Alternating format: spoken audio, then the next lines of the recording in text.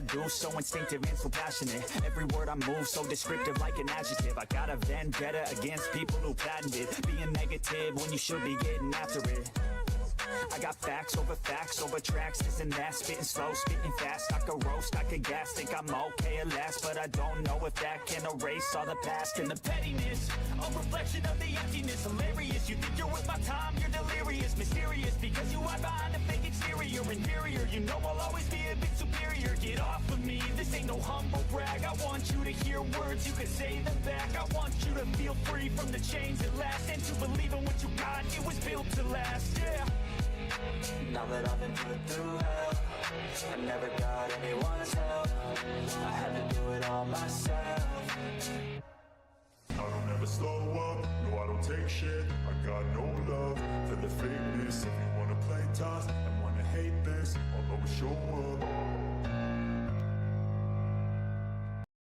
Welcome to the Off Label Podcast, your twice weekly dose of sanity. Well, I guess it's going to be daily dose of sanity at this point, ladies and gentlemen. Got to change that up. Got to get used to that. Look, today House Rules came back in, and apparently we're just going to argue about fish. One of the bills is about the Delta smelt thing. There's 5 of them that they're going to go through, and it didn't take them long. This is going to be about 2 hours here. So apparently there wasn't that much talking about the bills. We will hear a lot of complaining and moaning and groaning about it. You get it. It's going to be Orange Man. It's going to be Asperger's Man. Maybe even racism might be thrown in there too. But apparently we're going to argue about fish. That's going to be a thing. Ladies and gentlemen, let's get started.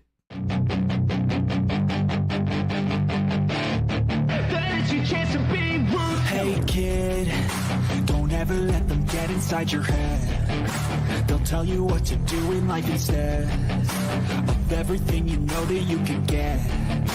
Don't let them guide your life towards regret. I'll fight for what I love with every breath. My past is filled with things I won't forget. I use them all to push me to my best. So treat the worst of times just like a test. If only I could go back in time, I'd tell myself that everything will end up alright. Just push yourself, test yourself, figure out what you like, and find your limits, don't be rigid, always work towards a prime. Surround yourself with open minds, people can change your life. A few friends with intent can help you feel alive. Find a passion, take some action, and with a little time, just be patient, make a statement, try to enjoy your life. They'll try to kick you while you're down. They wanna rise up while you drown. They wanna fill your head with doubt. They're silently scared that you'll figure it out. I'll make it look like I'm losing, won't bother hiding my bruises. And when they finally think you're wounded, then it's your chance to be ruthless. I'll make it look like I'm losing, won't bother hiding my bruises. And when they finally think you're wounded, then it's your chance to be ruthless. Yes, Jennifer, thank you for the $5 over there on Rumble. Good job, gentlemen. Happy Monday. I'll see myself out. He ain't going nowhere. Happy Monday to you as well. No, there was no pre-show today because apparently Davey's not here. So everything's set up. I'm just gonna roll with it. He tried, I guess, but we'll see what's gonna happen. And he wants to join more, so we'll see how that goes.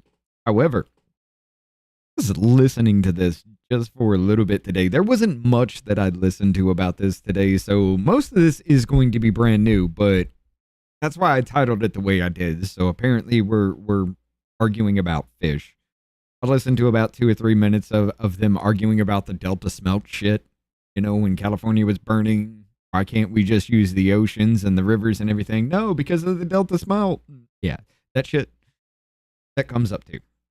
This is going to be one of the most painfully stupid things that we will sit here and listen to. I guarantee it.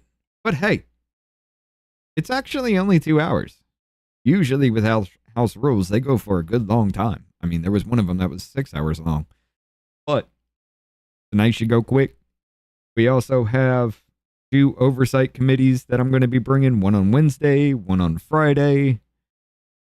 Those are going to be fun. Wednesday is going to be about the drone situation, and Friday is going to be about how we're going to bring manufacturing back to this country. Both of them should be at least decent enough to listen to, if not just downright infuriating. But let's go ahead and get this going.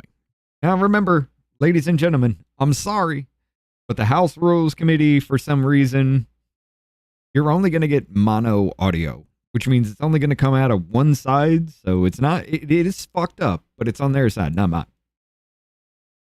Let's go ahead and get started. By the way, how you doing, Carolyn? What's up, Muffin? Jennifer? Let's see, we got Shane popped in here a little bit earlier. All right. Yeah, let's get it going.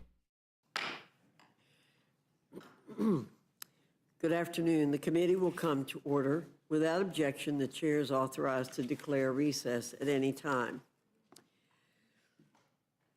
Warning.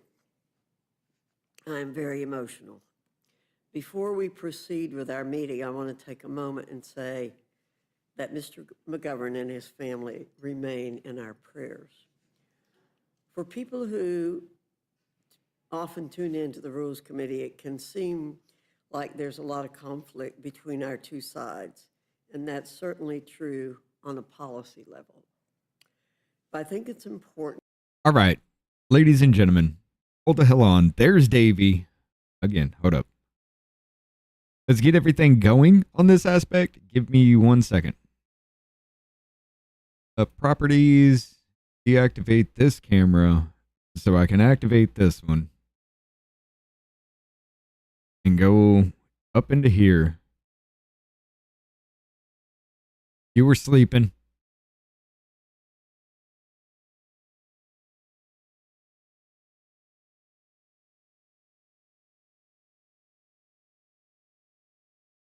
Give me a second, everybody. I got to flip things around in here because we got to do this very, very quickly. Sorry, guys. Sorry. Let me in. I don't know. I don't know why I get these things of like bursts of being fucking tired. That's because you're not doing shit. But no, I am. I did lawn. You're gonna have to share your screen real quick. Okay. Doesn't matter. We won't be bringing anything up on that, so it's got to be there. Screen. Pew pew pew pew pew pew pew pew pew pew pew pew pew. No, that's not what I need. My screen is House Rules shit. Yeah. And your camera's still fucked a little bit too. Is it really? Yeah, it's white as shit. You look white. I mean, like, white. I'm fucking pale. What can I say?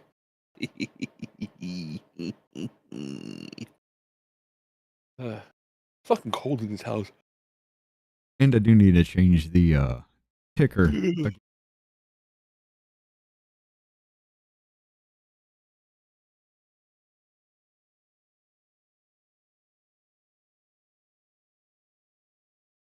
No, we're good. On my end.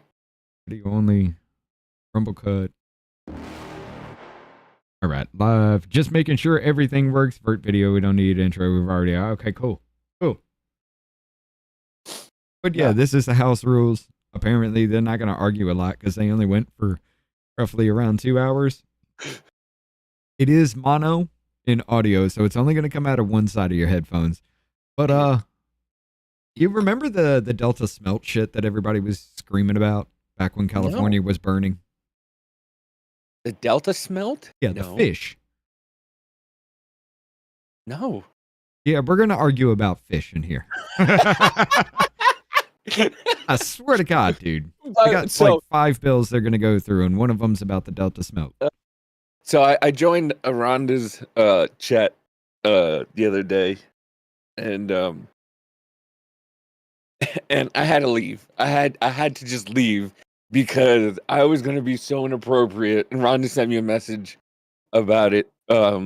Yeah, you got to act better in her chat, brother. I do. I got to act better, but I that's why I'm like, I told her, I was like, listen, I love you, but I got to go because I can't, because Cave Bean was acting up. KB was saying her stripper name was Black Magic. The hell?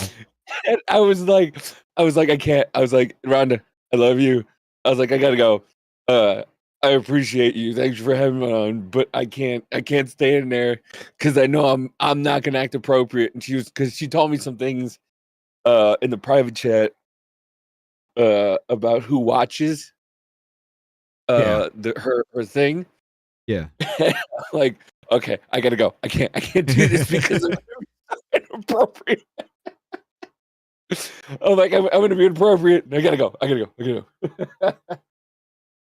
Well, let's go ahead and get this started right here. Because Let's do this. Fuck, who's this lady? this is Miss Fox. I think she is. I think she's North Carolina or something like that. But she's the chairwoman of the House Rules Committee. She's old as fuck. She's not effective in any way, but she was the one that was just like, I forget what they were arguing about, but she was the congresswoman that everybody was trying to rage out about because she was behind the microphone booing some kind of question. I forget exactly what it is, but yeah, she's the chair of this. This is apparently something happened to Mr. McGovern's family, so I'm gonna have to look into that. But yeah, Is the smelting community? there's 5 different bills they're going after. Yeah, it's 60, 78, 87, 89, 89, 88, and 89. Yeah, I literally just listened to like 3 or 4 minutes of this earlier today, and they were arguing about the Delta smelt, so that's what I labeled this show. So we're really just We're arguing apparently about we need to fish. make bills about fish now. Yeah, this is gonna be dumb. This is gonna be retarded. I guarantee it. Let's do this. I told you I wanted to be here this week. Oh, what happened to the? Why? Why did it break? I hit play and it broke. Let's change that. Flip it back. What the hell? in Miss these Fox with There two we go. X's. Remember that regardless of our disagreements about policy and the passion with which we argue that across the other side of the dais, behind every one of the words uttered, there is a human being. We all feel the same feelings. So when one of our members experiences loss, it's something we're all, unfortunately, What the hell? too familiar with. Is she really Loss of a crying about child, no fish matter right the now? age, is one of the greatest heartbreaks. Motherfuck, why is it broken again? Dude, Mr. McGovern, apparently Mr. McGovern lost his kid. Ooh. That's what she's talking about right now. That's why she's crying, because one of the Mr. McGovern, the dickhead, the bald dickhead that's in here, lost his kid. Ooh. Bad. I didn't realize that's what Holly it was a very vibrant light within the McGovern family. Yeah. And I am sure that everyone who was fortunate enough to know her, even meet her, could tell how much of a wonderful human being she was. In this difficult time of loss, may Mr. McGovern and his family find continued comfort, peace, and strength from their faith and from those around them. With that, I turn to Ms. Scanlon for any comments she wishes to make. Thank you. Whoa. Hold on. Let me bring, it broke again. What is this dumb shit? Right. What is breaking? On OBS, Yeah. the screen just went black yet again. Fucking hate this shit, dude. I don't know why OBS is having such a damn problem today. Let's go with this one real quick. Congressman's 23-year-old daughter dies unexpectedly while on vacation. Democratic Rep. Jim McGovern of Massachusetts is mourning the sudden and tragic loss of his 23-year-old daughter, Molly McGovern. The announcement came via a heartfelt statement on X. Congressman Jim McGovern, his wife, Lisa McGovern, and their son, Patrick McGovern, released the following statement. Upon the release, Molly radiated pure joy.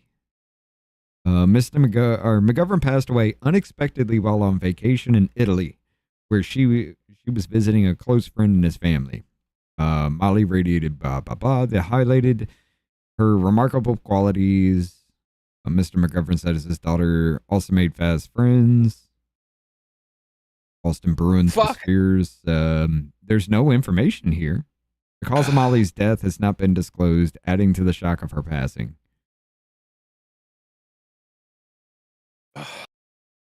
That just fucking put a fucking thing through my heart because I don't like that dude. McGovern's an asshole. McGovern's an asshole. Yes. But my daughter's about to turn 21, and that fucking out of nowhere, dude, 23 years old. Yeah. Fuck. That just while vacationing in Italy, something happened. Something happened. Holy shit. Oh my god. Yeah. Did she visit Amanda Knox? Maybe the person that had visited Virginia Dufresne visited her. I don't know. Jennifer, the fight out down. Oh, good job, gentlemen. Happy Monday. I'll see myself out. Yeah. I got that. Rick. What up, Rick? His daughter Molly, yes. From a rare form of cancer. Oh God. That just put a spear through my fucking heart, dude. A rare form of cancer. Oh man. Ooh. It said it wasn't. I'll look into it a little bit more, but let's continue some more. Fox. I know I speak on behalf of our colleagues, past and present, when I say our hearts are with the McGovern family as they grieve the untimely passing of their beloved daughter, Molly. I've spent years listening to Jim glowingly describe Molly as an amazing young woman whose sense Every time of it's humor going to was flash, I'm matched going to by sit there her and look big at it heart to make and sure. impressive intellect. Molly It's loved going to the break Boston again. I know it. Bruins. Problem Rick said my you might oldest have son from was Philly, only but she 17 loved when he all her died. Boston teams. She loved travel, dogs, and spending time with her beloved family. A family that gave her so much love and support and understanding that she was able to fly, to spread her wings, to share her light despite her health challenges. Oh, shit. Of course, Sorry. What'd you do? What'd you do now? You know, I said I was going to do it. I said I was going to do it. I was going to get it at the very beginning of the show. I apologize because I'm an asshole. Let me find it again. Different story, but what about it? Let me grab it real quick. The link. Ladies and gentlemen, we got one of our own to help out. Yes. We got Jennifer O'Connell here. She's a disabled single mother. She just wants to fix up her house a little bit so she can get her kids back. They need to get some work done. She's just kind of trying to get everything together here to get the children to be able to stay with her. If you have anything at all and you would like $1, $5, please go ahead, hit up that link and show a little bit of love because we need to help her out. She needs to have those kids back with her. She sent the thank you video, and I'm doing what I'm doing now, and I'm fucking crying. I hate being a parent because I don't hate being a parent. I love being a parent, but you feel so bad. Well, I got it out the way. I did it for you, Jennifer. You're good. All right. We got you done. those of us who served with Jim enjoyed his discomfort when his cell phone would go off in Rules Committee meetings after Molly had changed his ringtone to sicko mode. Understandably, Jim can't be with us today, so I would like to read the following statement from him, his wife Lisa, and their son Patrick. Molly Sicko mode. radiated pure joy. It's She lit everyone Travis with a Scott. beaming smile, The Travis full of Scott song. laughter, endless warmth, Do and a Sicko sharp mode. wit that could Oh, disarm you in okay. an instant. She was unbelievably funny, fiercely loyal, and wise beyond her years. What up, Molly had a dictatorship? rare gift. Because She made Rhonda's in the everyone house. feel special because she genuinely believed everyone was special. She treated people with compassion and kindness, always standing up for the underdog and making fast friends wherever she went.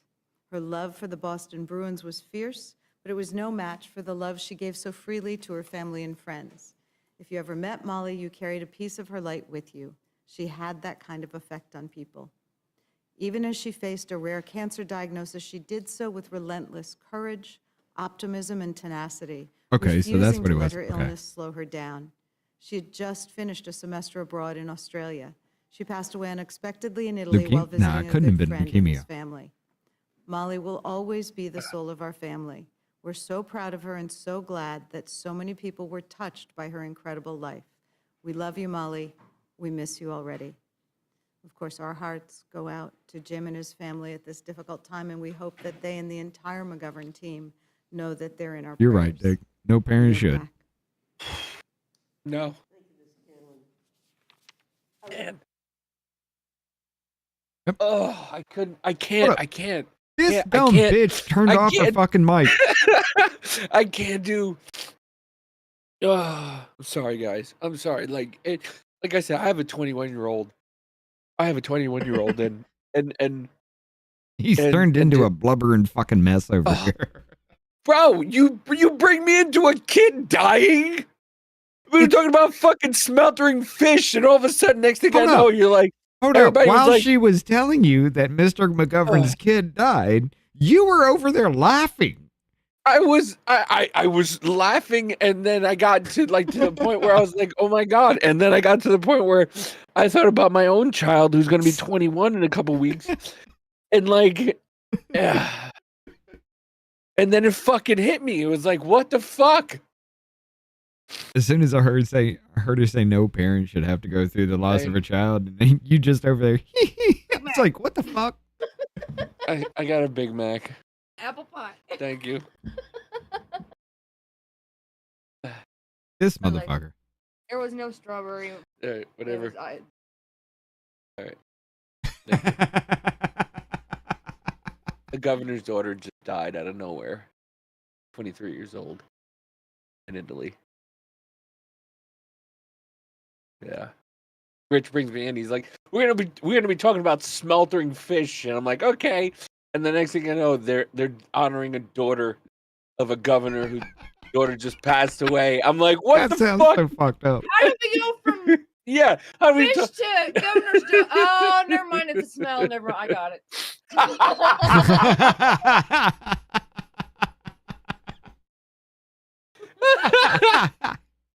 It's the smell.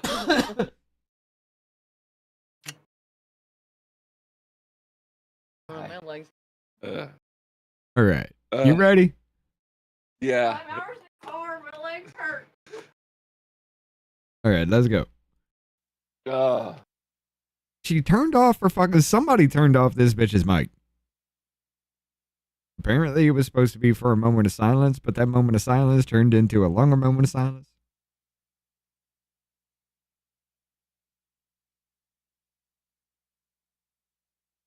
I was trying to be upbeat about it, but I couldn't. I got fucking. What up, Joe? Like I said, What up, Joe? ladies and I got- gentlemen, the sound is got- on. Somebody cut off her mic. HJ There you Res go. 60, HJ Res 78, HJ Res 87, HJ Res 88, HJ What up, Res be the one? 89. Got Lenny HJ over there Res on Rumble. 60 provides for congressional disapproval Rhonda's on of both a sides. rule submitted Connor, by what's the going on? National Park Service Joe's in the here. last administration relating to Glen Canyon National Recreation. Rick, I had to Area. leave. I had to leave because The I National was going to Park Service ruin holds your a dual whole mandate thing. that combines conservation up, alongside Elf? the How you doing? offering of public recreation. However, this National Park Service rule violates the agency's own dual mandate. Many citizens in Utah live in areas that are locked in by national parks, and they rely on ATVs and other off-road vehicles to navigate freely. This Park Service rule would strip them Yeah, of Elf, that laughter through ability. tears is the best. The National Park Service's recreational mandate must be upheld and not contorted through misguided Park Service rules, such as the one that caters to the demands of environmental activists while depriving citizens of navigating freely. This Rick, Park as soon- Service rule is opposed by locals. Go ahead. As soon as as soon as Cave Bean said her stripper name was Black Magic, I was not gonna be able to contain myself. And I was like, I gotta go, because I don't want to ruin it. You did a phenomenal job. You did your research, and I didn't want to fucking ruin your research. But as soon as K Bean said my stripper name was Black Magic, I was just going to go off, and I didn't want to. And when Y'all need to be nice to Rhonda. Stop with the bullshit. and when Rhonda sent me that message about people that watch the program, I didn't want to be disrespectful. So I had to go. I had to go because I knew myself. Hot Rick Donner. Yeah. Listen, Rick is a very, very good looking older gentleman. Rick is a very good looking older gentleman. What the fuck? What'd you do? Getting a notification from Rumble about somebody going live that I don't even follow. Whatever. Anyway, are you ready? Yeah, let's do this. Okay. Sorry.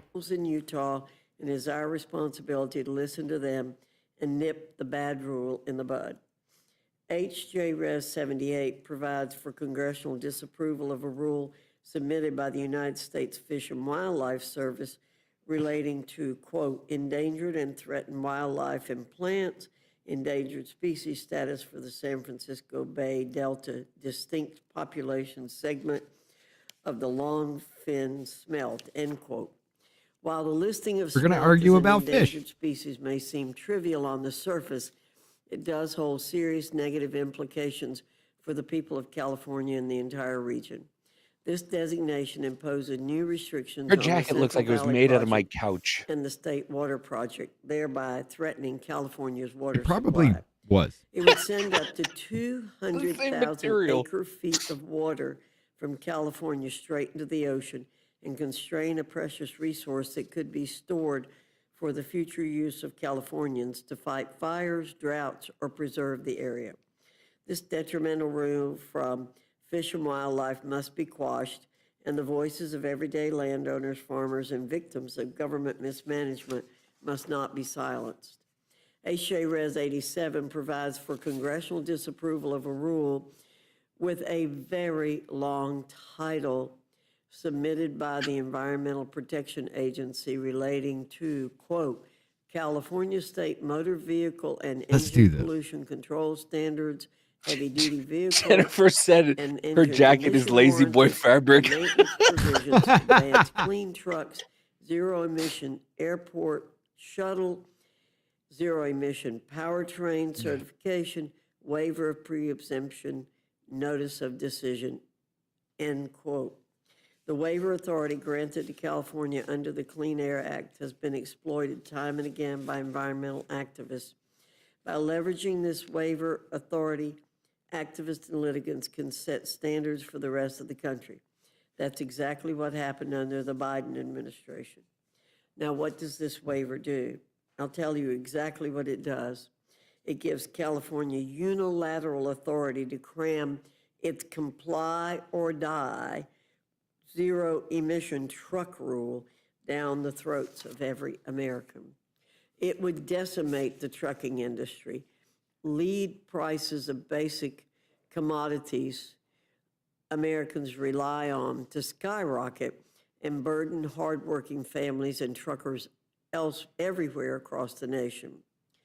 The waiver authority within the Clean Air Act was never meant to cede Article 1 powers on issues as sweeping as interstate commerce.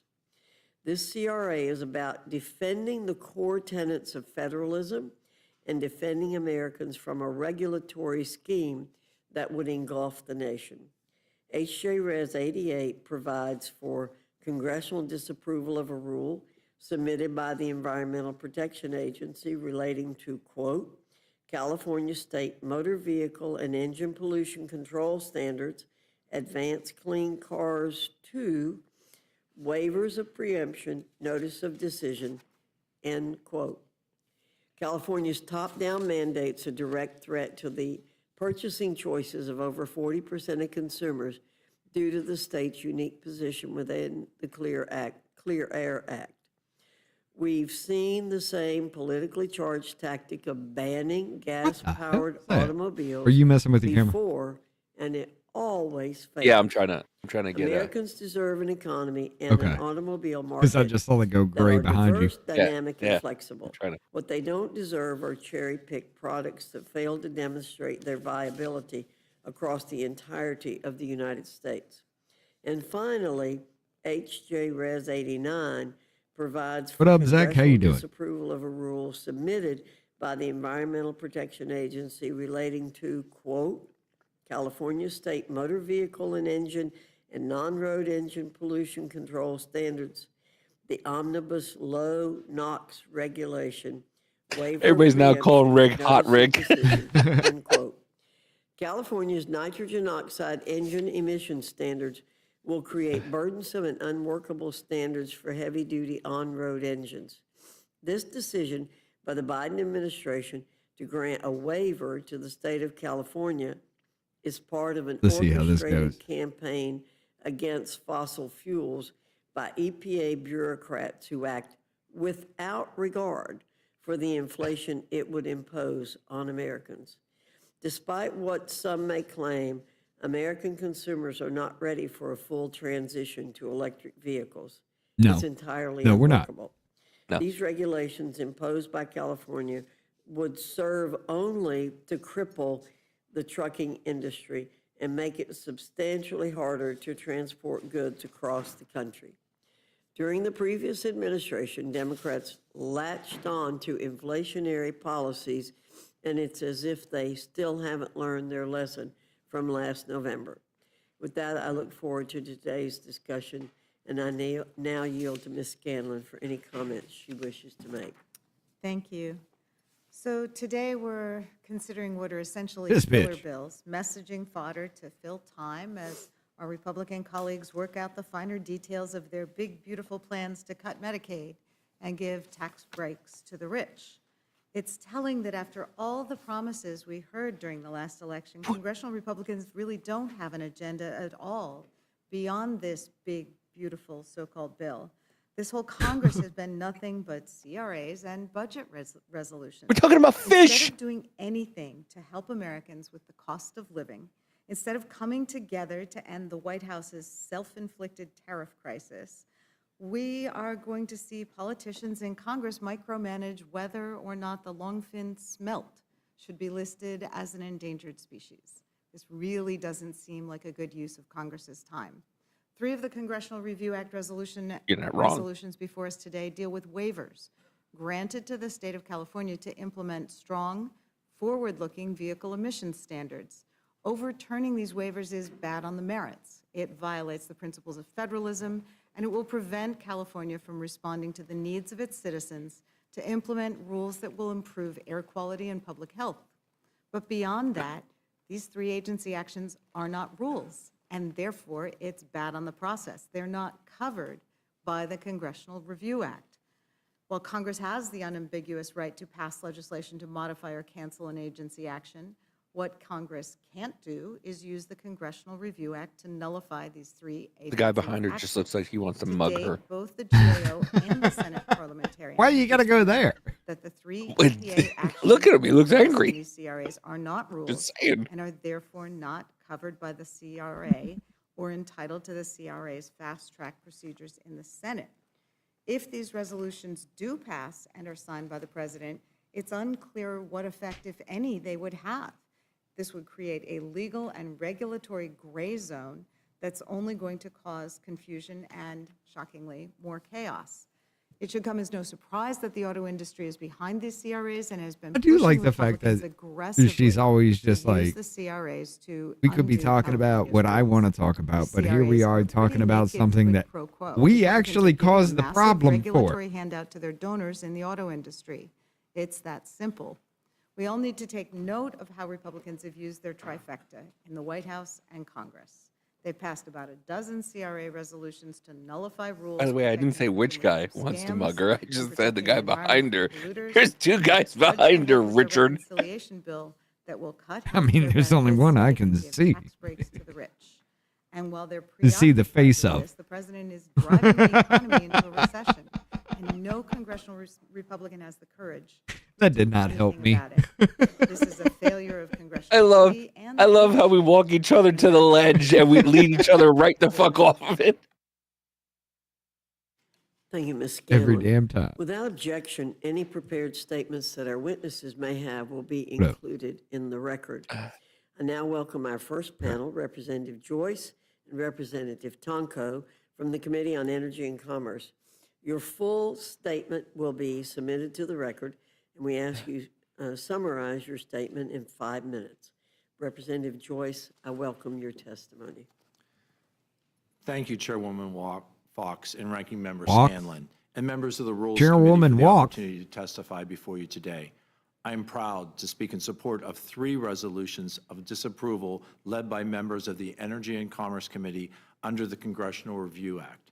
HJ Res 87, led by Representative John James, to repeal California's Advanced Clean Trucks Act waiver, which allows California to mandate the sale of zero-emission trucks.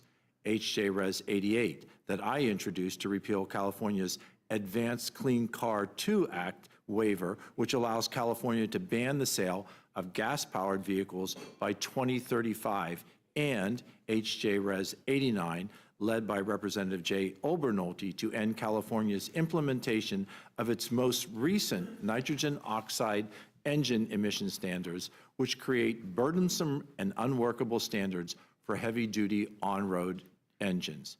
Madam Chairwoman, the Biden-Harris administration's last-minute adoption of the California waivers and the state's radical EV mandate is disastrous for our auto industry and for our country. Last December, after losing the election, the Biden EPA approved a waiver sought by California. Jennifer O'Connell says allowing the Richard state throws to Davey off impose and forgets strict they're still emission tied standards together. on vehicles. The Advanced Clean Cars 2 regulation requires 100% electric vehicle sales by 2035. Nah, he just These didn't emission show up, and then standards all of a sudden, far as soon as I'm exceed saying federal that, shit limitations. starts popping up on This Discord. EV mandate is not limited 'Cause to they thought it could be California. late The again. The decision Hey, to listen. grant these waivers allowed California Amanda didn't Democrats show up. to She just got impose home their 2 minutes ago. radical green policies across our entire nation. A dozen states have We're gonna do the Brady Bunch shit because you're above my head in this scene. Are Yeah. you gonna sit there and fucking tell me that your wife has to wake you up for your fucking No, job? I'm just saying my wife has to wake me up. My wife has to be here to watch the baby because I was by myself. You could have brought the baby. No. Yeah, I'm gonna bring the baby. You know how destructive that I call her baby chicken. Have you seen the fucking the baby chicken chicken baby from whatchamacallit, from Minecraft? Yes. That's my child. Okay. My child is baby chicken. She just wants to destroy everything in her path.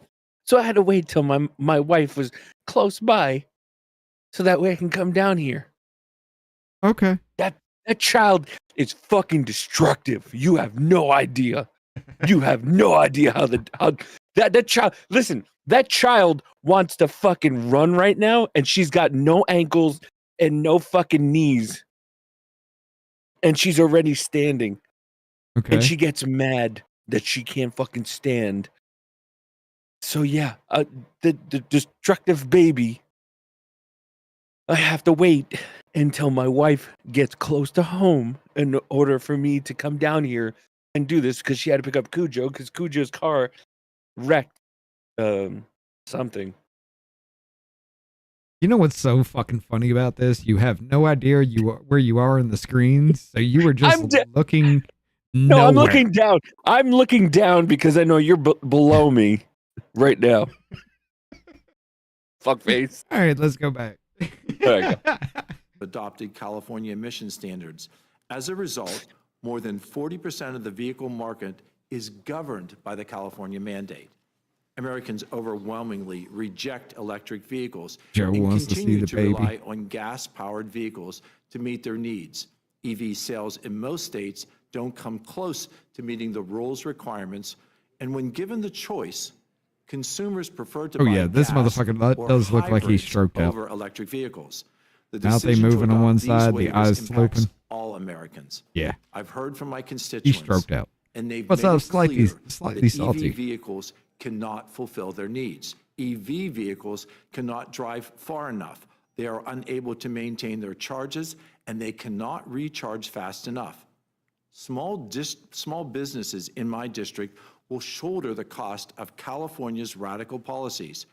Critical minerals will become increasingly scarce, and the U.S. will have to rely on China that. for the Baby just took materials off. needed Baby's here. to produce the EV batteries. Look at the babies. Our country does not have the infrastructure to support a massive EV transition. Families, gas stations, and highway rest stops cannot install expensive EV chargers at the speed that this mandate would require. At its core, the Biden-Harris EPA adoption of this waiver Look at the removes baby. consumer choice and abandons the free market principles that have enabled Americans to succeed. The advanced clean trucks and omnibus low nitrogen oxide regulations put communities who rely on goods and services delivered by medium truck and heavy-duty trucks at significant risk. California should not be allowed to dictate national policy, which in this case would rely and cripple American supply chain. The impact on It's these time to- regulations will likely Rhonda, thank you for the $1 dono. It's time to spank her little ass and straighten her out, Davey. Let's start now before you lose complete control of her. Say hi.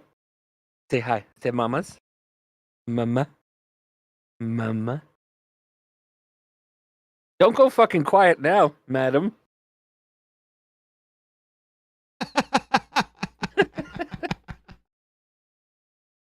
Hey. increase consolidation in the trucking industry and raise the price of goods nationwide.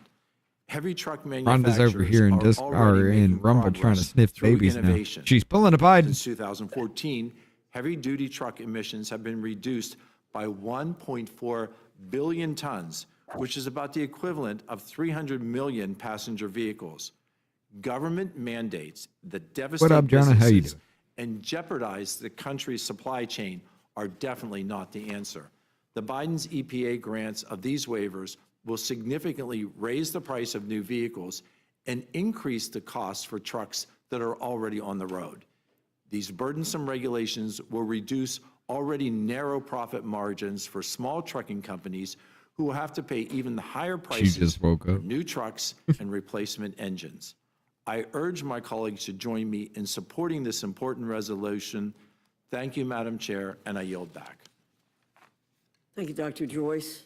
Representative Tonko, you're recognized. Thank you, Chair Fox and Ranking Member Scanlon, and members of the committee for the opportunity to share thoughts with you.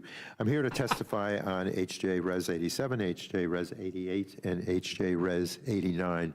These illegal Congressional Review Act resolutions target Clean Air Act federal preemption waivers that authorize stronger pollution standards for cars and trucks for the state of California. Congress carefully crafted the Clean Air Act to recognize the diverse air pollution challenges facing each state. Due to its history of severe air quality problems, Congress authorized the Environmental Protection Agency to grant the state of California. See, it broke. What the hell is happening? This is bullshit. Properties, let me go back.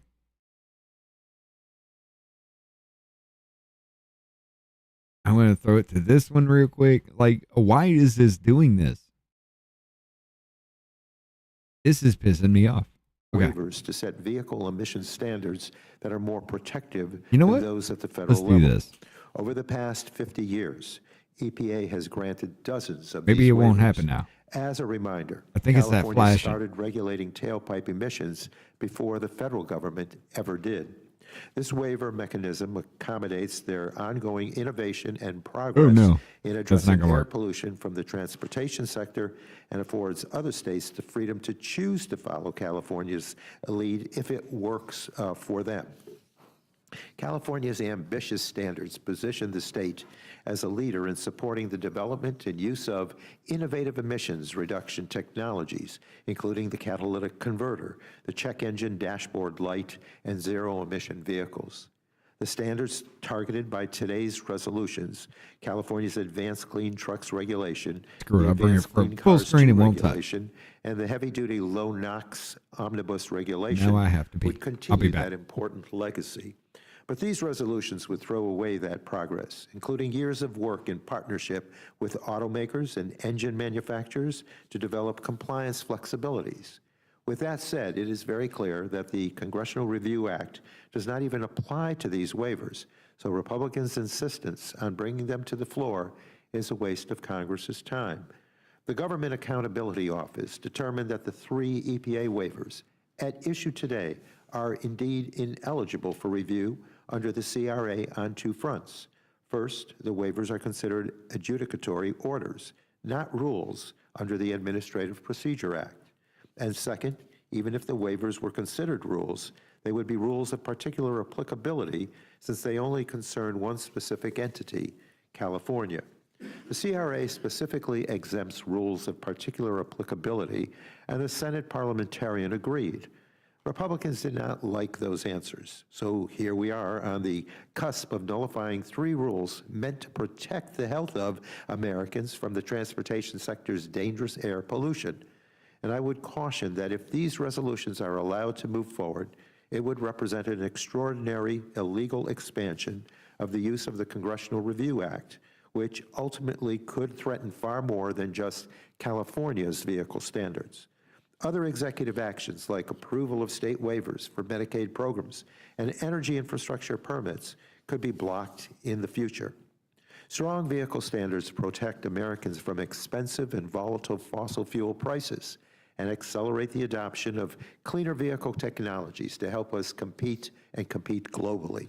Instead What of does this have to attacking do with fucking California's fish? vehicle programs, Congress should focus on supporting This is market about the innovation, California, the other preserving 3 US bills at the end, competitiveness, after and the fish. providing regulatory certainty for the clean vehicle industry.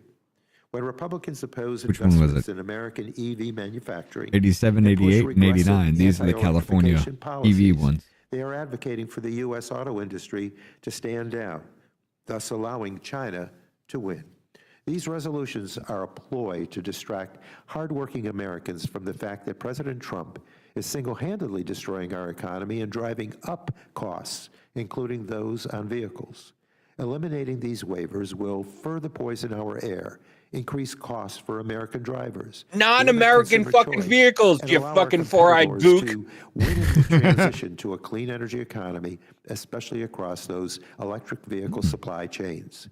These resolutions are a lose, lose, lose across the board. And so I strongly oppose H.J. Res. 87, H.J. Res. 88, American and vehicles. H.J. Res. 89, and I do look forward to any questions and comments you have. With that, I yield back and thank you, Madam Chair.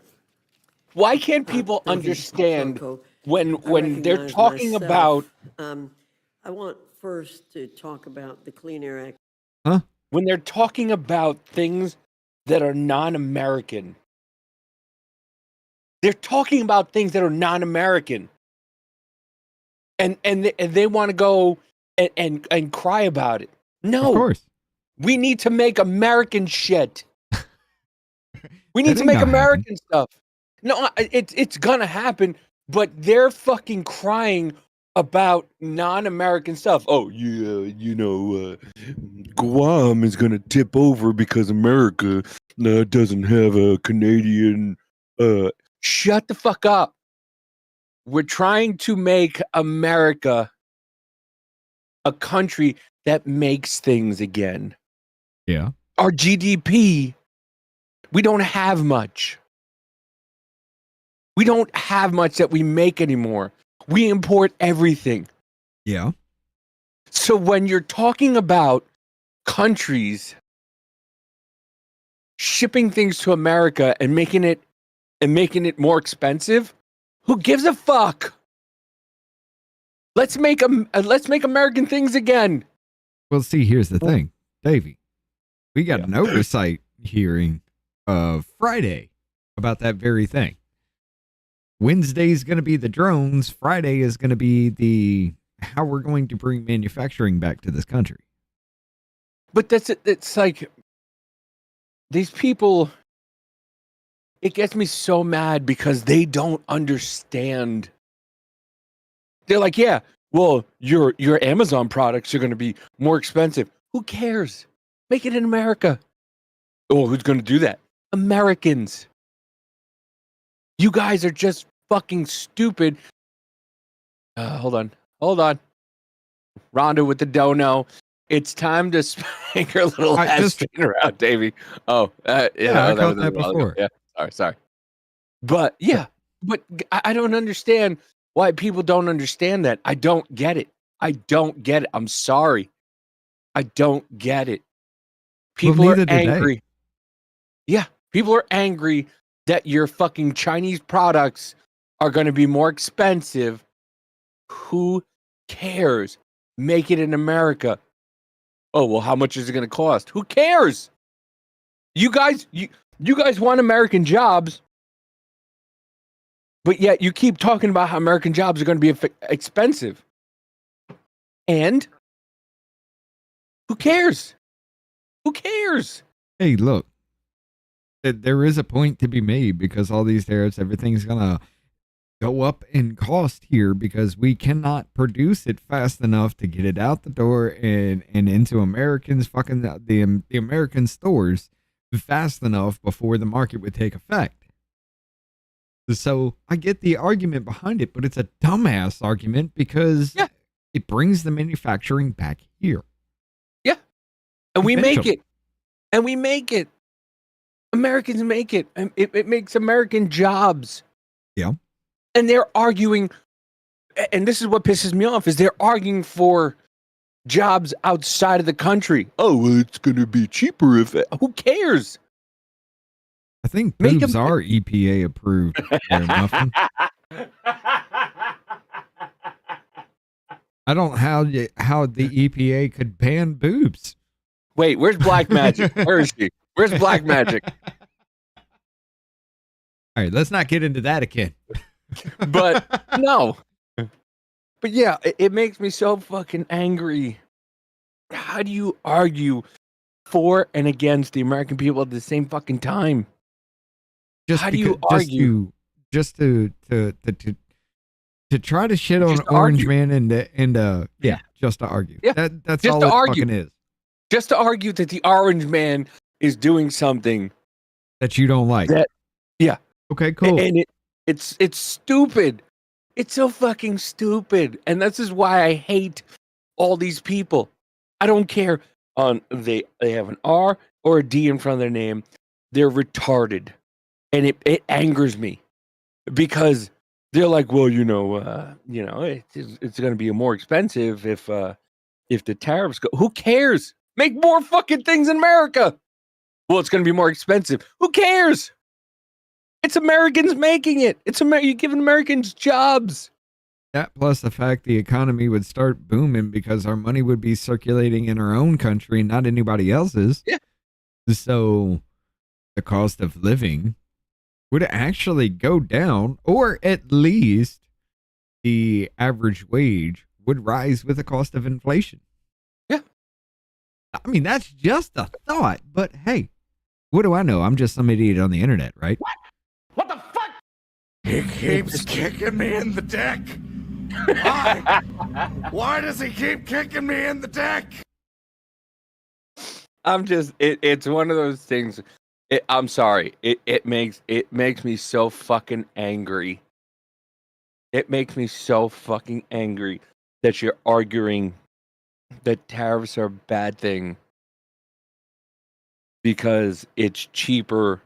It's a bad thing right now because we have nothing to back it up. Yeah. You're arguing for fucking child labor in another country.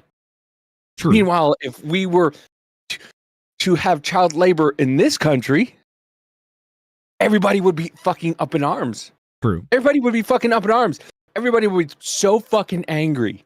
We don't want little black kids digging in the dirt here. We want little black kids digging in the dirt in Africa. In China. Yeah, in Africa and China. Yeah, we want little Chinese kids digging up fucking mining in China, but that's okay because they're not here. But if it sounds was so here, fucked up when you put it that way, though. but am I wrong? No, not at all. Am I wrong? Yeah. So we can have little black kids, little Chinese kids digging up mines in other countries, but if we do it here, we're wrong for it. Like, what the fuck, guys? Well, you also have to understand that comes from the same party that said that black people were too stupid to get IDs and know what a computer is. So it doesn't surprise me that they should say these kids need to be exploited up until they drop dead early because they're working their ass off from the moment they hit puberty. Black people don't know what the DMV is. Hey, do you know what DMV is? Yeah, 25th and 4th. Oh, okay. That was the dumbest shit ever. It really was. It was. But it's so fucking angering, dude. And I want to do this with you with these fucking with these hearings. Oh, it's but gonna these get fucking worse. but these people are just so fucking stupid. Wait till you start hearing Dan Goldman and Eric Swalwell and how they actually fit into these fucking hearings. You already hate them. You're gonna break your fucking chair. I am, because I hate those two. I hate those two with a fucking passion. If I was able, wait for judiciary, dude, I would let Spencer, because Spencer used to do boxing. I would let Spencer give fucking Daniel Goldman an uppercut. Okay, we are. Yeah, I'd let Spencer give Daniel Goldman an uppercut so badly. It would be like one of those. It'd be like a. Yeah, you knew exactly where I was going. You knew exactly where I was going. Yep. Just to see a kid just Hadouken. Hadouken. All right, let's go. We're not going to get through this. Waiver in the CRAs. Under the Congressional Review Act, Congress made itself responsible. It broke for again. determining the eligibility Why? rules. This is some Senate bullshit. rules makes clear that challenges to the Let me privilege guess. of the CRA Bring it joint back here? resolution of Yep. disapproval. Okay, now I know how to fix it. Immediately, without debate, and at a majority, 51 vote threshold, as with any other appeal Thank of you, the Joe. ruling of the chair. To put it bluntly, the Rules Committee is not the Senate. GAO is not the Senate. The Senate parliamentarian advises the Senate. So this entire debate is a distraction designed to take the House off course, but we're not going to fall for that. We're going to pass these CRAs. Oh, no, you The are. Senate will clarify the eligibility. End of story. Consultations and speculations don't dictate the agenda of the House floor. Mr. Joyce, I know our colleagues are trying to make this an issue of gas-powered or so-called clean cars. Yeah, Lincoln's They're then not kind of really 2-hour clean hearing. cars, Yes. but we won't go into all that right now. But it's a lot more complicated. Apparently, Can you OBS describe is how having this ban on problems with the gas-powered full screen. vehicles can threaten the market and viability of hybrid vehicles that are much better suited for navigating the cold in rural areas like Pennsylvania and the mountains of North Carolina? I thank the gentlelady for the question. Hybrid vehicles are increasingly popular, particularly in my home state, the Commonwealth of Pennsylvania, and in North Carolina, with consumers because they blend their efficiency without sacrificing the utility and the performance of a Did the gas-powered Commonwealth of vehicle. Pennsylvania help you with that By stroke? shutting sir? this alternative out of the market with a mandate for full I think he electric did stroke vehicles, out because you're harming the availability. What is that, the right of a side of his popular face ain't doing clean much? Alternative, and that is hybrid vehicles. Thank you, Mr. Joyce. Ms. we Scanlon, haven't you're even got. recognized. Okay, now we got through the opening Thank you, statements. Madam Chairwoman. I would ask for unanimous consent to enter into the record the GAO's report to Congress determining that these 3 agency actions are not rules under the Congressional Review Act. Sorry, it's a unanimous consent request for the GAO sorry. report. without I don't like that I objection. could see her Thank you. fucking skull from her hair. Representative I'm Tonko, telling you. can you explain for the committee what the GAO's determination on the CRAs means? Well, I think it means that, we are entering into a zone here that has been unauthorized. They recognize that they do not allow that opportunity to do what's exactly being done here. Cut me, Paulie! And I think it could be Paulie, cut me! precedent-setting. And, as we move through time, we could do the same thing and avoid what really was intended. Why does to that be the dude behind him on the shoulder with the of beard the, look like Haley the Joel Osment? process of the, Dude, I was just of gonna the- say, of why is enabling Haley Joel Osment there? solutions like this or changes like this to come about. So I think, the precedent-setting nature of it is what we should bear in mind here. I see Yeah, dead I people. mean, to the extent that there's a process that we're supposed to go through, we've got a mismatch here between using this process on these waivers. Is that right? Exactly. And, the CRA has been reviewed by GAO and the parliamentarian, and I think they cite valid reasons why, these opportunities should not be included in the process. Sounds like it's something that could end up in the courts for a very long I'm gonna time. have to Yes. shrink up these cameras a little bit more. Do you have any sense Your of what whole impact head the was over CRAs will have on his. California? I think that, with the efforts that do they this. have made, Okay. and there was a Cameron. reason that they extended this opportunity, trying to meet the Damn it, Richard, you demands and beat the me to it. measurements of I love the how Clean they're Air calling Act, you Richard now. for a state that had a need to move aggressively forward.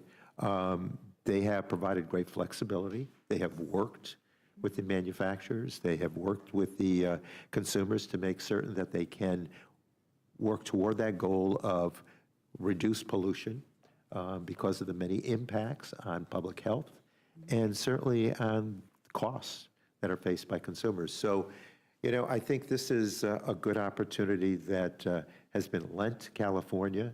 I've seen these preemption efforts in different bills that I have worked on that, should enable states to go further if they so choose. And no one is forcing Dude any looks high state out of his to head, do though. anything here. Yeah. There's the Either flexibility that or he's half Asian. to modify what California standards are to meet your state's needs, to accept all of the standards, or to reject all of them. There's no forced activity here.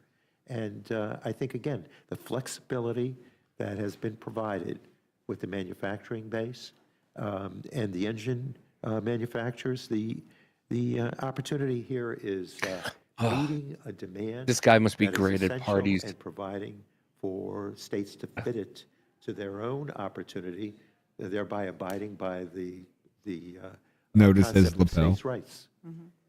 It also sounds like a core concept of federalism, right? Having the states be sort of a laboratory Absolutely, for the country. Absolutely. This Notice is his an ears. opportunity I for just want to folks grab his ears. You know what? This measure is up perfect for what the this. California Well, standards well, are. well. Yes, If it we- isn't Faggoty Andy and on the Raggedy Ann. Having come from the I'm gonna do it. administration of President Nixon, was progressive policy that really realized that there should be an opportunity, a focus on clean air, and to enable states to achieve that as they saw best fit. You're right. I can actually up the speed. That was So hilarious last time we did California that, is our though. largest state. There's roughly, 39 million, 34 million people Yeah, there. it's on normal. Kick it up a bit. And it's not the only state that has adopted these standards, is it? I think my colleague from Pennsylvania said 12 or 13 other states have adopted these. Jesus, you are So- actually a and little they bit did more so entertaining willingly now. And out of Yeah. essential need, and to improve situations in their given states. So We'll keep it at the that. whole effort for I states' rights see- should be preserved. I here. see what you were The whole talking about. effort to champion the The best American response flag and the scientifically Ukrainian flag. to achieve Yeah. clean air standards are what we should be working for. And given the flexibility that is authorized the manufacturers, it seems as though it's something that can work and work well. Seems like it's something that several states, at least, have chosen, so that results in a significant percentage of the country has determined these are good ideas. Do you think it's fair for a couple hundred Republicans in Washington to tell the state of California and these other 12 states that they can't have this waiver? Well, the issue of fairness rings true here. It's like we shouldn't disrupt a process that allows individual states to determine what's best. And, we hear that all the time here, but now we have a chance. It's like Haley Joel Osment and the catcher and that will from make fucking that Order of, You're killing me, Smalls. Obviously, I'm sympathetic to the concept. Or behind him. Not real happy with the sloppiness of the process that's been chosen, but I see my time has expired, so I will yield back. Thank you very much, Ms. Holy Taylor. shit, Mr. she's Ward is moving. recognized. I think the gentlelady, I would like to, because I didn't get Oh. a chance at the beginning, echo her sentiments about. All right. the I ranking will have member, to slow down Jib and, here because No. to Leave send it some normal. brief, expressions of No. condolences to him and his family. he speaks Of course, normally, do so nothing. okay. No, put it. You know, I remember when I was going through the fun of cancer at MD Anderson. I remember thinking to myself, it was pretty small potatoes compared to watching the parents who were there at MD Anderson with their kids. I would gladly take the chemo treatment all day long to spare my kids that, and watching those parents go through that, and watching what Jim's no doubt had to go through. Why with does that her lady battle with look cancer and then, behind him look like she stole the unexpected from an loss of African family is, woman's more than dressing? we can possibly put into words, but we're praying for him and his family. So I appreciate the film taking time to recognize that. And like I said, What was that? What was that dude's name family. that stole from people's? On the subject at hand, Sam Britton. I'll move pretty quickly. I mean, Why she look like I she think bought it I off was of just Sam asking Britton's about Pennsylvania. Facebook? You know, I always love it when my colleagues on Probably the other side of did. the aisle want to start giving some lectures on federalism. I'd love to have a full-throated debate about, Wickard v. Filburn and the ability of an American to just grow wheat. But, we can have that constitutional debate some other time. I think the question here, though, really is the reality of what I had about California is, 7 what they Dr. represent to the market. Peppers. Importantly, As the they Conde get was special free. status and treatment, right? They're not treated the same as all other states, as I understand it. And in fact, California, does not have to abide by exactly the same kind of standards a whole lot of other states do with respect to federal law, and of course its positioning in terms of its size and scope. Whenever they're making certain rules and regulations with that benefit, they have an inordinate impact on the market. And if we're going to talk about the Commerce Clause and talk about all aspects of the Jesus Commerce Christ, Clause, Chip, just get to it. That impact does have a nexus to our federal decision making here. Would the gentleman agree? I totally agree. And then importantly, Americans are not choosing electric vehicles at the level that are required to meet these mandates, are they? No, they are not. The data's not even close. In the Commonwealth of Pennsylvania, less than 10%. And could that be because I mean, at that's times because you want to of drive winter. an electric vehicle and you might have to go 500 miles, you might not want to stop at a charging station, or you might make a life choice that you don't want to have to charge and take an electricity bill at your house, which is commensurate to saying having 2 air conditioning units in Texas. Are there reasons why an American might choose to say, I don't want to have that type of vehicle? And in addition to what you just stated, there are other reasons, particularly where I live in rural Pennsylvania. Right. The range is not achievable. Right. The range during the winter months with the cold diminishes significantly. The Yep. range that you can drive this electric vehicle when you have to climb mountains or hills diminishes. Compound that with heat in the summer, compound that with cold in the winter. This might not allow an individual to drive to and from work without being able to recharge. So to the point you were saying earlier about hybrid vehicles, this takes away, in significant respects, that choice, right? That choice for a person in the market to have a more efficient, in their mind, vehicle that allows the hybrid nature of the battery power plus the gas power to extend your mileage, but be able to drive those long distances. And the rules we're talking about restrict that choice, correct? Clearly restrict that choice. And don't allow the market to decide with the individual what type of vehicle they want to drive. It is government forcing the individual to drive an electric vehicle, which in my district, many of them cannot afford. A $55,000 plus electric vehicle is more than 10% of the individuals in my district make per year. And these They can't afford it, they don't want it, and it's government that's forcing them. And these mandates put strains on the grid, correct? We don't have an adequate grid to sustain if this transition Here, continues. really to- quickly, Grid I'll show you a significantly weakened, video. By the way, by Let me see. Let's go with Davy's screen. There you go. Oh, I got This it guy underneath. has it. This is in his garage. The thing about Teslas in the winter is if it's really freezing out, you may, especially like me, when I did a car wash yesterday, you may end up with frozen door handles. Now, the way you get these open is actually just going like that, and boom, off we go. You No. have to. They can't open the door. So, but by the way, that dude had it in his garage. That dude had it in his garage. Mind Right. you, most people don't have a garage to put their Tesla in. Right. So they can't get their fucking door open. They can't get their door open in the middle of winter. I mean, Because sometimes it- my door handle will freeze. I had that happen to me, last year? Yeah, last year. So you're trying to make people get an EV where they can't even get their fucking door to open. and you're Yeah. forcing them. You're trying to force them to get an EV where, you know, sometimes the charging port doesn't fucking work. Or it electrify your entire vehicle. Yeah. No, fuck that. But yeah. Significant amounts of the Inflation Reduction Act and other policies that restrict our ability to be able to have clean burning natural gas and our current deficiency in producing nuclear power, correct? Well said. And so I would just close with this point. Like the reason we're doing the CRA On the reason we have 1.25 these speed, measures before us, is Chip we're cleaning looks up like the he's on crack. disastrous mess of the 4 years of the Biden administration. And that is pretty much what we've been spending the duration of this year doing. And the reason we do CRAs is because we have the power to go through and look at the ridiculous regulations put in at the last part of the administration to This jam motherfucker through is on intentionally, to crack. jam through radical leftist policies. And we have CRAs in place to yank those back. Is that a fair statement? I agree. And then on top of that, we talk about what are the other things we've been doing. Well, I don't know. How about cleaning up the mess of the wide open borders by passing the Lake and Riley Act or by passing the SAVE Act to ensure that only Americans vote in American elections? What about doing all of the things that we need to do with respect to the disasters created with the radical judges with injunctions that we passed right before the Easter break? There are things that we're moving forward, but most importantly and most notably is undoing the damage of the so-called Inflation Reduction Act, which is massively subsidizing billion-dollar corporations, subsidizing Chinese corporations, all at the expense of American ability to have a strong grid, American choice, the ability of Americans to be able to afford their vehicles, Americans to be able to afford the cars of their choice, get inflation down. That's what we're doing. That's what these acts are doing, undoing the damage. I yield back to Thank you, Mr. Roy. Mr. Neguse, you're recognized. If I might, Madam Chair, if you might go to Mr. Scott next and just give me a minute, or perhaps go to Ms. Ledger Fernandez. God damn it, this is fit. I'm more than happy to do Thank you that. so much. All right. Ms. Leisure Fernandez, you're recognized. Both Faggoty Andy and On the Raggedy Ann are actually going to be talking right here. Thank you very much, Madam Chair, and thank you, Representative Scanlon, for reading aloud the statement regarding Molly. And I think with that, with the We were promised flying cars, but got battery cars instead. a wonderful Jim McGovern, I will yield back. Hey, Thank y'all you, have Madam Chair. no idea how Thank you, much Ms. Leisure. energy it actually takes Um, to put like Griffith? damn near half a ton in the air. Thank you, Madam Chair. I'm going to echo a little bit of what my friend from Texas just said. It's kind of interesting. The argument is this is not a rule, and I hearken back to Jefferson. I wish we still had that, talking about what the Senate's going to do. And Oh no, Joe. you look at For Jefferson's me, manual it's of not really a parliamentary practice problem. and procedure. Like once every They 7 actually years, banned we'll have a for bad winter. most of the time of this republic a discussion and debate of what the other body might do, because each body is to be an independent body, make its own decision. And what we're doing here today is the United States House of Poor Representatives Lenny's been banned on is making YouTube. its own decision. Let the Senate make its decision. And the last time I checked, Yeah. my colleagues on He the other has to side, create Madam Chair, another they were account. arguing left and right Sorry, Lenny. that we shouldn't have unelected people making huge decisions for the country.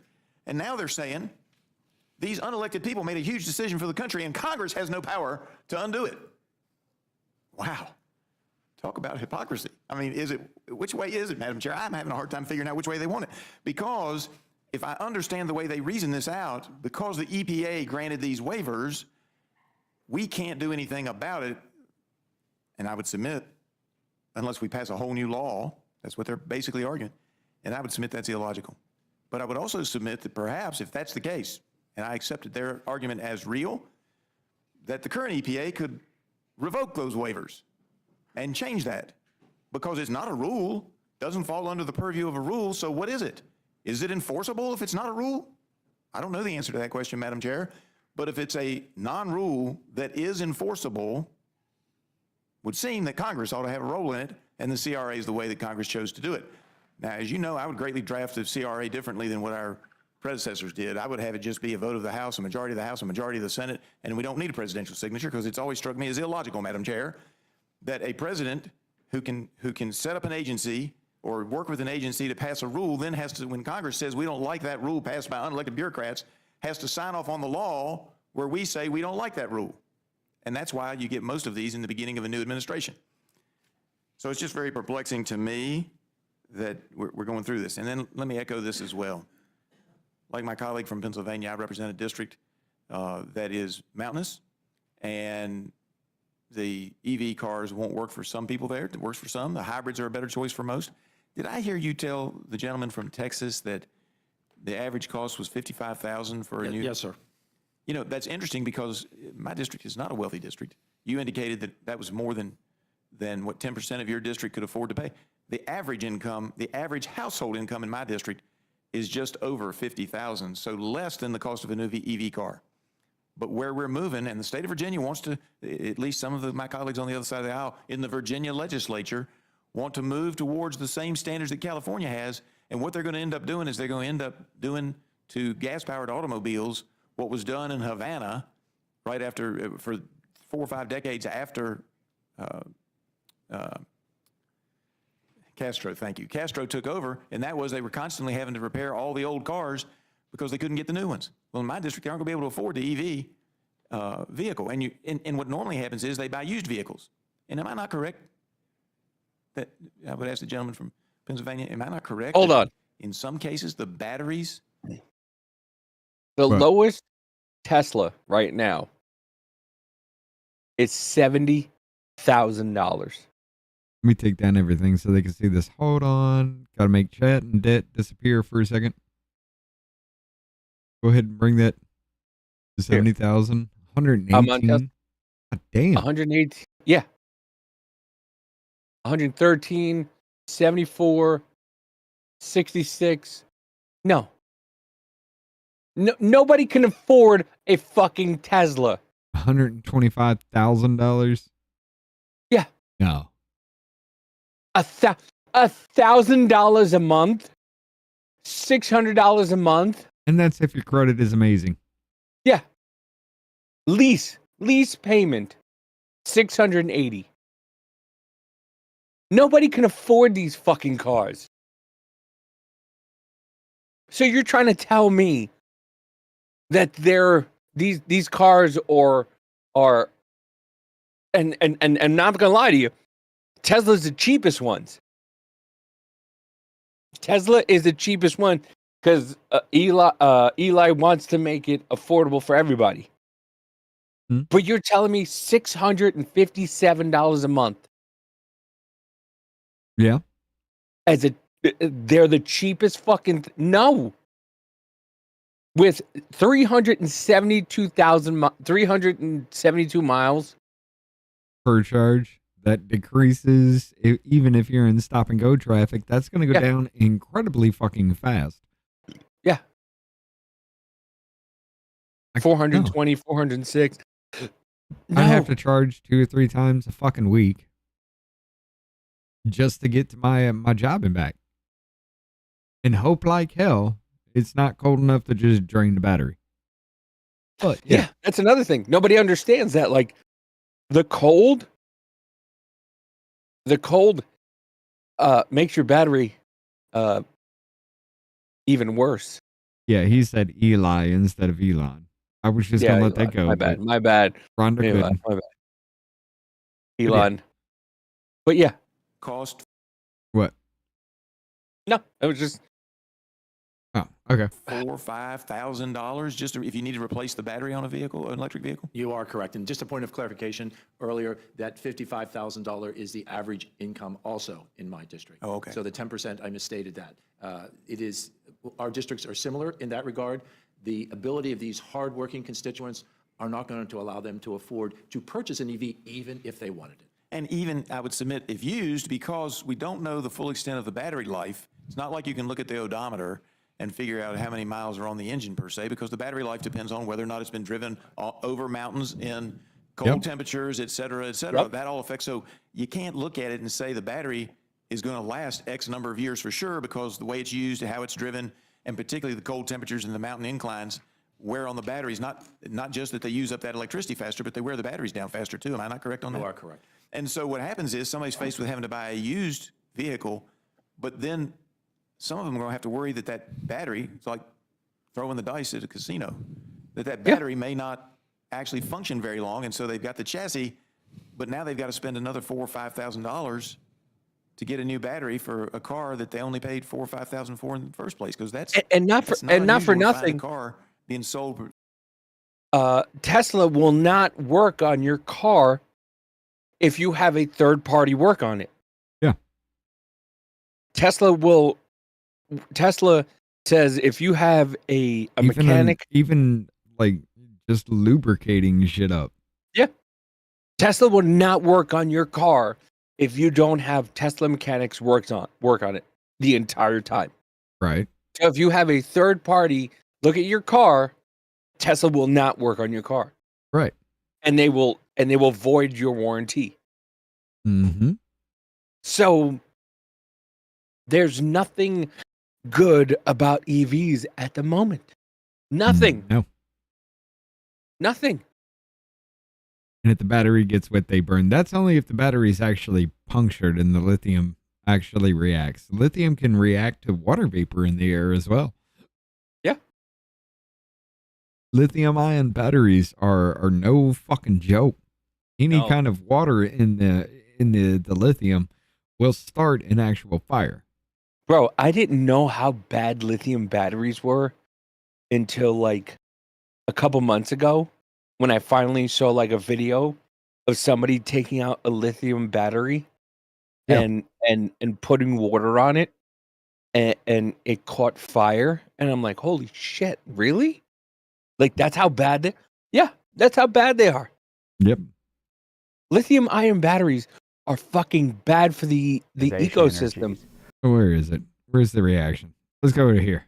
With a gas in a test tube, we can test that the gas is actually hydrogen by testing its flammability.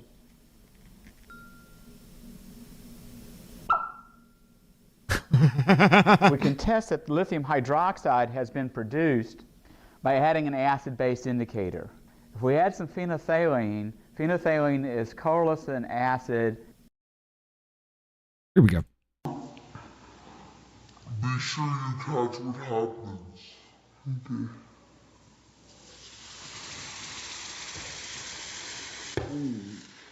That's insane. And that's what you're driving around. Yeah. In the That's what front you're or driving- well, in the back of the vehicle. That's what you're driving around with. That's what they want you to drive around with. Mm-hmm. It's insane. It's fucking insane. Right. For between 5 and 10,000 in my district, because that's what they can afford, for particularly if they're looking at a second car in the household. That's about all they can afford, and now we're going to price them out of that market. Am I not correct? Am I not seeing that correctly? You understand it clearly. All right. Madam Chair, I think I've made my point. I yield back. Thank you. Thanks for always giving us a history lesson. You don't put Mr. water in Jefferson. lithium, though. We enjoy those a lot. It And has I to like be your version a of the CRA. it has to be a foam or a gas that sucks the oxygen away from the area. You cannot put water on lithium. It'll make it worse. Better than what we're dealing with. Mr. Negusha. Under the car, in the Thank you, car, it don't matter. Madam Chair. First, It's still I on just you. want to join the Ah, chairwoman this and, fucking guy. Ms. Scanlon, in offering my condolences to our dear friend Jim McGovern. And hard to put in words, I think, the depth of sadness that I know we all feel on his daughter's passing. And we know that Molly was deeply loved by everyone that came into her presence. And we're praying very hard for her and Lisa and Jim and their entire family. Mr. I Tonko, use a number Joyce, two thank you pencil both for being because here. And thank you that's for what your I was told to testimony. use Mr. on Joyce, my I want to first just start off with Scantron asking you a pieces. simple question. And This builds off so- of a point that Mr. Roy was Hey, kind of we found making Faggoty during his, Andy. questioning. Would you describe this Congress, the 119th session of Congress, as a productive session? I would. You would. Do you know how many laws President Trump has So? signed thus far in this Congress? I don't have that number. The number's 5. Do you know how many laws he had signed at this juncture in his presidency in 2017? I feel you must know that number. I do. The number's 24. Okay. It just so happens that this president has signed the fewest laws of any president at this juncture in his presidency in the modern history of the country. Now, perhaps you define. Hold up. He's You got, dumb- he's, This dumb motherfucker. he's got such a punchable face. I want you all to understand what he's saying right now. This dumb motherfucker is saying Trump has signed the fewest laws into office while they're sitting here trying to impeach the motherfucker again. He signed the fewest laws into office, ladies and gentlemen. He's Hitler. Why isn't he signing laws into office? He's fucking Hitler. Why isn't he signing these laws? Hitler. What the fuck? This is so goddamn retarded, man. Like they just They're can't stop fucking they're themselves fu- up. They're fucking dumb. They have no idea. That's what I mean. They're the stupidest people. They're the stupidest people that represent us. And we're sitting here going, hey, you're fucking retarded. And people are just like, I'll vote for him. I'll vote for him. I'll vote for him. He's fucking retarded. It is incredibly insulting as an American for this motherfucker to sit here and scream, Hitler, Hitler, Hitler. Why isn't Hitler signing laws right now? He signed the least amount. And of anybody in his run right now. Why? Why is Hitler not signing laws, ladies and gentlemen? It's insane. And his name is Nagoose. I want to call him Silly Goose. Mr. Silly Goose.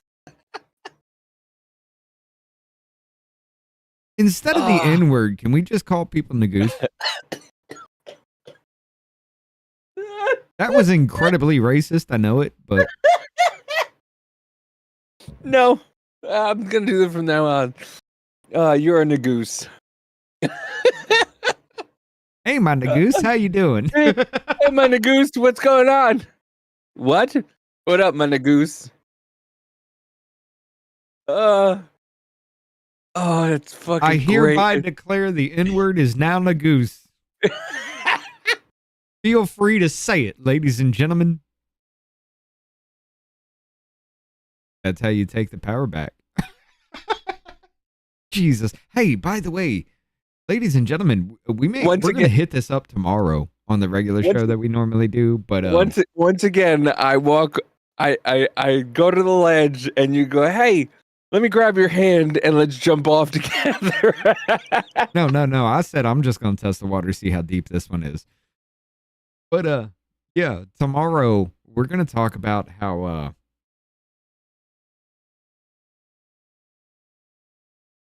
God damn it, I forgot. What up, my Nagoose? Oh, yeah, that's right. How the Smithsonian is removing a lot of things from the African American History Museum. You remember the story about the culture of whiteness? How No. being on time was white, doing a good job was white, yeah. nuclear, yeah, that shit. That's part of the thing that went. All right. But yeah. I'm gonna head out. I'm gonna leave my thing up, but I'm gonna head out. Okay. So I can spend time with my wife. But All right. yeah. I was about to say, you just gonna make me Love ya. flip everything again, asshole. No. I'll leave it on. I'll leave it on. I love y'all, and I'll talk to you later. All right, take it easy. I fucking muted my own damn camera. Look at that. All right, let's go.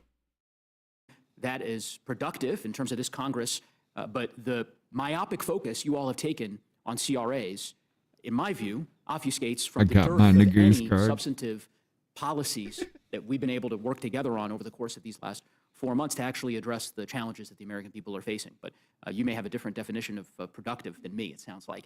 And perhaps President Trump has a different definition of productive than he did during his first term. I want to talk a bit about, of course, the CRAs that we're here to discuss today. Help me understand your rationale for the constitutional underpinning of this CRA, right? So that is to say, do you believe that the EPA had the power to grant the waivers that they did to the states, or is it your position that the EPA did not have that authority? I feel that California was initially granted the exemption from the federal preemption in order to deal with a unique problem that was occurring in Los Angeles. That was smog. And the intention of this waiver was never to allow California emission policies to restrict the automotive market across the entire country, as occurred with the Advanced Clean Car 2 as a rule. So let me stop you there, not to get too technical, but the EPA concluded that California's actions and the actions of the other states were consistent with the waiver that it granted. So the agency determined that that was consistent with the waiver it had granted. So I'm just trying to understand do you believe that the EPA did not have the authority to grant the waiver? I believe that the Biden EPA wrongly allowed an EV mandate that will affect the entire country. Congress, we in Congress, not California, is the only body that can regulate the interstate automotive market. And what works in the in Hollywood doesn't work in Hollidaysburg, Pennsylvania. I hear that, and I see you're reading from there. I get it. These aren't gotcha questions. So I think you answered it. I think your point, what you're saying is that you don't believe that the Biden administration, the EPA under the Biden administration, had the authority to grant the waivers that it did to these states? I do not. Okay. Do you believe that the Trump administration has the authority to grant waivers to polluters? I do not believe that the Trump administration is granting waivers to You don't? polluters. I do not. Are you familiar with this new announcement? I'll read you this article. This is just from 2 weeks ago.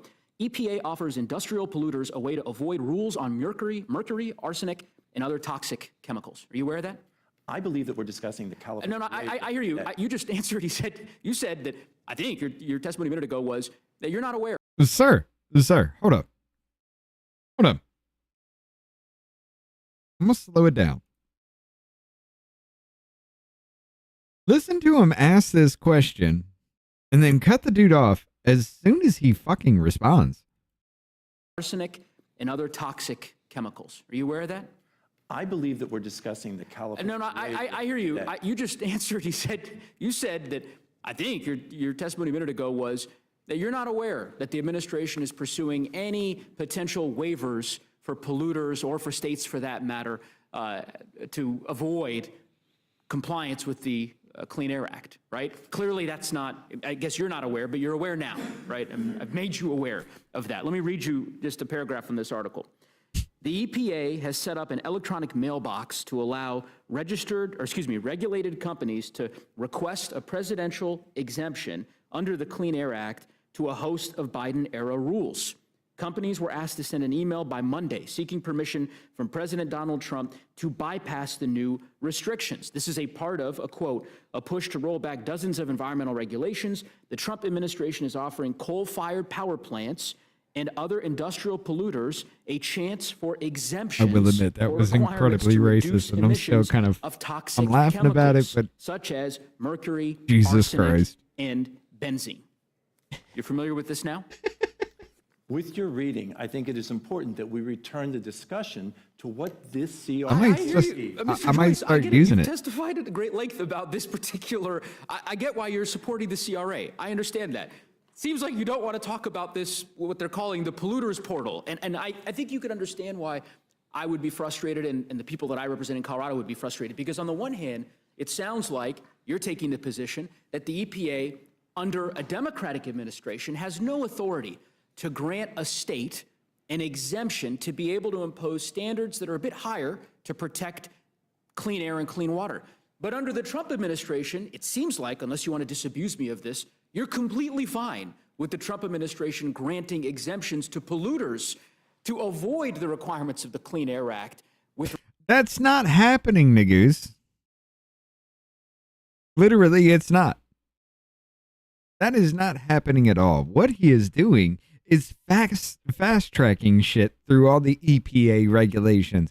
He's not avoiding the regulations. Anybody that is invested into this country gets fact-tracked through the fucking system. They get the first-come, first-serve kind of treatment, bitch.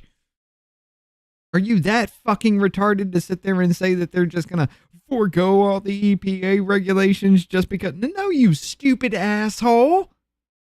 Why are you trying to be this obviously fucking retarded in this situation? You have to be obviously fucking retarded to sit there and... He said fast track through the EPA regulations. Not completely disregard. You fucking retarded piece of shit. This is why I made that comment about changing the N-word to Nagoose. Jesus. Are you that you have to be that goddamn dense to even try to make that fucking argument. You really fucking do have to be that goddamn dense. Because there's no way in fuck you're going to sit there and tell me that if somebody gets the preferential VIP treatment, that somehow all regulations are just going to be thrown out the window because Orange Man said it. Orange Man didn't say it. The media said it. Faggoty Andy here said it. That's who fucking said it.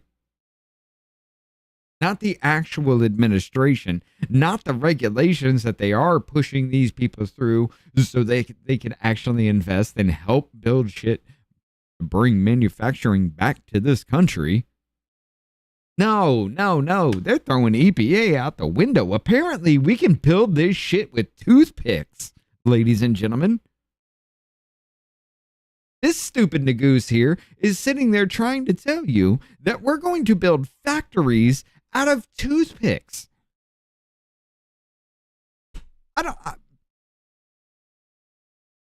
This is your Democrat Party. This is why we all call you fucking retarded. None of you can make an actual real fucking argument. Not a goddamn one of you. It's fucking pathetic. It's really pathetic because every time you try to talk to this dude, you interrupt him 3 fucking words into his reply. You interrupt him to try to make him look like shit. And the only thing that looks like shit is your fucking hair.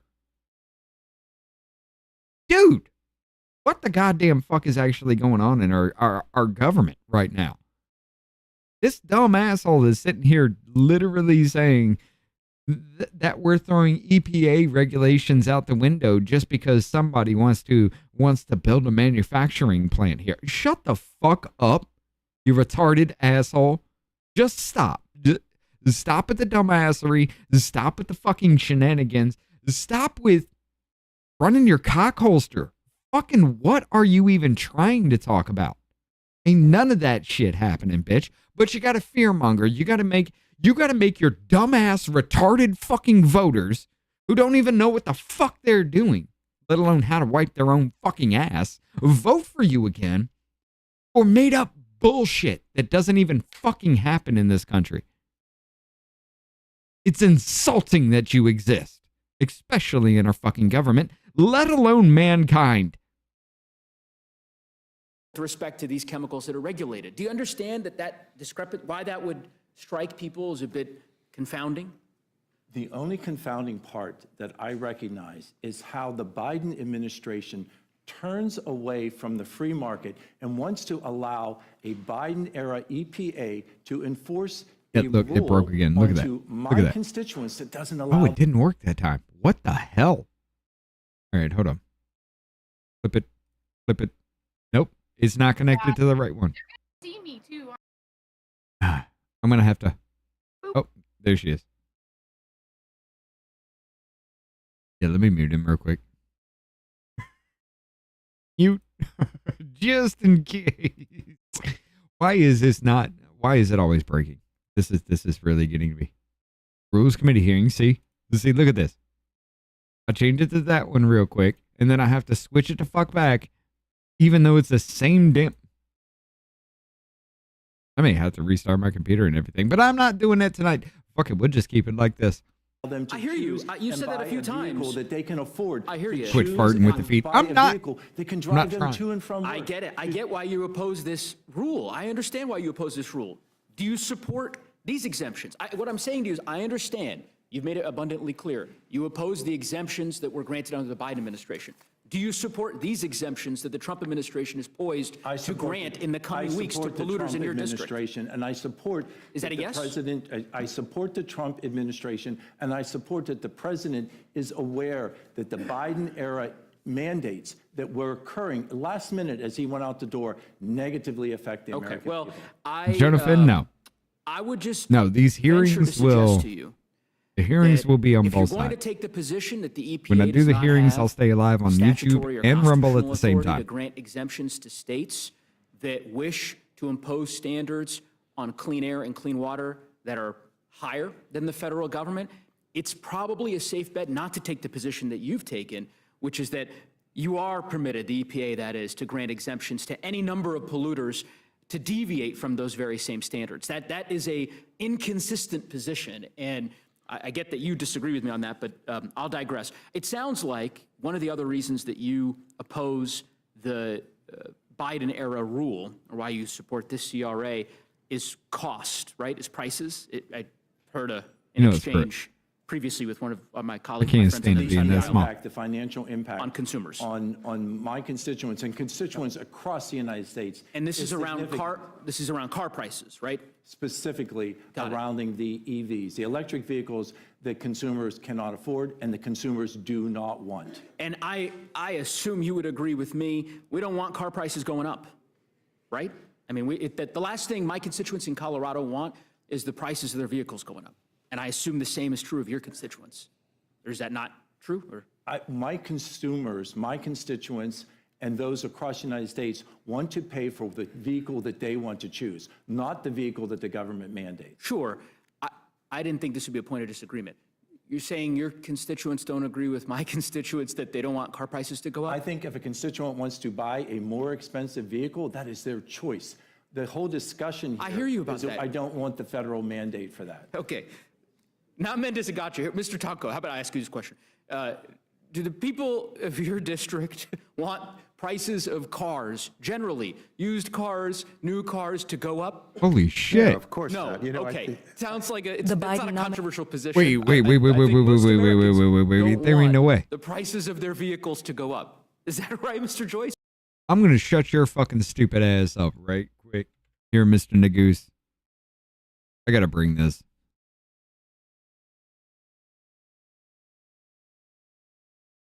Hold on. Who was it? Muffin. Lawyer of Epstein witness that did suicide. Lawyer was found dead. Note said she did not commit suicide. I just ran across this looking up what you were talking about.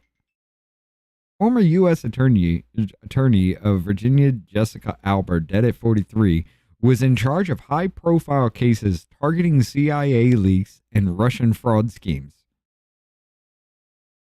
What? Former U.S. Attorney Jessica Aber has been found dead at just 43 years old, shocking the legal community.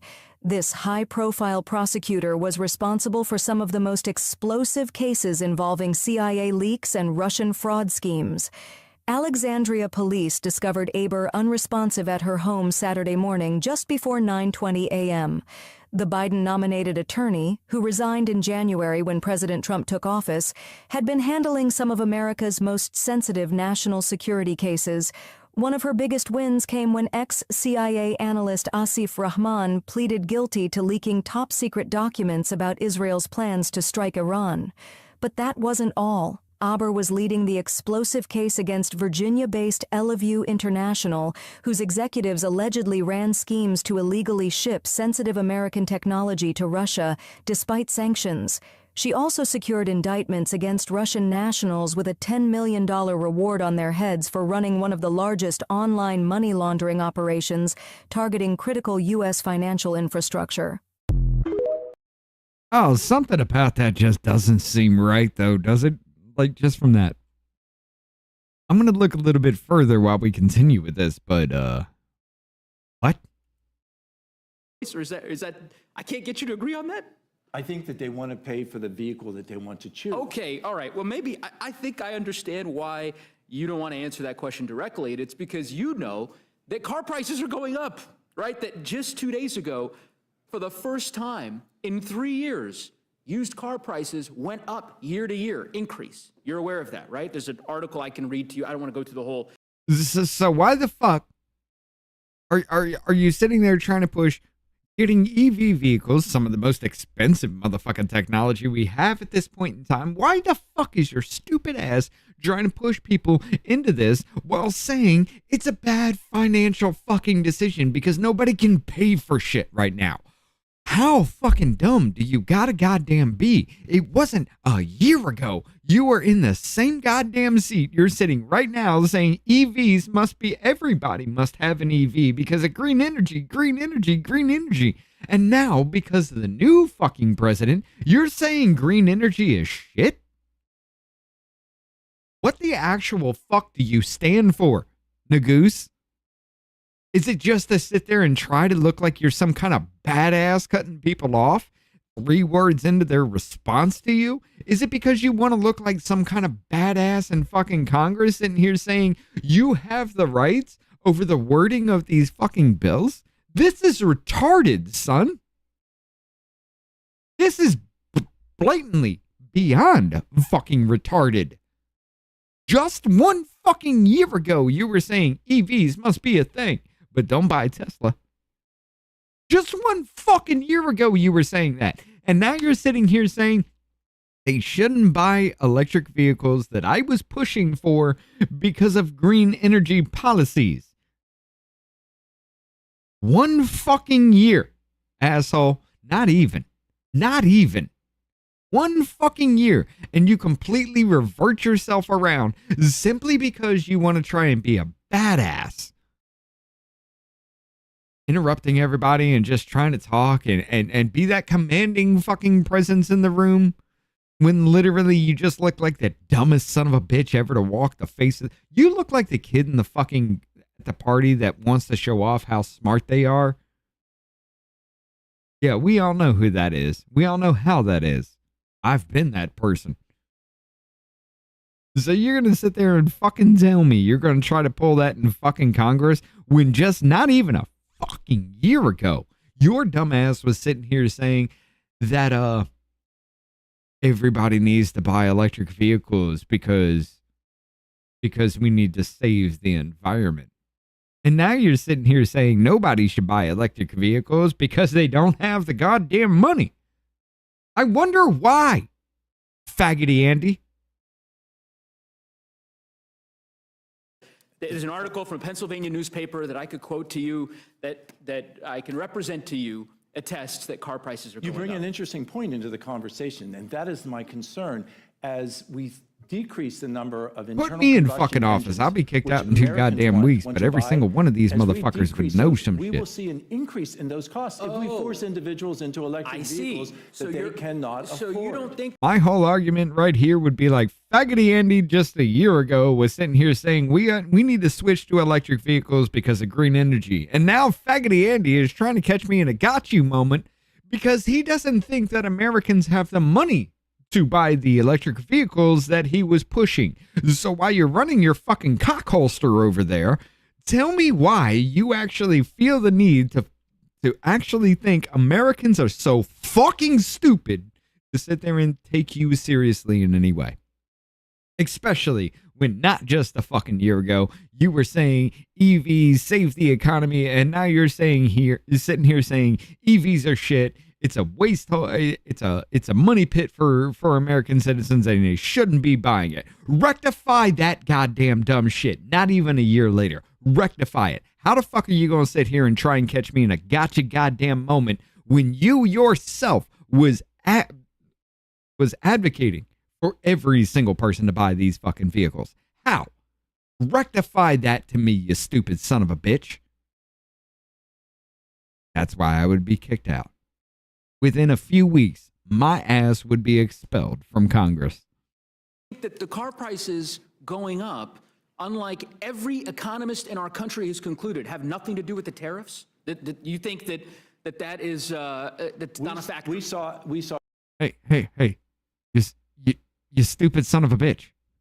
The tariffs, just like me and David were talking about, the tariffs are for you to bitch and complain because children are being exploited to bring up these rare earth fucking minerals for the goddamn batteries. Motherfucker, you want to talk about racism and slavery and everything like that? Bitch made motherfucker, just because the shit ain't even in our own fucking country doesn't mean that buying these fucking batteries doesn't make fucking slave labor of children a fucking thing in other countries.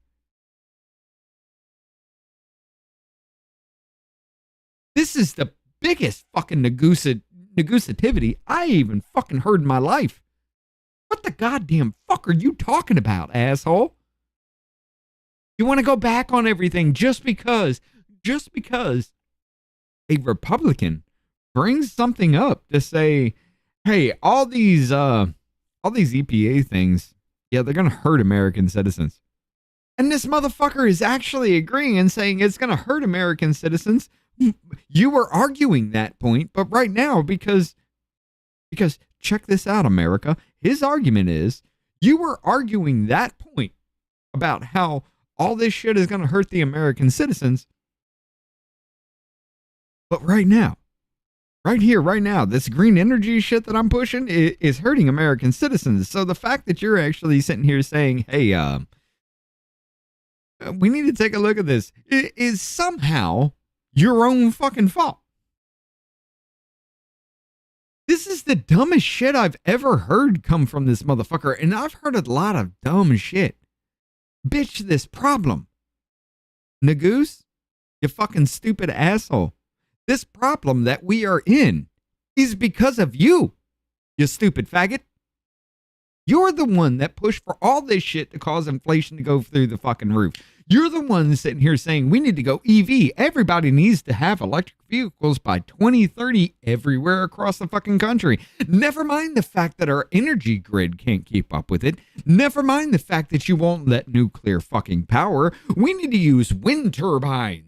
Jesus fucking Christ, solar panels. Let's just cover the country in solar panels and it'll solve our fucking issue. Where the fuck are we going to live? How the fuck are we going to farm? It don't matter, but we have the energy to do so, right?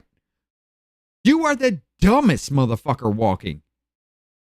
Especially to me right fucking now, knowing goddamn well you were arguing for this shit and now you're trying to argue against it. But just like faggot see, faggot do, your voters will continue to vote for you simply because they think your retarded ass is doing something. When all you are doing is trying to argue to make yourself look good. And all it takes is just 8 fucking months ago in the same House Rules fucking committee, listen the fuck back, and this motherfucker says the exact opposite. 8-9 months ago, roughly.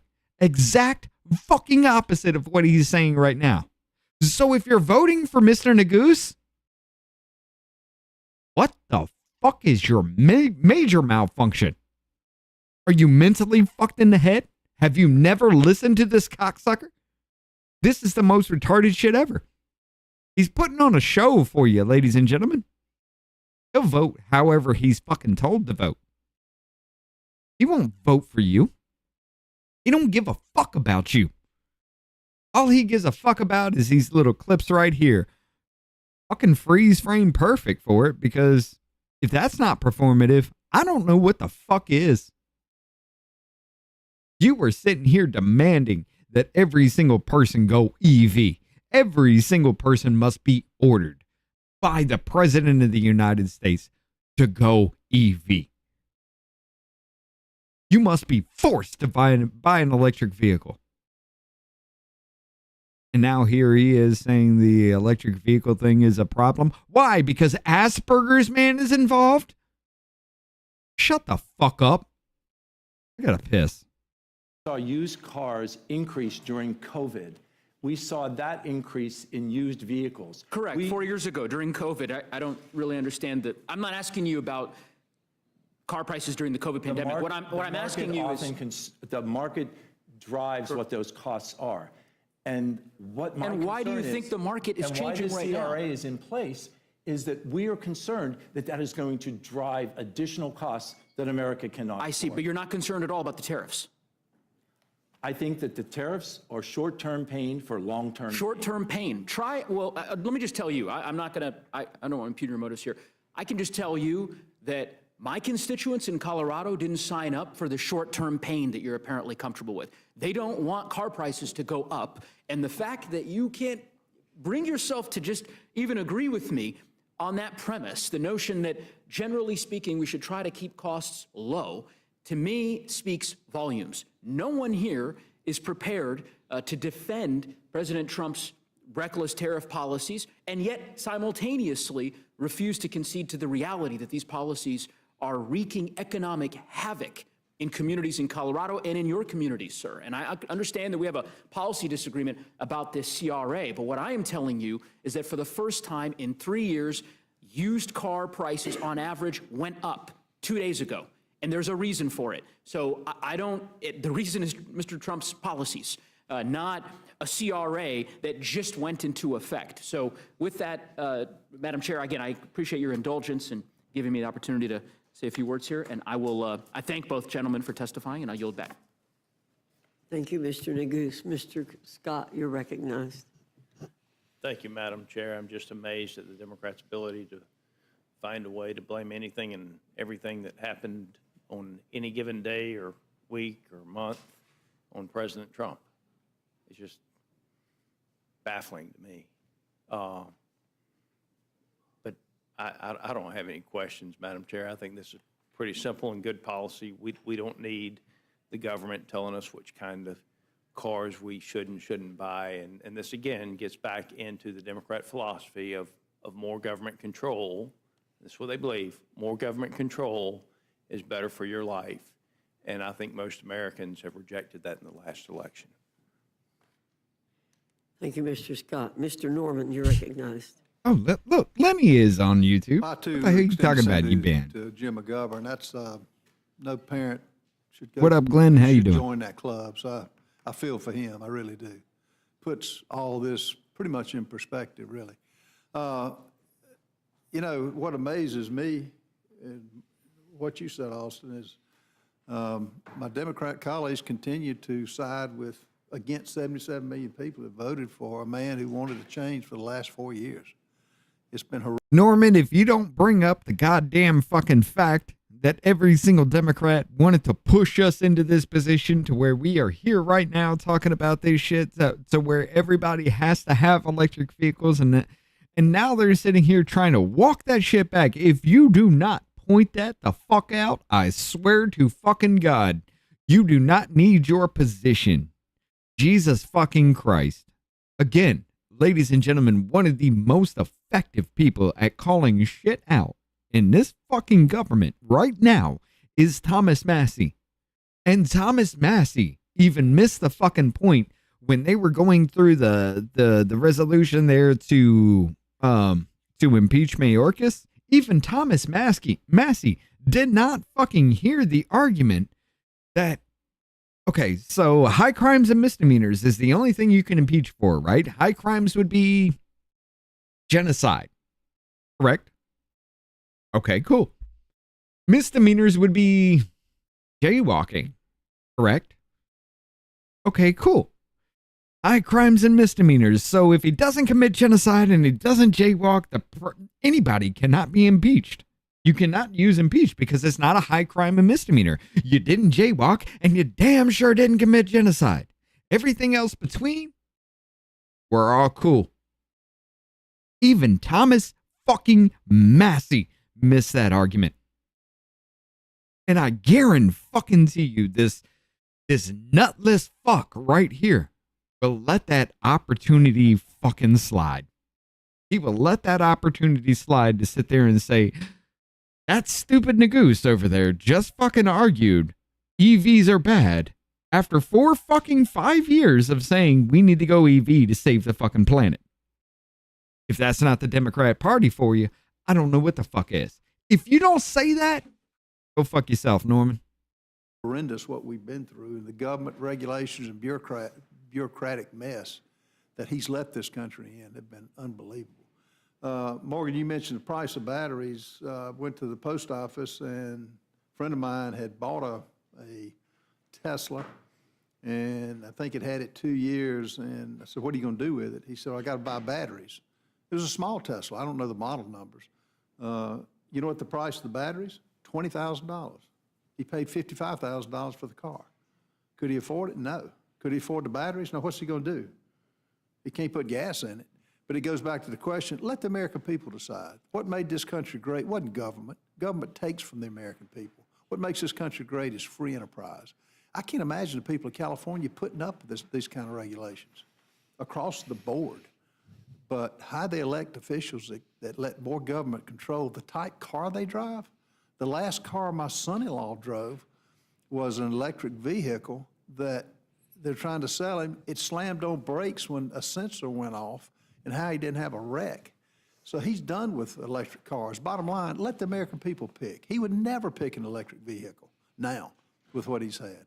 And for bureaucrats, elected bureaucrats and unelected bureaucrats, making these kind of rulings is asinine to me. And, you know, my good friend from Colorado mentioned about the tariffs. You know, the thought of other countries continuing to charge us for our products and us just to lay down like Biden did and take it is over with. And you're exactly right, John. I mean, a little bit of pain, it's going to be for some long-term gain for this country. And thank God he's got the courage to do it.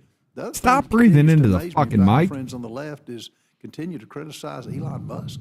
What that man's doing is showing the corruption and where our dollars went. I'd literally just be like, whoever the fuck is literally trying to deep throat that mic right now, you best back the fuck up or turn your shit off. Because I'm about to go ape shit on your stupid ass. Why the fuck are you doing that? Are already gone. I'm sorry, I'm on one right now. I'm not going to belabor this. I like the. You see how quick like that what you're doing, switched? like the information, and voting in favor of eliminating these asinine rules that should never have been enacted anyway. Yield back. Thank you very much. There being no further questions, I will dismiss this panel and thank you both again for coming today and being here with us. We will see you on the floor. Thank you, Dr. Thank you. Thank you, Paul. Good to be with you. Good to be All right, so they're going to take a little break and then coming right the fuck back. From the Committee on Natural Resources. Is this your first time, Representative Dexter? Well, we welcome you. Your full statement will be submitted for the record, and we ask that you summarize your statement in 5 minutes. Chairman Westerman, I welcome your testimony. Chairman Fotts, thank you for holding the hearing today, and I appreciate this opportunity to testify before the Rules Committee again. And first, I want to thank my colleagues, Representatives Malloy and LaMalfa, for working with our team to advance these resolutions. The Committee on Natural Resources remains committed to advancing common sense legislation and reversing the previous administration's unnecessary executive actions. HJ Res 78 will deliver on President Trump's promise to turn on the taps in California Your third one be the by one? undoing a flawed Come on, Biden-era brother. rule listing the longfin smelt as endangered. I should first note that since Congress enacted the ESA in 1973, approximately 1,700 species have been listed as threatened or endangered. However, only 3% of listed species have been classified as recovered and delisted. Based on this Yeah, see, abysmal this is track the record, argument that I listing came the longfin into. smelt under the Here's where we're ESA going to argue about is the more fish. of a lifelong sentence than a saving grace. This erroneous listing is entirely focused on the San Francisco Bay Delta population of longfin smelt. It ignores the fact that this species currently inhabits the entirety of the bay, occupying all its tributaries and successfully spawning in all types of water conditions. The facts demonstrably show the species is not at risk of extinction. The Biden administration only finalized the listing after a pressure campaign of weaponized litigation from radical environmental groups. While the scientific merits of this listing are weak, its effects are anything but. California water supplies are already bound in layers of red tape, and the listing tightens those chains even further. Due in large part to restrictions imposed by the ESA, many farmers are receiving half of their federally allocated water supply. America depends on the food that is grown in California's Central Valley, and we need to provide immediate relief to these agricultural communities so they receive the water they desperately need and are entitled to receive. Thanks to the work of Congressman LaMalfa and the Republican members of the California delegation, we're removing unnecessary regulatory burdens preventing farmers from accessing their water resources. I'm also here today to testify on behalf of HJ Resolution 60, an important continuation of the Committee on Natural Resources work to restore multiple use and public access to our federal lands. Southern Utah is home to many of America's most majestic and stunning natural wonders, from the canyons of Zion National Park to the sweeping vistas and otherworldly terrain of Arches. In a state full of outdoor recreation opportunities, one of the most cherished locations for exploration is the Glen Canyon National Recreation Area. Before it was officially designated as a recreation area by Congress, off-road enthusiasts had been heading out to conquer the rough-hewn trails and unique terrain this area offers. In support of outdoor recreation, the National Park Service worked to expand off-road recreation opportunities as recently I do as like the fact 2021. that all this shit right but here, was all these quickly scenes, I beaten can back easily again by just, radical if environmental somebody jumps litigants. out or something, I can The Biden easily just flip administration shit. later issued a rule restricting off-road activity in the recreation area, overturning decades of precedent and dramatically limiting public access. Congresswoman Malloy's efforts will overturn this draconian rule and reopen dozens of miles of prized off-road trails for Utahns and all Americans to enjoy. I urge the committee to report an appropriate rule so these resolutions can be considered in the House. Thank Lenny, you, I'll and I tell you yield this back. right now.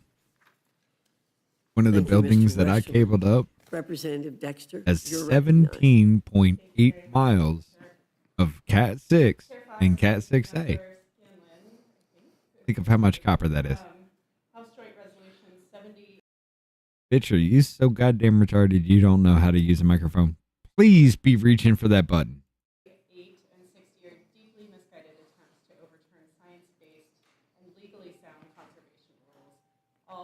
Why?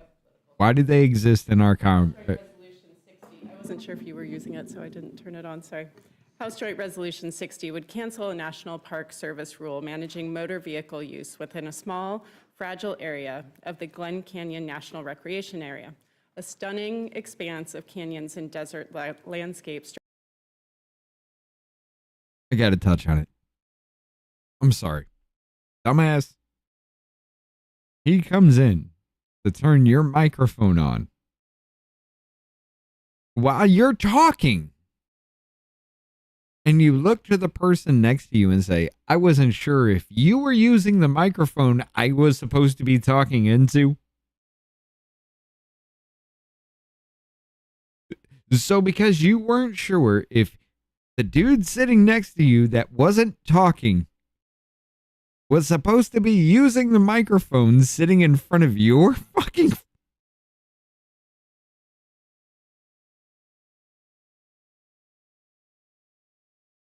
I want you all to understand. House rules doesn't have random ass fucking people popping in. I feel like one side of my headphones is dead now.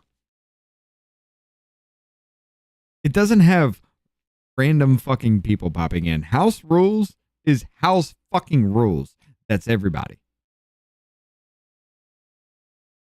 Every single person in our government could be involved in house rules in some way, shape, or form.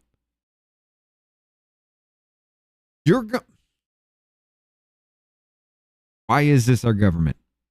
Stretching along the Colorado River in southwestern Utah. Surrounded by Grand Staircase Escalante National Monument and Canyonlands National Park, Glen Canyon's 1.25 million acres offer extraordinary backcountry recreation and protect significant cultural resources. It is a true jewel of the national park system.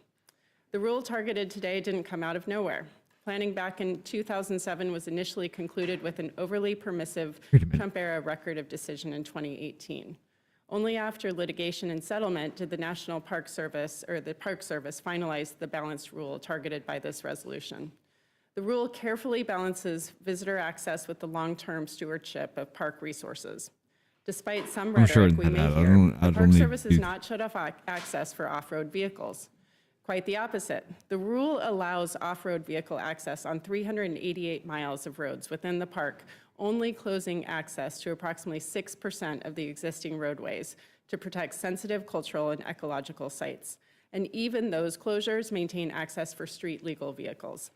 It's also worth noting that Congress has never before used the CRA to overturn a Park Service management rule like this. Using it here could lead to serious unintended consequences. When Congress uses the CRA to overturn a rule, then the agency is prohibited from ever using a substantially similar rule. But if the Park Service cannot ever issue a rule on this matter, then it could be forced to close Glen Canyon to off-roading altogether. If access is the true concern, the CRA is a reckless and ill-suited tool. House Joint Resolution 78 is equally troubling. It would nullify a U.S. Fish and Wildlife Service rule that lists the Bay Delta longfin smelt. Wait. Before you go off into that fucking argument, why is it, I'm only hearing myself out of one side.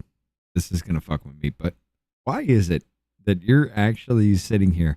Like, I hear the hearing in this side, but my own voice is coming from this side. So it's going to take a second for me to adjust to this. Apparently, I do need to restart. I don't know. But I just scrolled my own damn self out. Hold on. Oh. How are you going to sit here and say that changing the weight limit about certain things that travel in certain areas is going to stop off-roading altogether in your fucking state? How is that a fucking thing, ladies and gentlemen?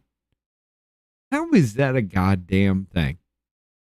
That changing the weight limit in certain parks will stop off-roading altogether in your area. I would wonder why the fuck you have national parks and everything, national landmarks, whatever the fuck's in your state. I would wonder why the fuck people are off-roading on that area in the first goddamn place. But we have the right to do that, right? Cool. Cool. 100%. But to sit there and fucking argue that just because you change the weight limit of vehicles that can pass over a road or whatever the fuck it is, a bridge, whatever, to pass in certain areas, you're going to change the weight limit on that, and somehow that's going to stop off-roading in every bit of your state.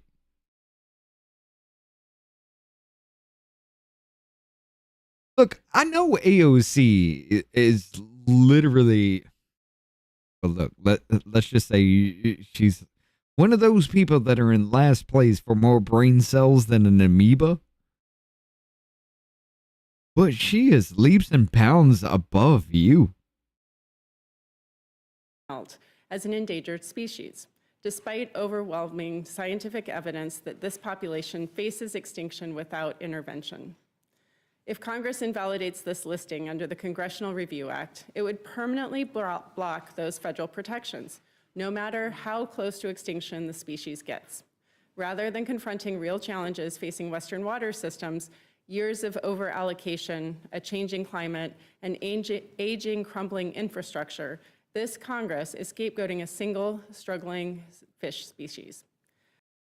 So you mean to fucking tell me that nature doing what nature fucking does, and because something, Darwinism, something isn't strong enough to fucking make it without intervention, is going to be a problem? Hold on. Wait a minute. I want you all to understand this argument. You remember when not Texas, but California was burning to the fucking ground? And we couldn't grab up the seawater and dump it on the fucking fires because California they fucked off with the water supply. We couldn't grab the seawater and dump it on the fucking fires because this fucking certain fish exists. And you want to grab the seawater from this certain fish's habitat. It's an endangered species. We need to protect it. Fucking nature wrote them off a long time ago. Which is what I advocate. Happened to the human race. But fucking nature wrote these fish off a long fucking time ago. Why are we here still trying to say these fish need to exist when nature gave the fuck up? The longfin smelt didn't create California's water crisis, yet here we are, debating a symbolic resolution that will do nothing to provide real relief to farmers in California communities. If House Republicans were serious about supporting farmers, they would do something to respond to this administration that's incited a global trade war that's hammered American all because of fish. They would assert Congress's power of the purse and do something about the illegal Elon Musk cuts to federal crop purchase programs supporting America's farmers. And House Republicans would be protecting, not threatening, IRA investments in drought resilience and wildfire prevention in the West. Instead, Orange this man resolution bad wastes because of time and fish. injects more chaos into an already fragile Western water system. Fish that should have We died need more off a long science, time not ago. less. Real solutions, not scapegoats. I urge the committee to oppose taking these wrong-headed and time-wasted resolutions to the House floor. And thank you, Mr. Chair. I yield back. I actually fucking Kelly agree. yields This back, does and now not recognizes need to Ms. exist. Fishbach for her question. Thank you, Mr. Chair, and thank you both for being here, and Chairman Westerman. We've seen What the up, Democrats Pookie? How you continue doing? to weaponize and abuse the Been Endangered here for a Species minute. I Act. just now noticed. Often radical environmentalists ignore scientific evidence and list or keep species on the list with no consideration for the larger impact on local residents and ecosystems. I can tell you, in Minnesota, and I'm sure you're aware of it. I mean, your name is Miss Fishback. With the refusal to I mean, it's Fishbach, but list the gray wolf. which by every measurable standard has more than fully recovered. This argument was But made today we're for you, considering man. the resolution relating to the It's in listing your of the name. longfin smelt, a fish that never belonged on the endangered species list and whose listing has resulted in reduced water pumping for the people of California. Never belonged on that list? I'm sorry. It's called Darwinism. Survival of the fittest. Just because mankind actually played a role in the destruction of this, I understand. But bitch, do we save the gazelle from a fucking lion? No, because that's nature. For the betterment of mankind, I do not care if the Delta smelt fish go extinct. I don't even know what the fuck that is. I do not give a shit. I don't know what they look like. If I saw them in the fucking ocean, it'd be like, hey, there's a bunch of stupid ass fish here. Get them the fuck away from me. I'm a human being. They're not big enough to eat. And I hate seafood any goddamn way, so get them the fuck away from me. I know it's callous as fuck, but it is what it is. Why? Why is our fucking government sitting here trying to pass laws about a fucking fish? California. Mr. Westerman, can you talk about the status of the longfin smelt and why this listing isn't necessary, and maybe add a little bit about what the real impacts on the people of California are? Thank you for that question, Representative. People of Fishbach. California cannot You exist you without the mentioned, Delta smelt. We hear talk about the science a lot. Well, this decision was made in those great academic halls of the. You hear that, Jennifer? You're going to die if the Delta smelt fish does not exist.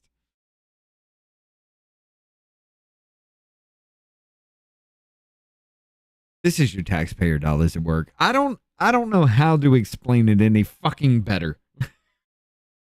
District Court in Washington, D.C. There was the science was thrown out the window, and this was a litigation that was settled by the former administration to list the smelt, which really has more to do with allocation of California water than it has to do with anything about protecting the longfin smelt, because they're thriving populations of this smelt in other parts of the San Francisco Bay that are spawning and reproducing. And this is just the former administration's attempt to say that on the basis of science and protection and the Endangered Species Act, we're going to do something noble. When they did something that's not noble, taking water away or trying to divert water from the Central Valley, which produces, I think, over 90% of the fruits, nuts, and vegetables. I'm sorry. I'm sorry, dickhead. I'm going to cut you right there. Look, the survival of the fittest. Humankind has the ability to work, to a certain degree, work the planet to its own fucking benefit. Now you can have an ecological collapse if you don't watch what you're doing, if you don't actually plan this out, and you don't think about it in advance. I understand. 100% understand. But how do you take a 0.7, 0.8 civilization on the Kardashev, on the, what is it, the Kardashev scale? How do you take that into the 1.0? Bitch, some things have to die. And I'm sorry. Up until this whole little California burning the fuck down, I didn't know the Delta smelt fish ever existed in my fucking lifetime. I didn't know that was a thing. But to sit here and fucking... You're talking about a species of fish blocking California, saving the human population of building. Make no mistake, that's what actually fucking happened. We couldn't dump the seawater on them because the Delta smelt, ladies and gentlemen. We couldn't fucking put out the fires in California because Gavin Newsom and his fucking team of superheroes fucking let the water waste all over the fucking place in California. California burnt to the fucking ground because of a fish and Gavin Newsom.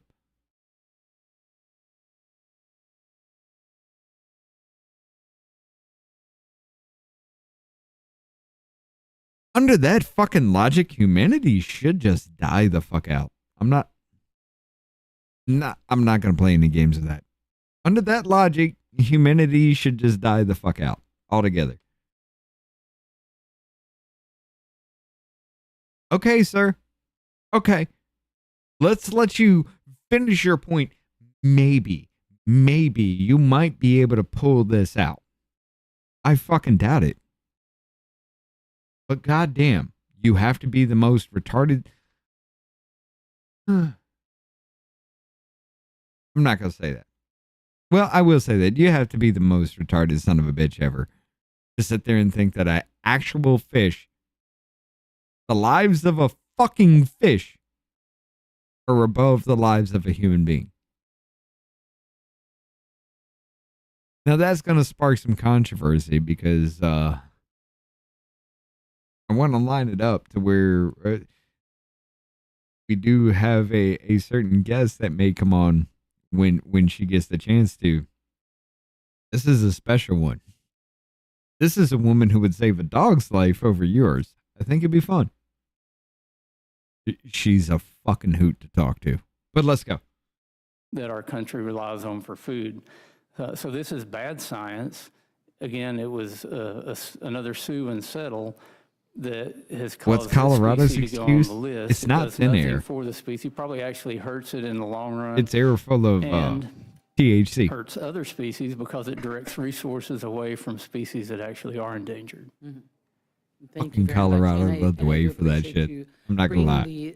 Bringing it forward, because I think we need to make sure that people understand the abuses that are going on. And But like I said, gotta live particularly Cali in the in news to Minnesota, cut Cali. we have- No, I'm we not. have been fighting California's regarding the retarded. gray wolf for years and years. And so I appreciate you bringing this forward, and hopefully you're successful, and we will move on to the gray wolf, and you can It help. sounds noble to say we're going to protect some species from being extinct, but it's just it's a red herring that's put out there to accomplish some other policy objective. that swallow has my own nothing to spit do wrong. with the species.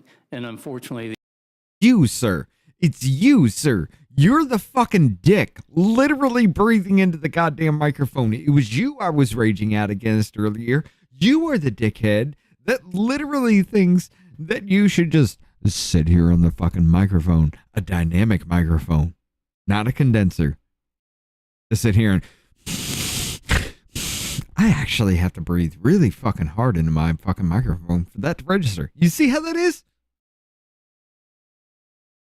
So you're sitting there telling me that's your normal fucking breath? I'm sorry, that shit just rages me the fuck. Audio-wise, that's one of the biggest fucking things. When you got microphones going, you got multiple microphones going, when somebody's just breathing into a microphone, it pisses me off. Jennifer, that's you. You do that little vape thing and you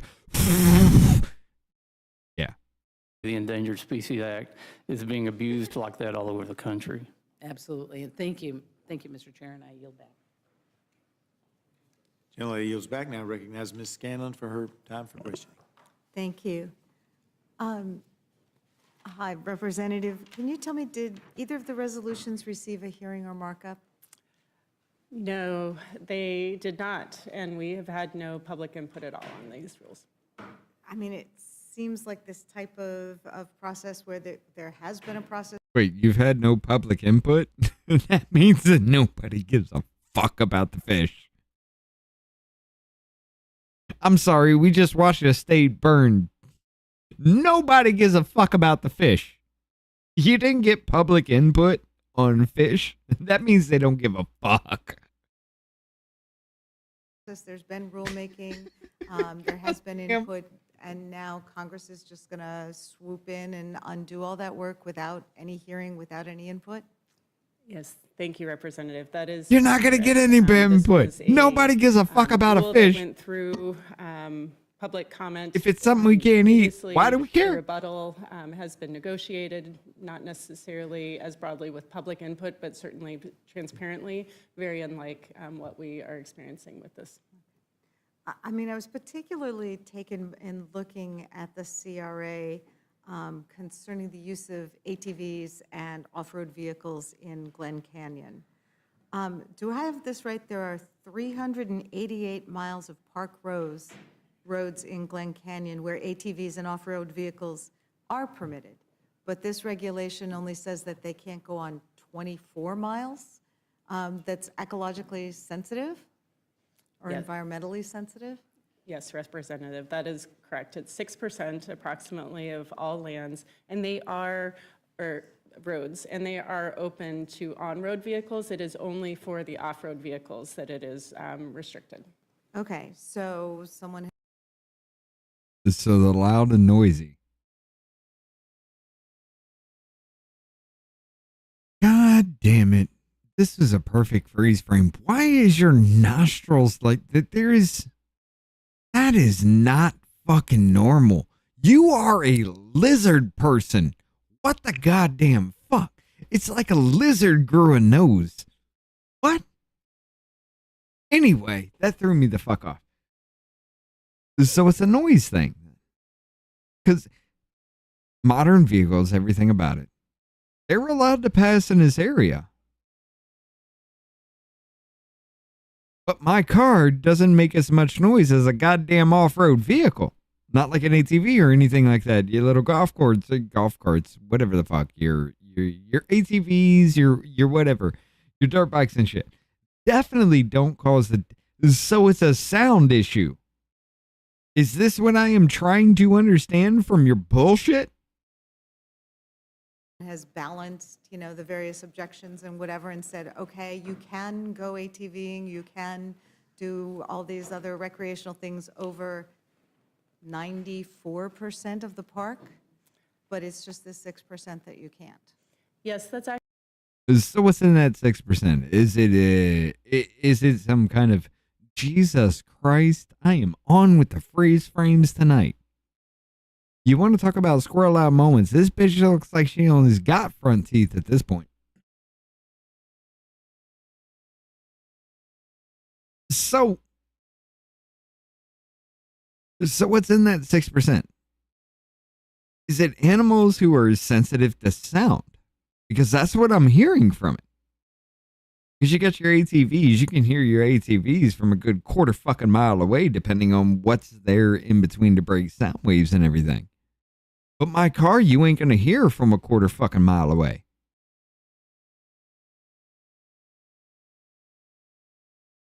Is it a sound thing? Can we narrow this the fuck down to this point? Because I haven't heard anybody try to make an actual argument as far as why ATVs should or should not be allowed. As far as this going, this is literally bounced back and forth with this, but is this a sound issue? Because if it is, deer get frightened at their own goddamn shadows. So if an ATV rolled the fuck on, they gonna get the fuck out. Now, deer aren't really endangered. I don't give a fuck. But is it that kind of say? What is this? Why the fuck is our fucking federal government saying ATVs should not be allowed in 6% of this fucking park? Accurate. And just to clarify also that if there is no rule stipulating what vehicles can use the roadways in what areas, it is possible that all areas will need to be closed to off-road vehicles because there will be no rule on the books if No this ATVs is to overturned. save the smell. The CRA would not address what vehicles can.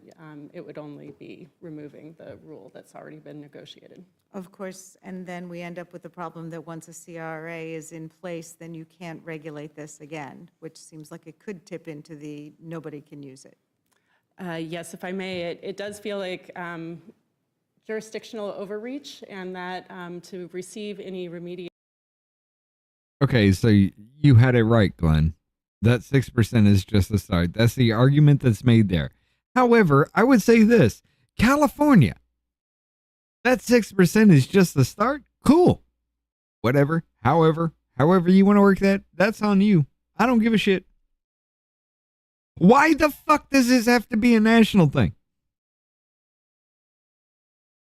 Oh, why? Because it's federal land?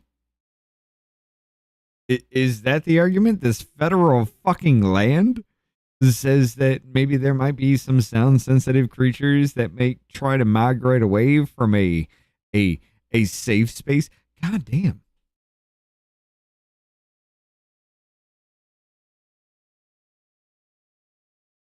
Wait a minute, track with me with this.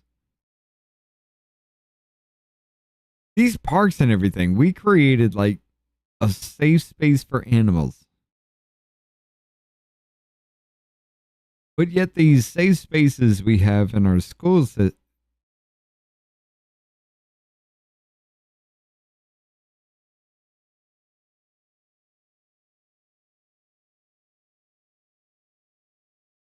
did we create a wildlife refuge out of our college system?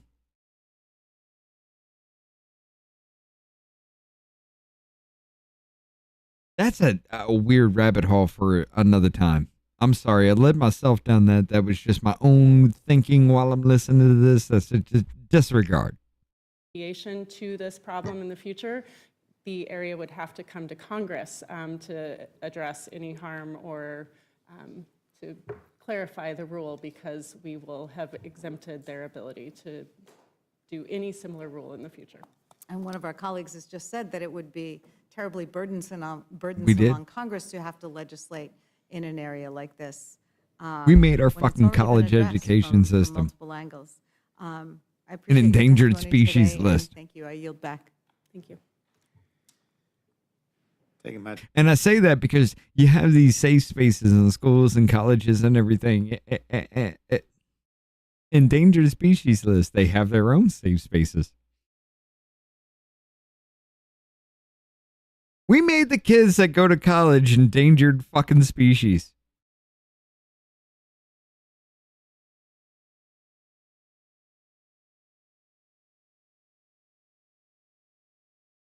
Look, they're pushing for segregation in schools and shit too. Now we're segregating children like they're endangered animals.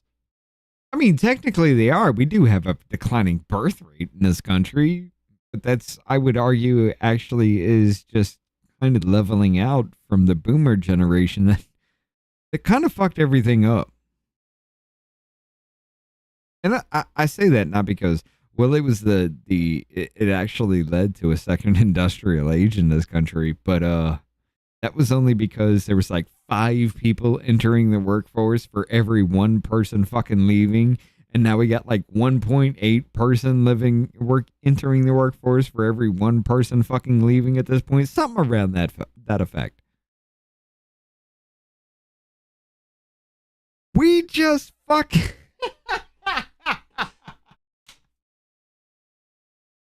I can't believe I just put 2 and 2 together like that. That's awesome.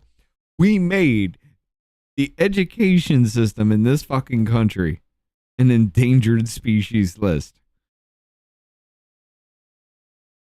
The fucking federal government at work. My time to ask questions at this point. I recognize myself for my time to ask questions. Mr. I recognize myself for this.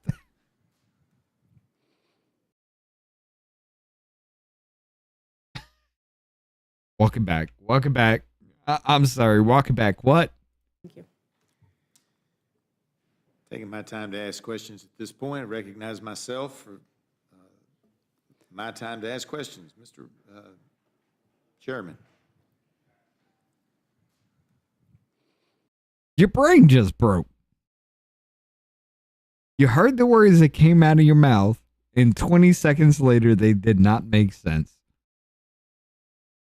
If we pass this CRA, I just heard the argument that it might be that nobody can use it. This motherfucker is just We're like, saying that you what did I can't just restrict say? off-road vehicles on the 24 miles, how does that say that nobody can use the rest of the roadways? Am I confused on that? Seems to me they can't do anything without coming to us, which means they couldn't restrict it to everything. Yeah, I think there's some confusion. Well that's said, been Ms. created Fox. here. I don't think you're confused, but there's already a rule in place on access, and if this Biden-era rule is falls under a CRA, then that rule is no longer in place, but the rule before that is in place. So, this is a trick of certain administrations. It's only 24 miles out of 388 miles. But what you don't realize is these 24 miles have been strategically placed where if you can't get through one zone, you can't get to the next. For example, there's a half-mile section that if you don't get access through that half mile, it blocks off 1 million acres of access.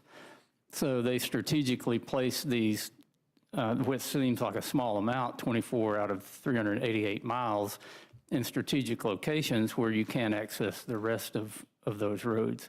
So this was, you can tell it was done very intentionally to keep all off-road vehicles out of the park. Now, let's talk about this distinction between off-road and on-road. Am I not mistaken that there are a lot of vehicles that are used off-road that are actually on-road? I'm thinking about my friends with their four-wheel drive Jeeps. I mean, so if it's that... All right, you lost me, asshole. You fucking lost me. You're going to sit there and say that a four-wheeler is equivalent to a goddamn Jeep. You lost me. That's sensitive. Why didn't they block all? Yeah, the whole road issue on federal lands really needs to be addressed. Yeah. I've got national forest in my district, and we've got roads that you can take a log truck down, but you can't take an ATV down the road. You can drive your pickup truck down the road, but you can't drive motocross. Well, maybe if they weren't such fucking dickheads while they're trying to share the road with everybody else, just like those little crotch rocket bikers. Goddamn, they like to split lanes and think they got something just because they can wiggle through some fucking... Maybe if you guys weren't such a fucking dicks about everything, maybe we could share the road with you, right? I'm sorry, asshole. There's no reason you need to be doing donuts in the middle of the fucking road holding up an entire fucking lane of traffic. There's no reason you need to be doing that just because you fucking can. It's one of those things where I just walk up to you with a baseball bat and just be like, bitch, are you fucking stupid? Because I'm about to make you that way. Stop with the dumb shit. It's bad enough we got so many goddamn motherfuckers on the road who wreck every single fucking day across the country, let alone in my area. Damn near every single fucking day on the interstate that I have to fucking take back and forth to goddamn work, somebody's wrecking. But yeah, let's throw ATVs in the mix to where these motherfuckers can literally do donuts and cross the fucking road and do tricks and flips and shit. Yeah, let's have them do all that in a national park. I mean, I understand the argument. I understand the argument as to why this actually does need to exist. What I'm not understanding here, and I know it's California, but why the fuck don't you prosecute the stupid sons of bitches that do that shit? Instead of just saying, you can't be here anymore. Oh, that might hurt somebody's feelings? Boo fucking who? Motorcycle down the road. God help And you if it's a these black rules, if man you in go back and California look, that they've gets been arrested because he strategically does put in some place to deny donuts on a access fucking to four-wheeler. recreation. And if you look at our federal lands, across Somehow the you're country, racist. they're supposed to be multi-use. But especially the last administration seemed to focus on this idea of preservation versus conservation. They wanted to block things off, not allow access.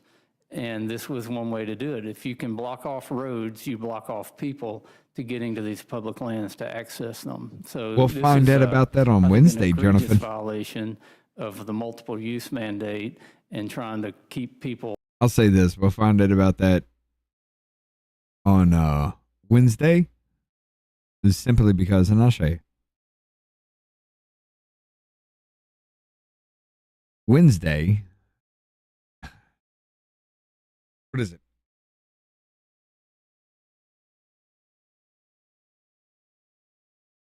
Here we go. Remember when Joe Biden told... Shut up, Comer. Nobody said you could speak to me. Bitch made motherfucker. All right. Yeah. Securing the skies, addressing the unauthorized drone activity over U.S. military installations. That actually is tomorrow. But we're doing a show tomorrow. Actual real show. So this will be Wednesday. And then Friday. Where is it?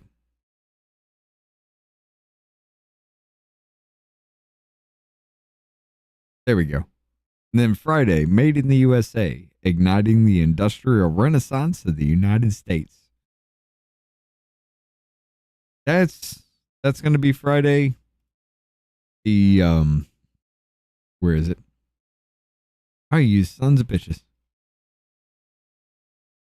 The drone thing Wednesday, Friday. The industrial renaissance.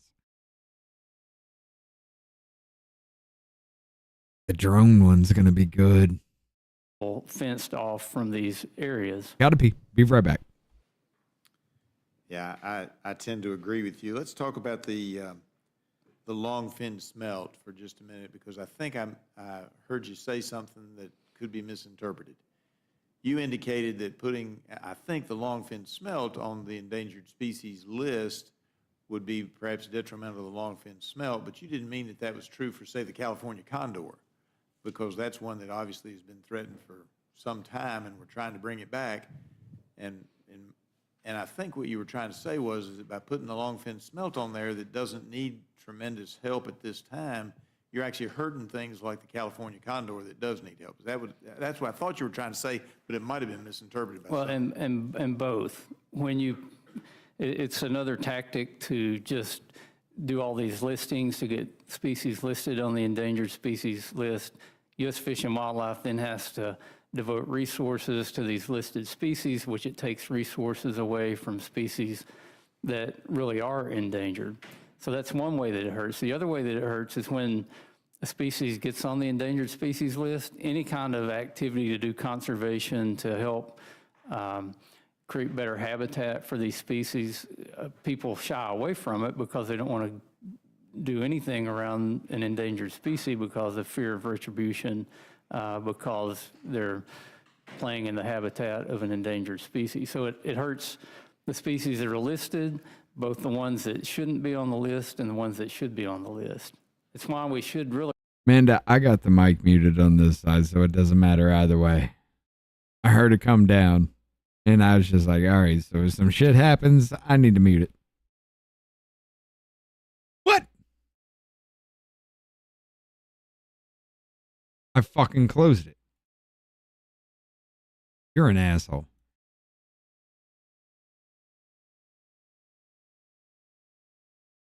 Apparently, I didn't take off my, You know what? Fuck it. Apparently, I did not take off my... What am I thinking? Oh, my macros on my mouse. It's been that damn long. Here we go. Better habitat for these species. People shy away from it because they don't want to do anything around an endangered species because of fear of retribution, because they're playing in the habitat of an endangered species. So it hurts the species that are listed, both the ones that shouldn't be on the list and the ones that should be on the list. It's why we should really rely on the scientific research when we're talking about the endangered species list. And I've heard this area that these roads, and I'm going back to the other one for just a second. I've heard that they were sensitive areas, but nobody's told me why they're sensitive and where's the endangered species in those areas. I didn't hear anybody say there was an endangered species in the Utah Glen Canyon National Recreation Area. I don't know, I guess sensitive is a relative term, but maybe they're sensitive because they're the choke points to keep people from getting to other areas of the park, and those areas are designed to shut down public access into the park. And I would think this would be a bipartisan issue. You know, we passed the Explore Act out of the House unanimously last Congress. It was focused on more access to public lands. The Senate passed it unanimously, and the president signed it into law. And focus was on providing more public access to public lands. But orders like this are targeted at restricting public access to public lands. I'm going to go back. Something popped into my head while you were Okay. Okay, so maybe Glenn had a point. This is a start. So if these are choke points to get the fuck in, and you're trying to keep everything's cool, you can be anywhere else on this land with a four-wheeler, so long as you bring it into this area on a truck or whatever.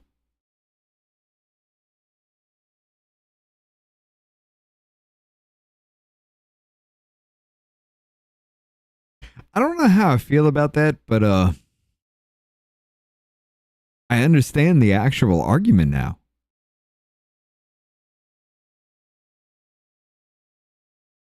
Because let's be honest, you have a whole, especially if you live in the South. Jesus fucking Christ. I will tell you the worst fucking thing is fighting the stupidity on the goddamn traffic. Getting to an area where you think everything is cool, you can just go ahead and skirt on the fuck home or skirt on the fuck to work, and then all of a sudden you're right behind a goddamn tractor doing 15 fucking miles an hour and you cannot pass. I get it. I understand. However,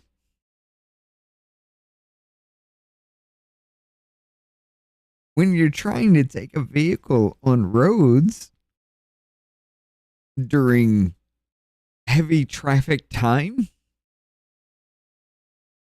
maybe there should be something that is enforceable against that. Just saying. Just fucking saying. Maybe there is something that needs to be enforceable against that, because God fucking damn it, I don't know how many times I've been coming off the interstate out of fucking literally which should take me 20 fucking minutes takes me 45, because everybody and their fucking mother wants to jump on the interstate at the same goddamn time. And we have this law here in Alabama where you must stay in the right fucking lane on a goddamn interstate.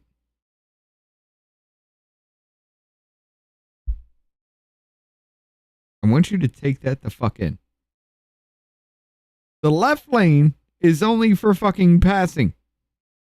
And if you are caught in the left lane for more than a mile and a fucking half without passing another car, it's a $300 goddamn fine. However,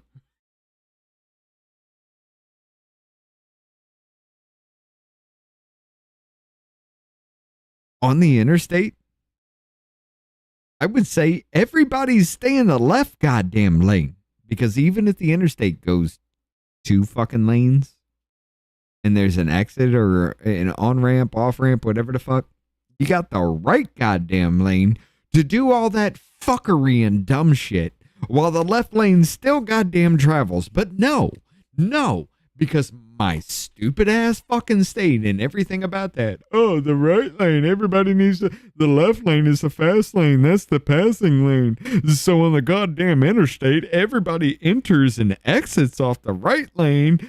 But let's congest the right fucking lane,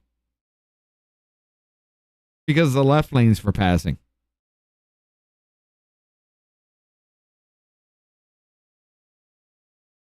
That is the retardation that I deal with here in my state. Because on the interstate, people that are going multiple fucking exits, they're going to go to the left side of every fucking thing. Why? Because that travels, that flows. Everybody there's trying to get somewhere. Whereas the right lane, they're trying to get in and off. So let's pack the right lane where people are trying to get in and off with everybody else and just call it a fucking day.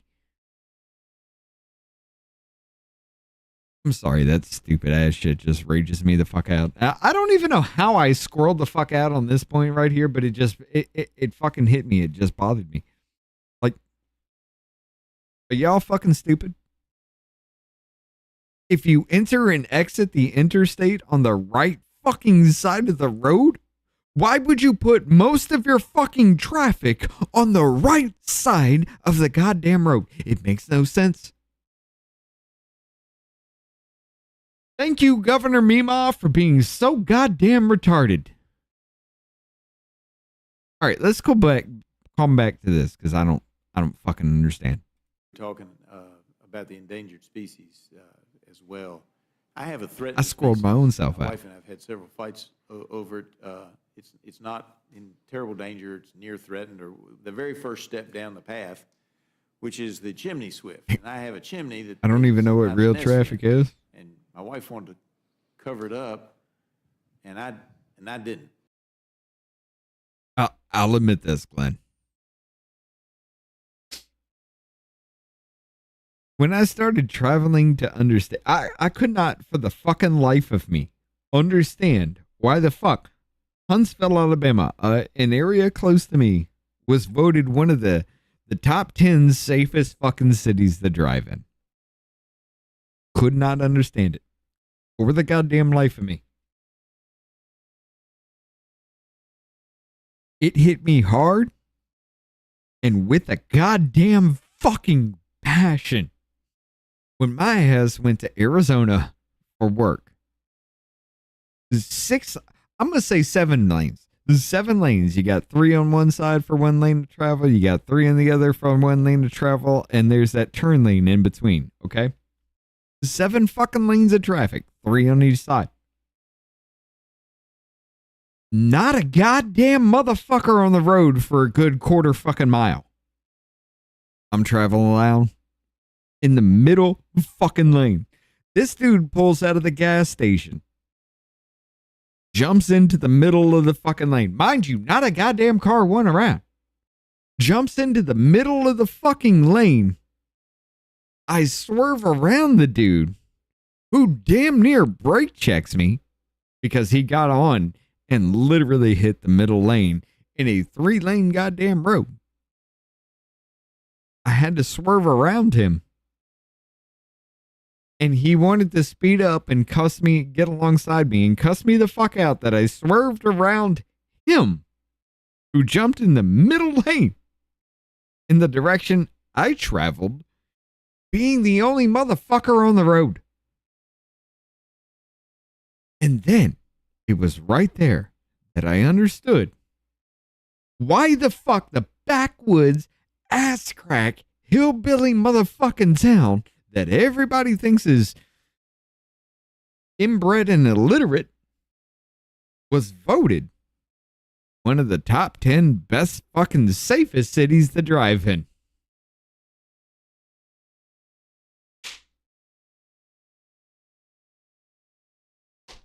Shit like that is what saves me from looking retarded in front of the fucking rest of the world. Bitch, we were one of the 10 best fucking cities. The 10 safest cities to drive in. Because motherfuckers in Arizona pull out in front of you in a 6 fucking lane road, 3 in your direction to travel, pull out in the middle fucking lane in front of you, and then get pissy because you dodge them. So right now it's open for the time being. It's open so that the chimney swifts can nest in there. Part of what I think you were saying was that if it suddenly looks like the chimney swift might be considered endangered, my wife would win out because she's going to want to get that chimney sealed off before it's listed as an endangered species, and get that chimney sealed off so they can't nest there, and therefore we're hurting the species that might be under a little bit of threat. Yeah, that's what we would call critical habitat. I've never heard of a chimney being listed as. I'm sorry, I scrolled the fuck out. I need to hear this fucking point. Near threatened, or the very first step down the path, which is the chimney swift. And I have a chimney that they sometimes nest in. And my wife wanted to cover it up, and I didn't. So right now it's open for the time being. It's open so that the chimney swifts can nest in there.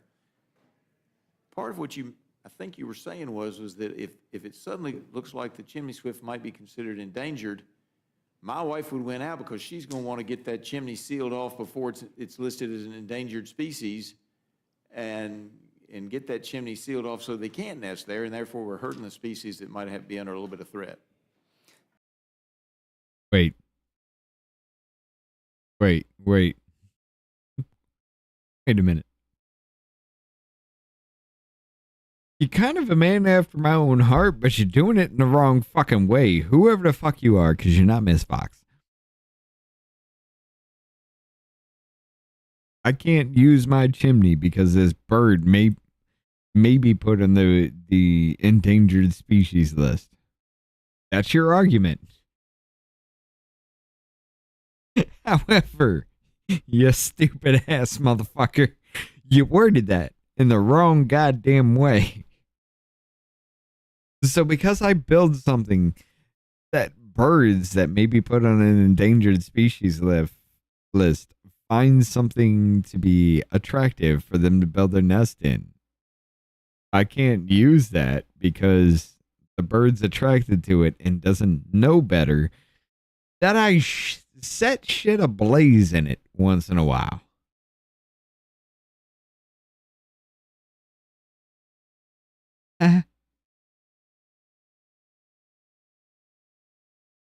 Okay, so this is where the bleeding heart kind of thing comes through. You stupid son of a bitch. Are you gonna sit there and fucking tell me you built the chimney for you? You want to burn wood, whatever the fuck you're building, your fireplace, whatever like that, in an area where an endangered species likes to use chimneys to make their nests. Again, man after my own heart, because you do want to say, fuck that bird. I want to burn my fires in my fireplace that I constructed for that very reason. But I can't wrap around in my own fucking head you saying that, and then having to finish that sentence off with, because I know the bird would make its nest in my chimney.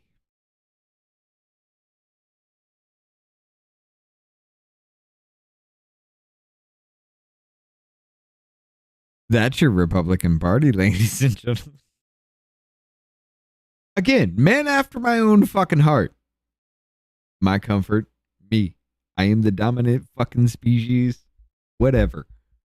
But again, if you had that mentality for every damn thing, this planet would have been dead a long time ago.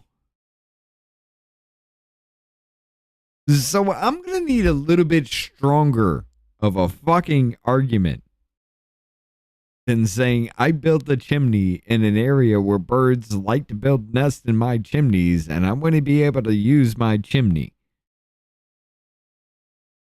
I mean, that's an exercise in stupidity. Honestly, if you really care about what you say you care about, that's an exercise in stupidity. Just saying. Yeah, that's what we would call critical habitat. I've never heard of a chimney being listed as critical habitat, but I hope your chimney doesn't get that designation. Well, I mean, I have some friends I know who actually have built, I guess they'd be faux chimneys. They're just chimneys that stand by themselves so the swifts have places to nest. But they're good things you can do without having the government do it. Right. Yeah. All right. I yield back and now recognize.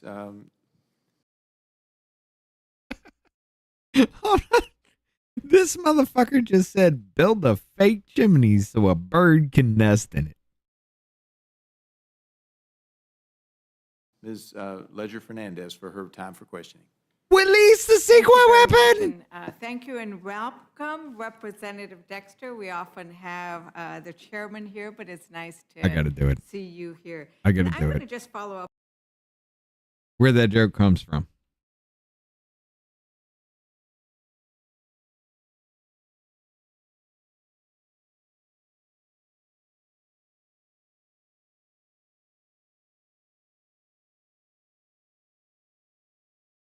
this is a sound command somewhere. But this is where that joke comes from. There was a movie, An American Tale.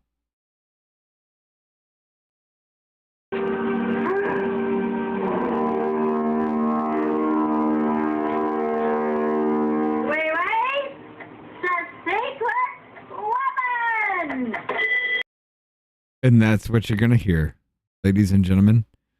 That is Miss Ledger Fernandez in a single clip.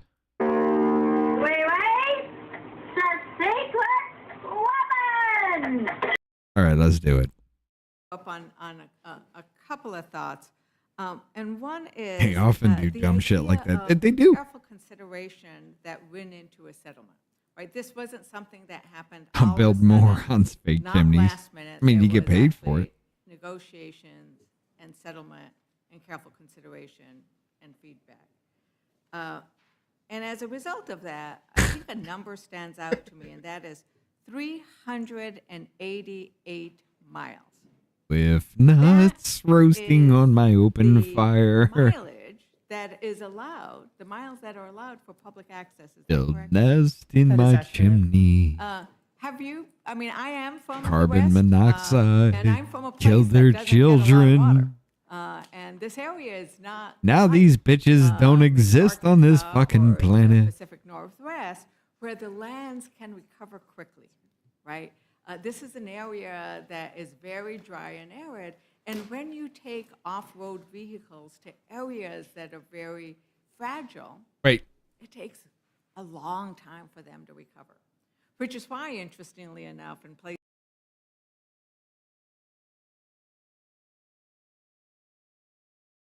There ain't no way.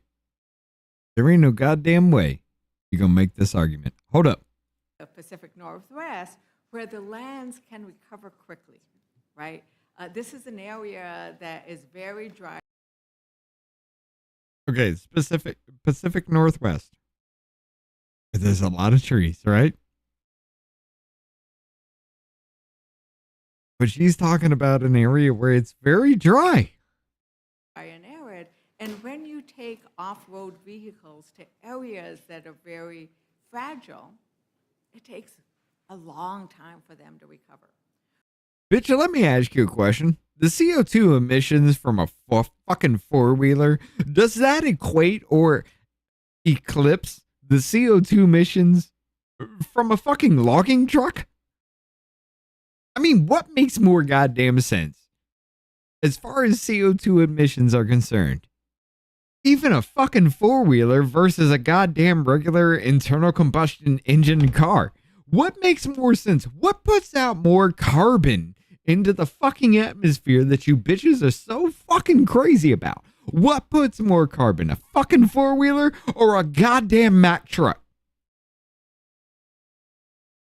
It's harder for these dry, arid areas to recover from a four-wheeler than it is a goddamn Mack truck, ladies and gentlemen.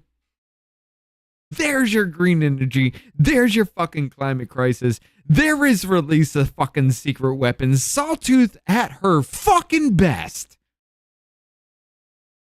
Four-wheelers put out more CO2 emissions than goddamn Mack trucks. I gotta piss. Which is why, interestingly enough, in places like Chaco Canyon, you can see trails that were made hundreds of years ago because they don't recover quickly. So I take it that one of the things that was going into consideration with regards to this is, let's make sure we allow 388 miles of access, but restrict it in these few other miles. Is that kind of what you understand about what went into this? Yes, Representative, that is accurate, and it was specific that it was for culturally and ecologically sensitive sites. So ecological sites may be able to recover over time, but certainly some of the cultural sites will not be able to recover if they are trampled or ruined. Right. And I'm sure that that would be of concern. For Right, me. and once a historic cultural site is lost, it's lost to history, it's lost forever. And another point of clarification I thought would be interesting to make is this issue of whether there will be a rule there This at all. right here. Now, This is why I the love chair listening to mentioned this that shit. There is They're too the old stupid. rule that will go into effect, but is it correct that the old rule was overturned by the courts? My understanding, and certainly I would want someone to verify Jeez, this. corn on the but cob the from long way. the prepping documents I've been given, repealing the rule risks banning Maybe that's all how that off-road tooth access turned in Glen sideways Canyon in her because face. Without I a don't know. valid regulation, the Park Service cannot legally authorize off-roading, and the CRA blocks issuing a substantially similar replacement. So then to address that issue, we would have to once again look at a hyper-local issue at the congressional level. And that is the problem with the CRAs in general, right? That you It is the problem with the CRAs in general because dumbass motherfuckers like you come up with these goddamn bills who think a fucking 2-cylinder engine puts out more than a 12-cylinder or a 16-cylinder goddamn engine. Son of a bitch, this is retardation at its fucking best, ladies and gentlemen. come in with a congressional, and it is just the way CRAs work, right? People are out there, it turns out that there are people who watch rules. I don't quite get it, but they do. And they're saying, what is this CRA? And what it is it is when Congress steps in and without a hearing, without much of anything, just says, we don't like something that took hours and hours of review and community input, and where the agencies developed a rule, and we're going to just overturn it. Oh, you mean like the first 2 years of the Biden administration where you motherfuckers had control of the House and Senate presidency and you just passed through everything, right? You're talking about that. You don't like that? You don't like that when it was in your favor and you were just sitting there saying whatever dumb shit that came into your fucking brain. Your retarded ass smooth fucking brain. Where, I don't want to use the amoeba analogy because gotta give her credit, she does have more brain cells than that. But let's just say you make Gilbert Grape's brother look like Albert Einstein, because bitch, it wasn't that long ago that you were actually saying this shit's gonna help the fucking American economy, we're gonna do great, and here we are. It's Orange Man's fault because I had control.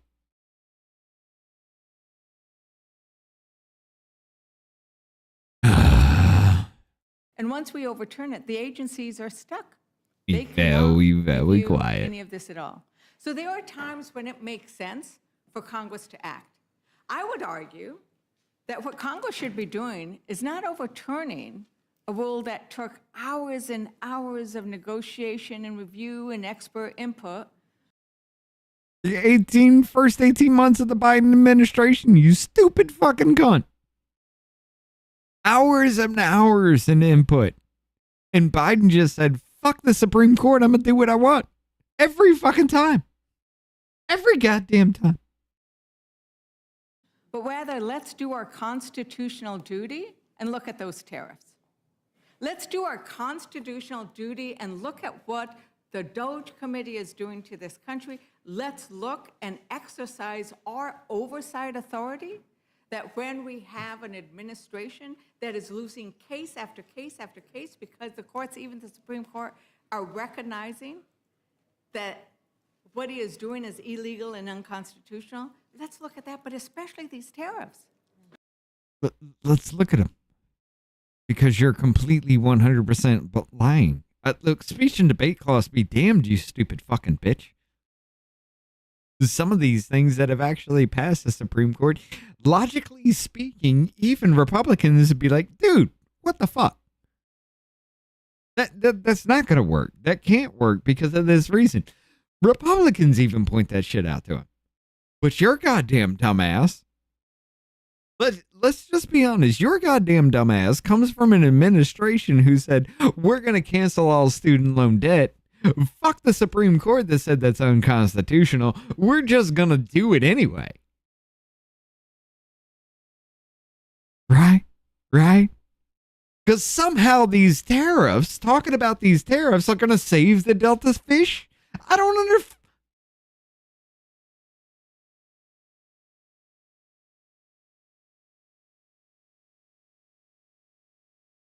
I would. Let's do this. Miss Ledger Fernandez Sawtooth, release the secret weapon, bitch. All right. Let's do this.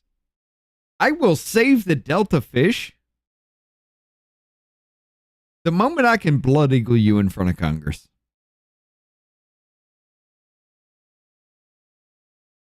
Because nothing about anything that you have ever argued in anything that I have ever fucking heard makes any goddamn sense. Other than the fact that let me play on your heartstrings. Let me tug at those heartstrings to make you feel like a better fucking person while I'm fucking you in the ass. Because I'm just going to do whatever the fuck I want to do. New Mexico.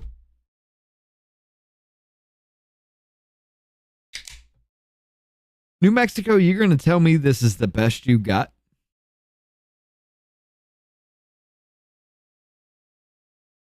Huh? New Mexico? What? Quiet, ain't you? Right? It's our job to look at these tariffs. The Constitution says Congress is supposed to No, I call her regulate Sawtooth because they're all kinds of fucked. Like, every bit of her fucking teeth want to be in the front. That's what Congress is supposed to be doing. We should be doing our job, looking at the Fighting tariffs for first place in instead front of of her goddamn mouth. carefully thought out and negotiated rules.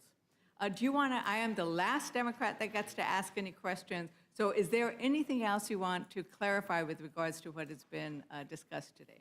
I would just I'm not insulting an amoeba. verify I'm or saying validate amoeba what you is just better. said, as well as suggest that the Republican constituents that I For all those that don't know the joke, I know you guys get it. But for everybody that would see this and come across this, an amoeba is a single-celled organism, okay? It's a single fucking cell. There's no way it has any brain cells. So being last place and being in the last place for the race and more brain cells than an amoeba means, bitch, you in the negative. And a lot of America just falls into that queue. have, especially in local government. One of their major concerns with Congress is our overreach and overturning local control. I'm surprised that our Republican colleagues are looking to overturn locally. Lenny, if you want to give her some Native American loving, we need some rules. smallpox, It does seem like blankets, government overreach and a exactly lot the of rape. things that we generally would not want to address or take action in. So I agree that not only is it an overreach, but it ties the hands of local governments to address any repercussions. I'm sorry I didn't think about that before they came out of my mouth. Thank you, Ms. Ledger Fernandez. Mr. Scott, you're recognized.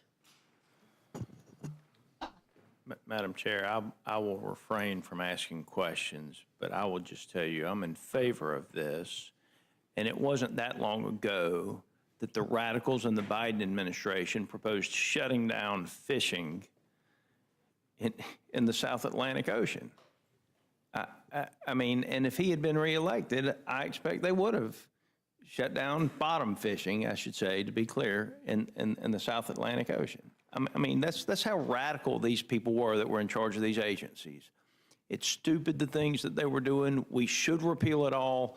Any of these major changes like this should come before Congress, and if we have to work a little more, then we have to work a little more. But we're supposed to be the voice of the people, and the people are tired of being told that we can't use the Someone tell resources Rich we it isn't have. emotions that are blocking the smallest of tire bog pit tires. I think it's Thank you. stupid, Mr. but this is Norman, the you're reason they say let off vehicle tracks matter. I just echo what Austin said. These are radicals that the Biden administration put in office. Thank God we got some adults in the room now who are putting people who know what they're doing in agencies. Now, the smelt fish, did California just I don't even understand how all this works out. They had, you're talking about the Los Angeles fires. They had some really big fires. Well, now, wasn't it, they were trying to protect the smelt fish from, didn't get, tell me, Well, we're talking about the longfin smelt here. There has been an ongoing issue with the Delta smelt.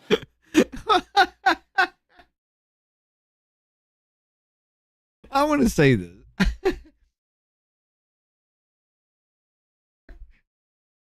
Why the fuck is it Mr. Norman that brings the fucking... I just started the hearing with this shit.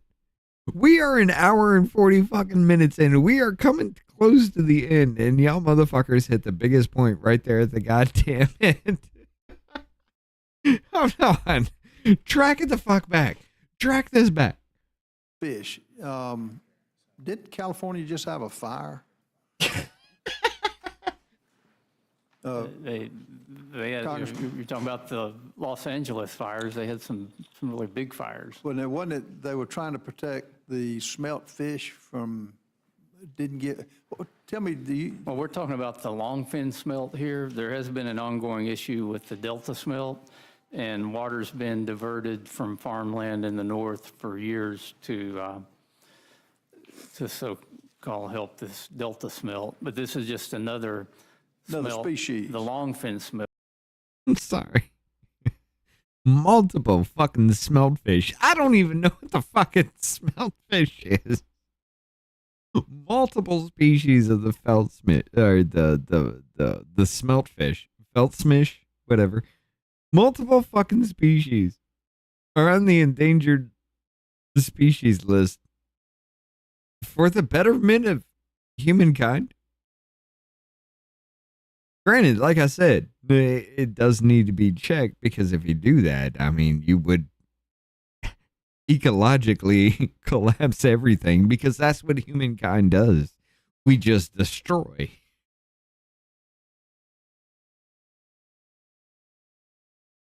We couldn't stop California from fucking burning to the ground because of a goddamn fish.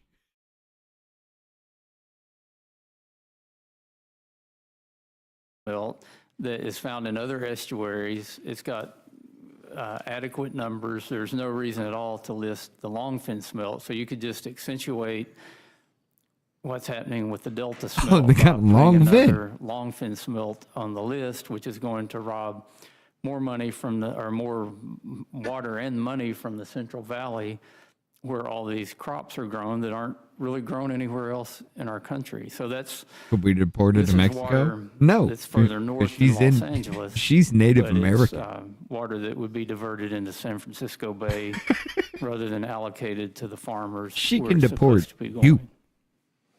And they keep giving up more and more water every year. Well, I support you. I support this, abolishing these, and appreciate you bringing it to our attention. The smelt fish is all in the same neighborhood or same lineup of fish that were trying to be protected. That really was a problem with the fires when they needed water. Now, a lot of that was, I think, government related, where you had a mayor who cut the fire department funding.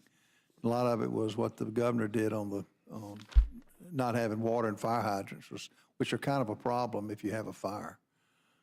Yeah. So you definitely need water when you have a...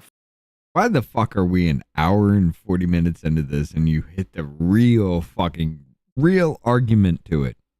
California fucking burned to the goddamn ground because of a fish.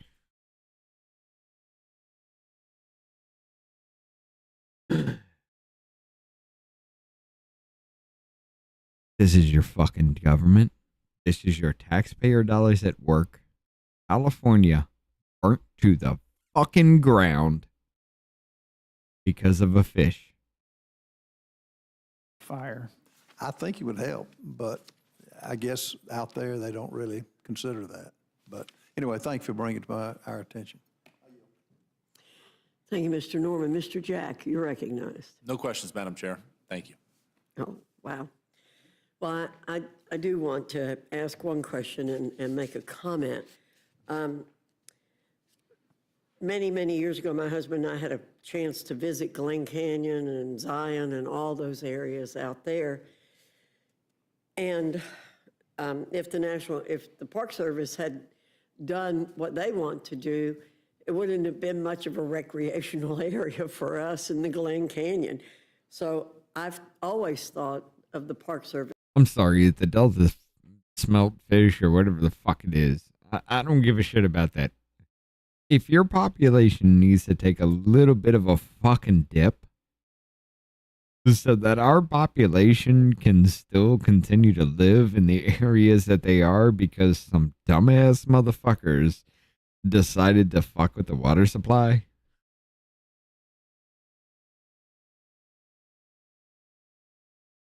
In the grand scheme of things,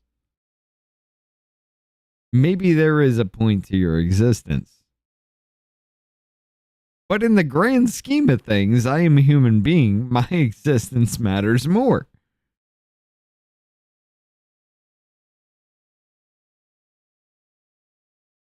Again, California burned because of a fish.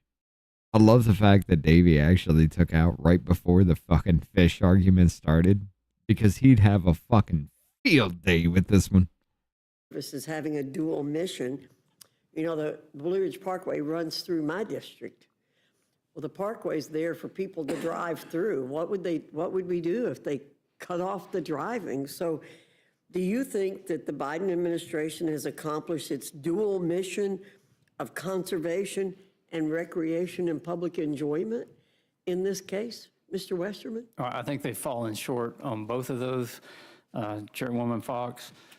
And really, if you look at what happened here, it wasn't, I think it's hard to say this was the Park Service's idea. I'm sorry, let me help you out here, sir. What you need to say is the administration that said they're going to put you all back in chains is the administration that said you can't put fucking four-wheelers on this land. Yeah, for this rule to go into effect. They got sued by environmental groups. The administration settled with them, and this was the solution to block off these 24 miles that restricted access to the rest of Glen Canyon. And don't forget, before this was ever Glen Canyon National Recreation Area, there were people that had access to these areas. And it's a story that's told all too often in our country where local residents I thought this was going to be boring as shit. Have access to these areas. We're going to make it a national recreation area, and it's going to enhance everything. Half of this Found out that fucking the rug live gets stream pulled has out been from about a under them fish. later down the road. You know, the three counties that this affects the most, they were left in the dark. They were no part of the conversation about restricting access in Glen Canyon Recreation Area. They all vehemently opposed these restrictions, but they had no seat at the table because this was your classic radical environmental groups sue a favorable administration. They It's an settle, inch and a half and long fish. the administration What up, gets the DA? rule they ultimately wanted, saying that it was dictated to them through the courts. So I think it's Congress's duty to step in and say enough is enough. You can't be doing this. We're going to You wreck have the access to anchovy these market, ladies and gentlemen.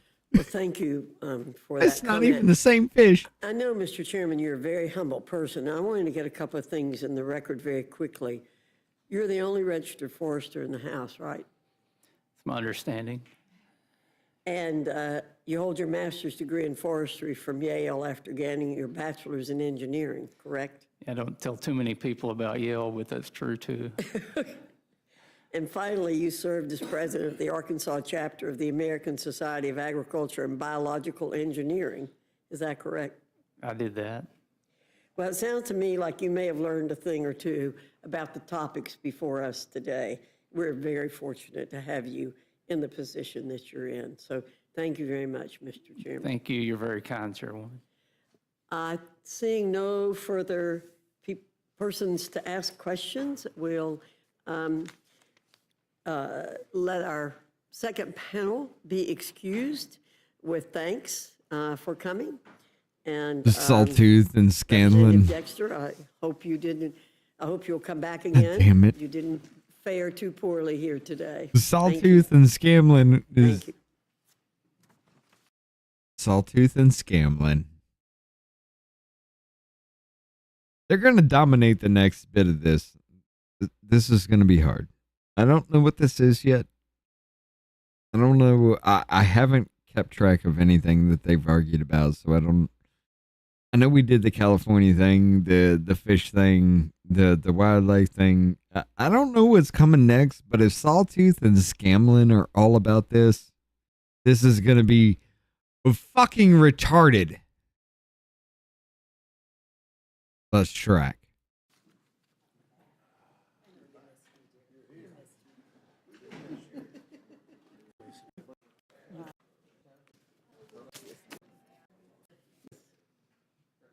my God, he's the only one. Proposed rules for HJ Res 60, providing for congressional disapproval under Chapter 8 of Title 5 United States Code of the rules submitted by the National Park Service relating to Glen Canyon National Recreation Area motor vehicles, and HJ Res 78, providing for congressional disapproval under Chapter 8 of Title 5 United States Code of the rules submitted by the United States Fish and Wildlife Services relating to endangered and threatened wildlife and plants, endangered species status for the San Francisco Bay Delta distinct population segment of the longfin smelt.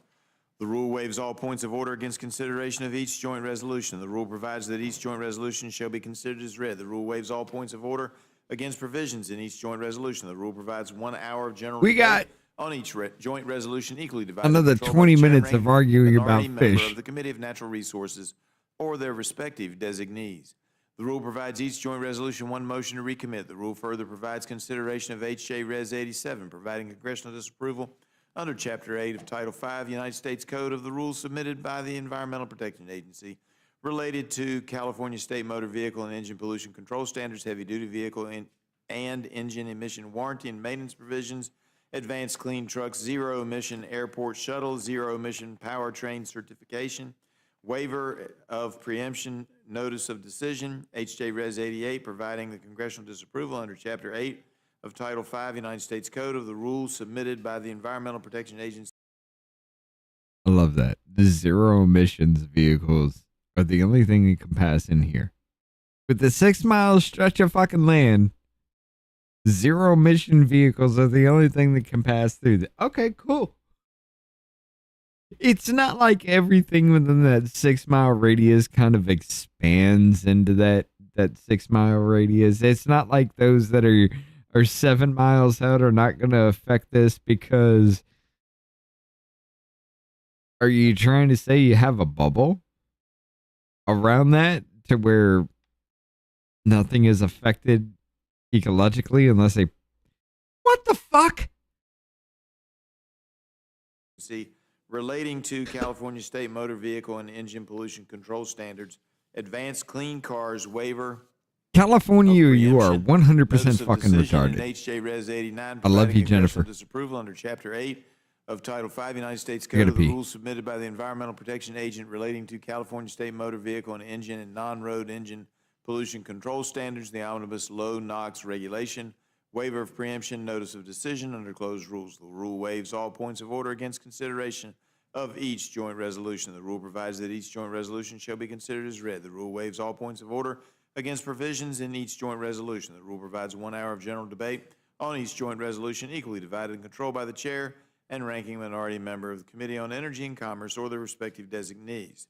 The rule provides each joint resolution one motion to recommit. Finally, the rule provides that each day during the period from April 29, 2025 through September 30, 2025 shall not constitute a legislative day for the purposes of Clause 7 of Rule 13, Resolution of Inquiry. And that is my motion, Madam Chair. Thank you, Mr. Griffith.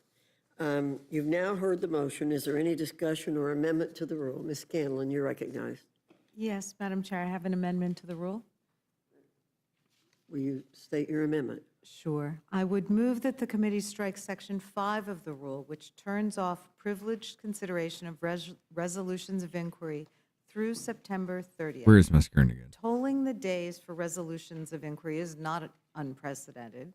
When Democrats held the House majority, we turned off ROIs for a period of time along with other day counts. Why? Because we were dealing with a global health pandemic and navigating how Congress and our committees could operate safely. Wait. After we worked out how to do that, how to operate safely, and after lobbying by our then Republican minority, I might add, we turned the ROIs back on. That was the right Oh, thing it's to broken do. again. So Look at that shit. We're just asking, what reason is there to turn off the resolution?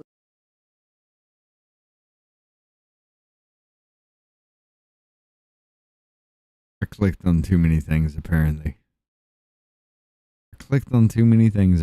I'm a dick. I know.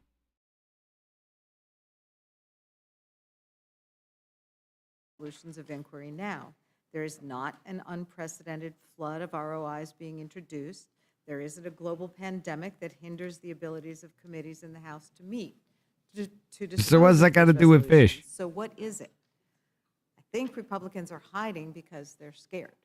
They're scared that the Secretary of Defense continues to use unsecure methods to discuss classified information. They're scared that the president's tariffs are wreaking economic havoc.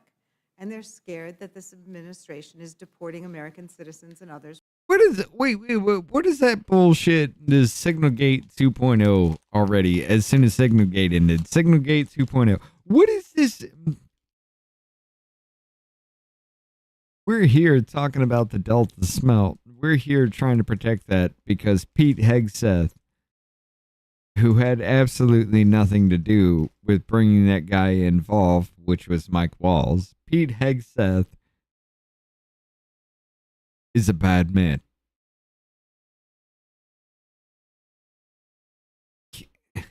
Do we have to bring up Iron Crossman bad? I don't know how to put Hegseth into that whole thing.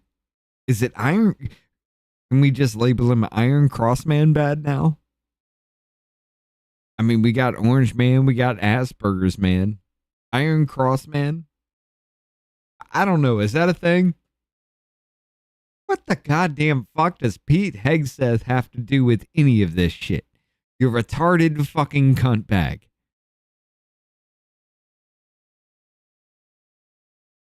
Jesus fucking Christ. I'm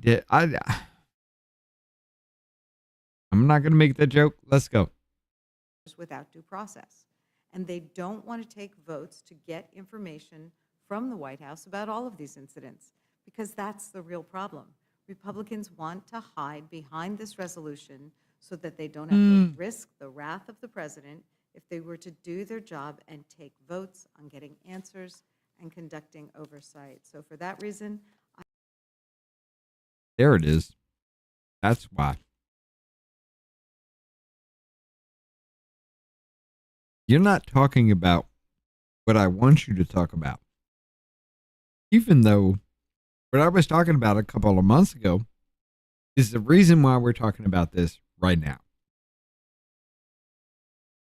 So because we're not talking about Iron Crossman bad, I'm going to raise the fuck out in this committee. A committee that is here to argue the words of a goddamn bill. A committee focused on the words of a goddamn bill isn't arguing how Iron Crossman is bad. We could be doing so much. Orange Man bad, Asperger's Man bad, Iron Crossman bad, but we're here arguing about fish in a goddamn committee where we're supposed to argue the words of a fucking bill.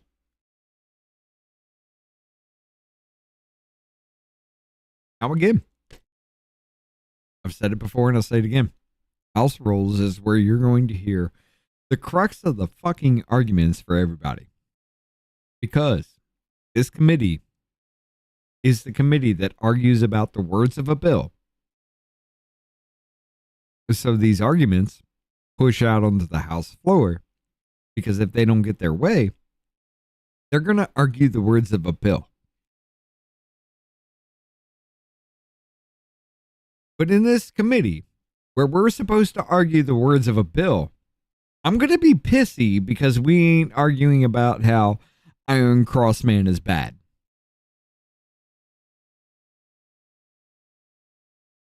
When we get onto the House floor, we're going to argue about how the words of this bill don't match up.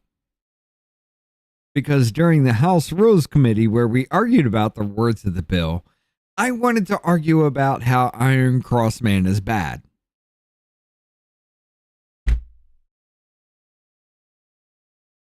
The Democratic Party. I would strike Section 5, and I yield back.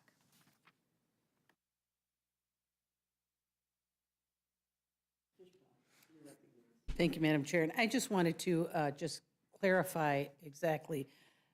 When the in the 116th and in the 117th Congresses, The Democrats turned them off for 600 days. 600 days, almost 2 years. And so that is significant. When you take a look at the dates that we're looking at, we're talking until September 30th of this year, significantly less. And I know you're going to say something to the effect of it was the pandemic, but 600 days is a very long time, and every one of the members, Democrat members of the committee voted for it. And I think that it is, it's unnecessary to remove this, and we'll Would just the have a short gentleman yield time. for a question? I mean, the reason Democrats offered a reason for turning it off, which was there was a pandemic. You may not like the reason, but here we have no reason. This is purely an exercise of So we turned off shit because of a pandemic that wasn't really shit. But we had to make shit to make Orange Man look bad. Tank his economy by shutting everything the fuck down. For over 600 fucking days. And because of our made up bullshit, we paused everything, but somehow that's your fault.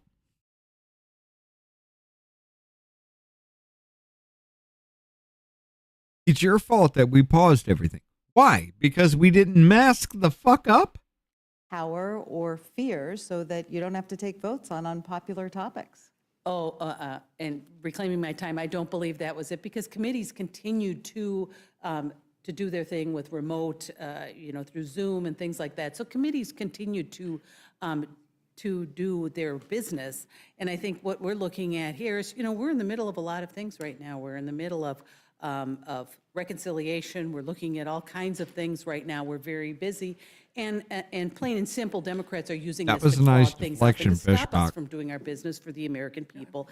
And so I think that this is unnecessary to remove this, because those few months, several months that we are looking at is not going to create any What great tattoo? problems. 600 days, on the other hand, that's a significant amount of time that you stopped it.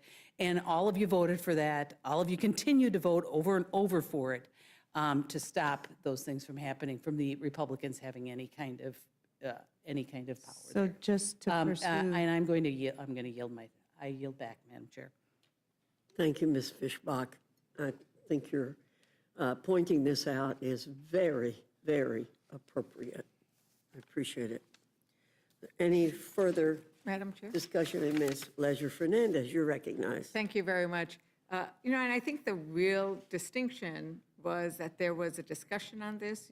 There was the proposal of why we were doing it. It was a pandemic.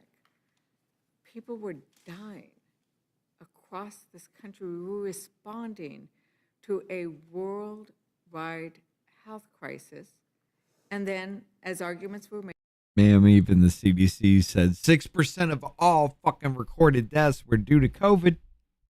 Everything else was because of COVID or comorbidities. 6% of our fucking death count here in America was because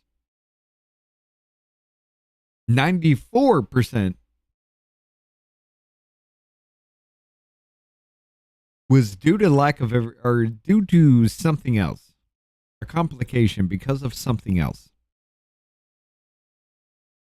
They didn't die from COVID. They died because of. Little distinction when you actually listen to it, the way it is said. I died from somebody stabbing me in the heart, versus I died because somebody stabbed me and my heart pumped blood out everywhere.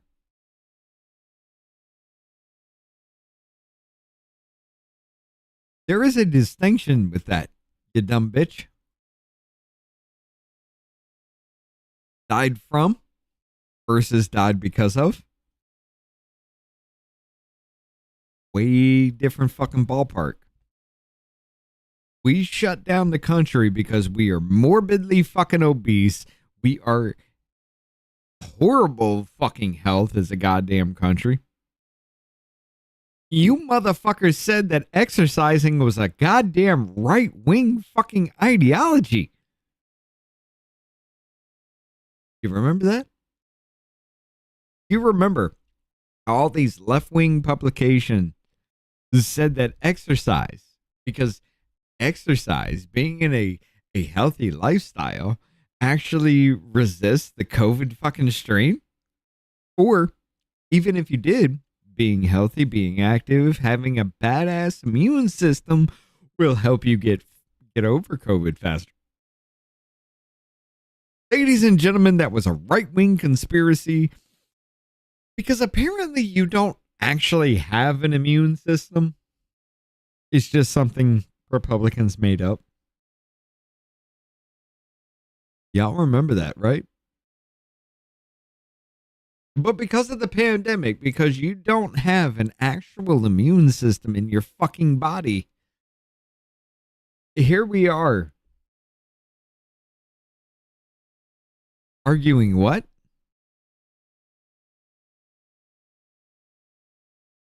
I don't understand the point of any of this. Yeah, I am a little bit drunk. I don't understand the point of any of this. Like, what are we arguing over? The fact that you were too goddamn retarded to function as a human being? Bitch, we agree. What is the point of your line of questioning? Democrats turned it off. And with regards to whether this is a reasonable amount of time, I would then hope to get the agreement of Representative Fishbach that when this time expires, Her face is long in the you'll tooth. turn it back on. That this is a set time and not just the beginning of a Hold up. Hold up. Hold up. Should it? I didn't want to go back that far. Of Representative Fishbach that when this time expires, Look how much force she actually has to put into closing her mouth. That front tooth on the top side juts out further than everything else, but somehow she has an overbite to overshadow the fact of that fucking...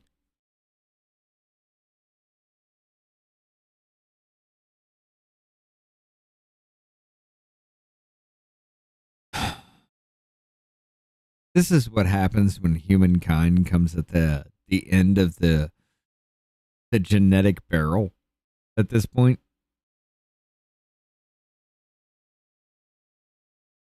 Bitch, you look like the Wicked Witch in fucking the Cinderella story. The Snow White. That was Snow White. Not Cinderella. That was Snow White. You look like that fucking witch that gave Snow White the goddamn apple. I don't even know if that's the thing. Did Snow White eat the apple? I don't know.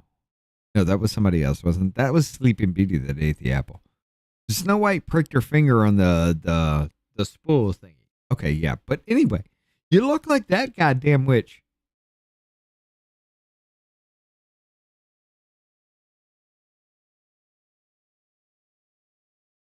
This is your fucking federal taxpayer dollars at work. I don't even know what to say other than the fact that...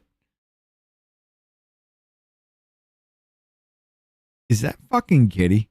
Is that Kitty Pryde right there in the middle of the screen right here? This looks like the... No, Kitty Foreman, not Kitty Pryde. Kitty Foreman. Kitty Pryde was the X-Men. Is that Kitty Foreman right there? What is happening? you will turn it back on. That this is a set time and not just the beginning of a series of extensions on this time.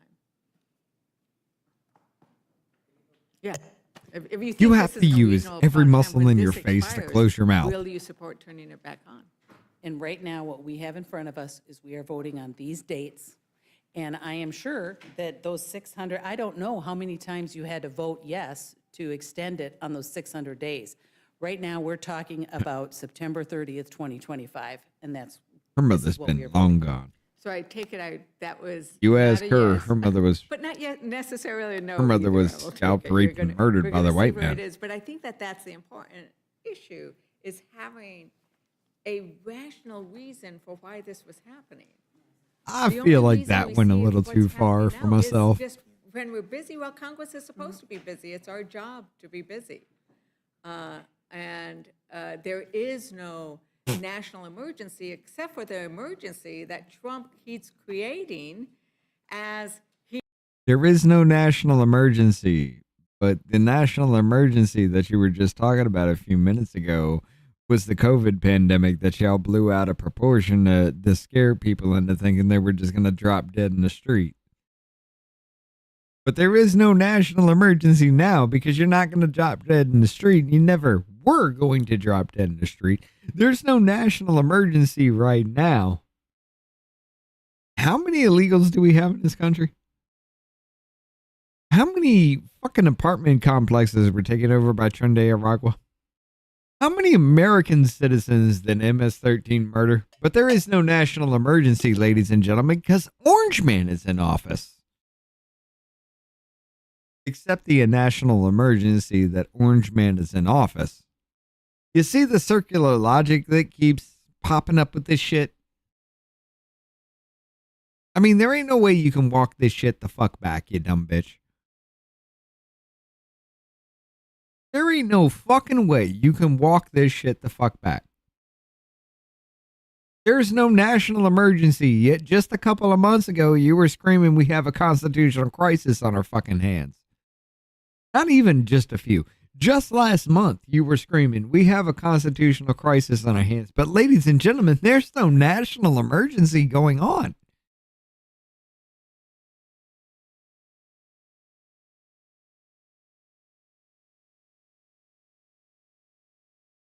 The consistency. The consistency is what I can't. The consistency. What do you? The consistency? I'll have to work that one the fuck out. The consistency of this bitch is non-existent. You can't stay focused on one thing. There's no national emergency, but Hitler is in office. National emergency, constitutional crisis. Everything's. What, damn near close to 1/2 of all injunctions that have ever taken place in America have come across this presidency, this second fucking term of Donald Trump. But there's no crisis. There's no national emergency. Nothing is in place until we say Orange Man bad.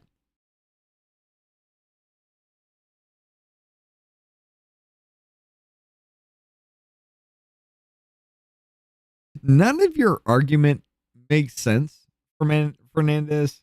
And if this is what New Mexico wants to bring to the fucking table, can we glass floor it, please? Because there's no sign of fucking intelligent life in New Mexico. Apparently, this is what you want to give us? I have to question your ability to actually think. He is blowing up our economy for no real good purpose. He is blowing up our government for no real good purpose. I mean, See, I'm consistent. Kind of She's economic consistent. uncertainty. It means the only thing she's ever going to be is a cunt. Except for the last time there were tariffs, right? Of this kind of sort 80 years ago, when we were You led mean into when we a were depression fucking awesome with the economy? because of actions similar to what we're focusing now. And I will. Bitch made motherfucker, you mean to tell me at a fucking point in time, economically fucking standing where one goddamn fucking income could take care of the household? We're gonna go back to that, right? We're gonna model our goddamn economy after a point in time where just me going to fucking work would more than take care of my household. And somehow, ladies and gentlemen, somehow That's a bad idea. Oh, let me guess. It's a bad idea because you would take half the population out of the workforce because women would no longer have to fucking work to pay bills.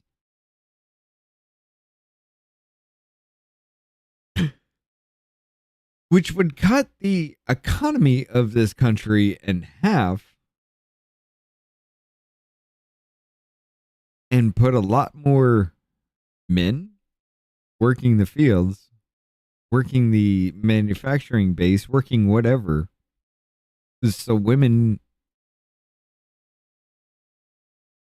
the majority of women could be happy taking care of kids and being the homemakers and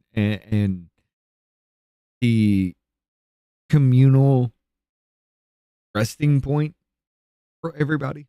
I mean, that, let's just be honest. Women are great at that.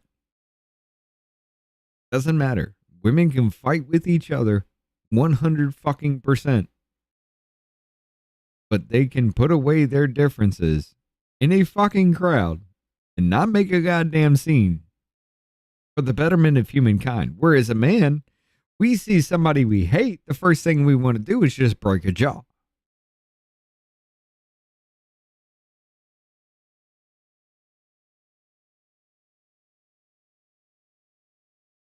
Maybe we lost that separation. Men keep everything in check while women make sure that nothing happens for a man to keep everything in check. I mean, that's the way it's been since the dawn of humanity. But we turned away from that. Because women can do everything a man can do. But men can't do everything a woman can do.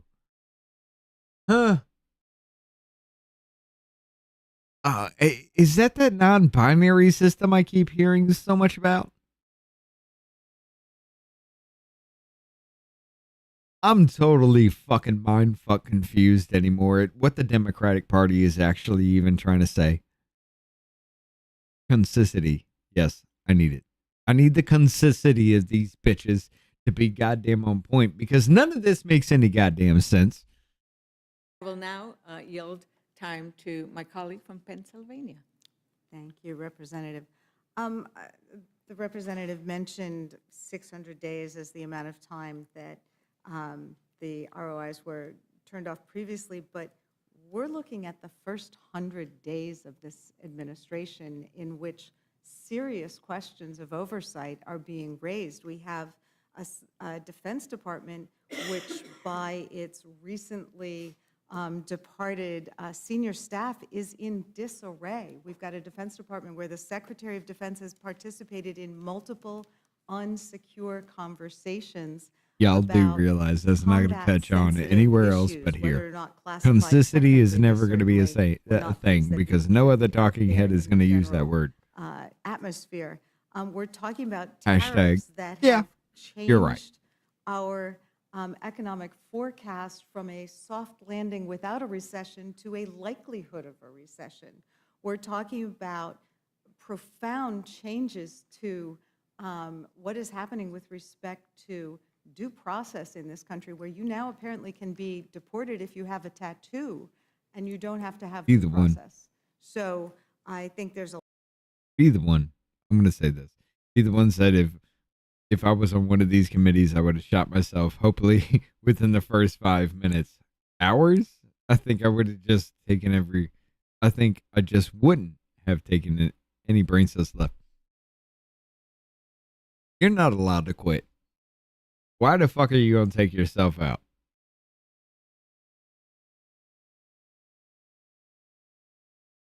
I'm pausing because we're on YouTube. Why the fuck are you going to take yourself out when? I mean, it's just a wasted opportunity. lot of work that Congress should be doing and should be doing with oversight and making this kind of inquiry. So for that reason, the idea that Congress doesn't have the ability to do two things at once, actually, during part of the time when the Democrats had turned off the ROIs, I believe we were actually working on a would have reconciliation to bill shoot my while arm off to also get away with that. responding to dozens of these requests from the Republicans. So I think it's an overreach here. I think it's simply for the purpose of having to avoid some tough votes. And so, again, I would urge adoption of my amendment. And thank you. I yield back to. Of course you would urge adoption to your amendment because you are scrambling so goddamn hard to do anything legislative to be a goddamn win. Hold on. Scanlon. You do realize AOC is the front runner for the Democratic Party, right? You do realize Alexandria Ocasio-Cortez has absolutely nothing out of all the time since what? She's been there since 2019. This bitch doesn't even have a co-sponsor of a bill that anywhere went past even the House fucking floor. This bitch ain't done a goddamn thing, and she's the front runner for your fucking presidency. At this point in time, she is the Democrat nominee. And she ain't done shit. What makes you think you are going to do shit with your goddamn amendment to such a stupid fucking bill that nobody gives a fuck about?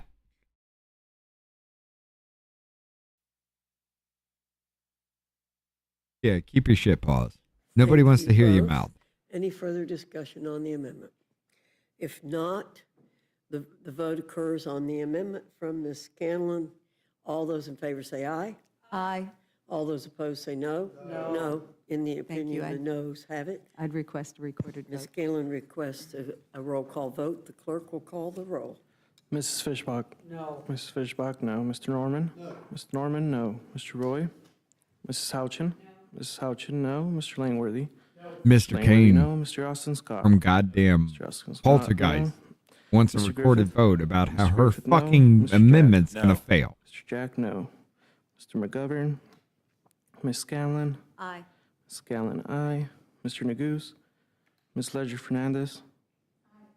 Ms. Ledger Fernandez, aye. Madam Chair? No. Madam Chair, no.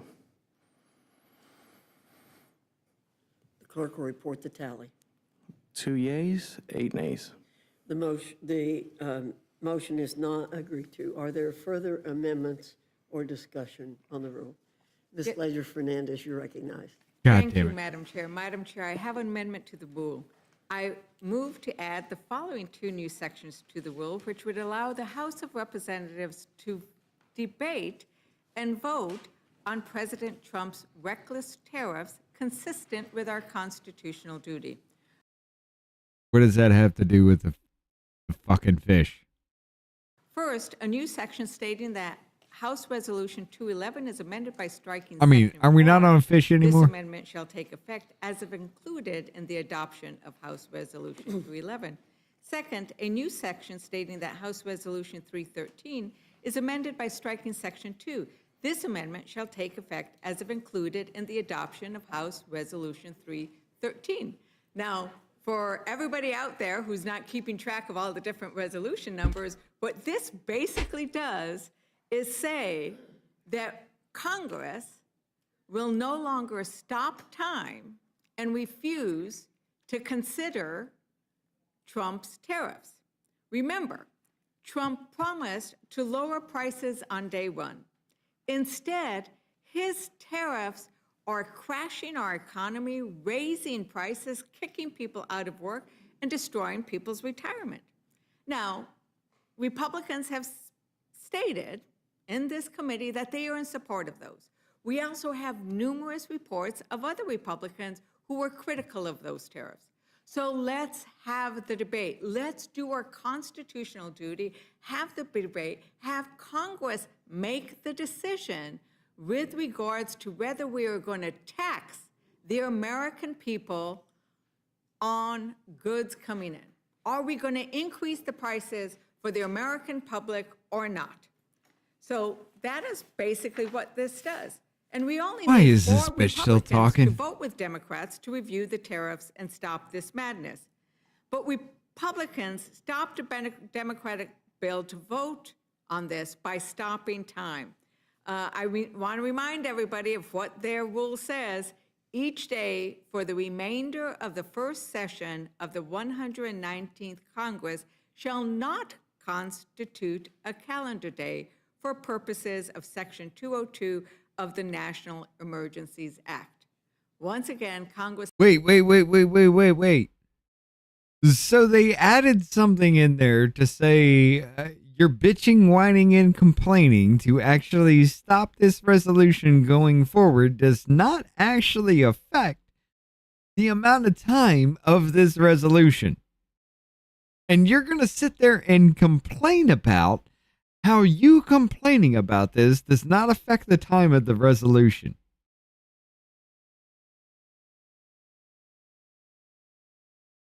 thinks it can stop time, but while you are stopping time, the American people are suffering.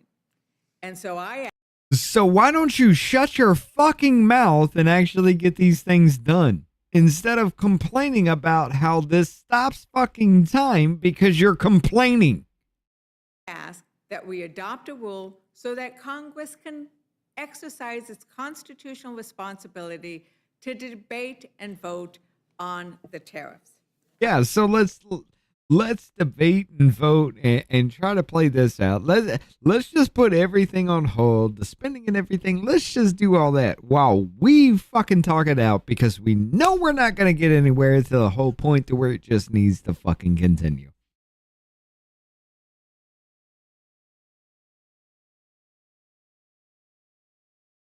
This is the same fucking people that are saying the 118th Congress, the Republican do nothing Congress, because everything that we said was to obstruct and everything that we did was just to shoot down shit. It was all the Democrat fault why the 118th Congress couldn't do a goddamn thing. And it looks like the 119th Congress is going to be the same. Maybe a little bit more may get through because you have a bigger majority. By what, 2 fucking seats?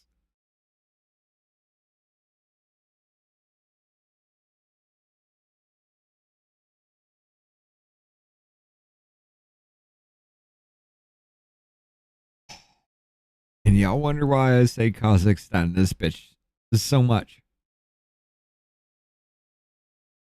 Y'all wonder why I say it.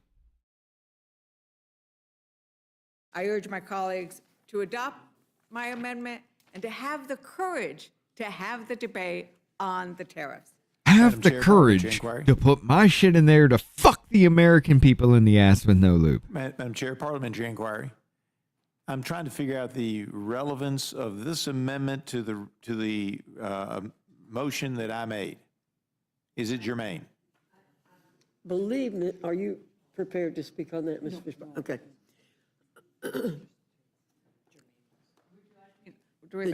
Yes. No. This is a question of the chair, Madam Chair. It's not a debate. Let me rephrase it as a parliamentary, not as an inquiry, but a point of order. Is this germane to the underlying motion? No. So it's a ruling of the chair, not a debate. Okay. Yeah. So I believe let me repeat what Ms. Leisure Fernandez has said. She wants to add 2 new sections which would allow the House of Representatives to vote to end President Trump's reckless tariffs. First, a new section stating that House Resolution 211, I assume we don't have a number on this one. Oh, on the rule that we passed last week, the last time we were here.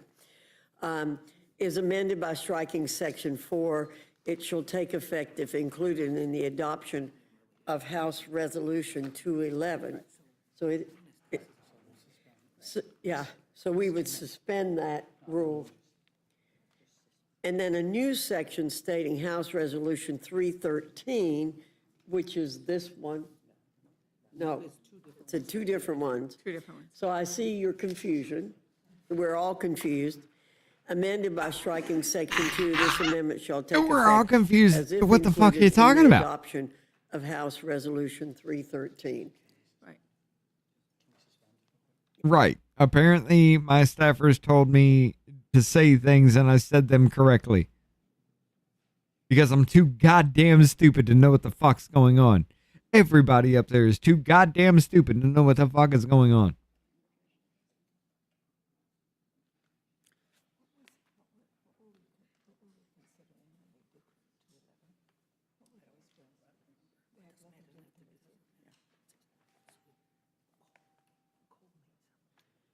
Mr. Griffith, it is germane because her amendment, Ms. Leisure Fernandez amendment, does amend the rules of the House under which this rule is to be adopted. Thank you, Madam Chair. Thank you. But it is very confusing. Thank you. Okay, is there further discussion? Further discussion of Jonathan has a point. Post hoc arrow prompter hoc Latin. After this, therefore, because of this. It's a logical fallacy that states since event Y followed X, event Y must have been caused by X. Correct. the amendment.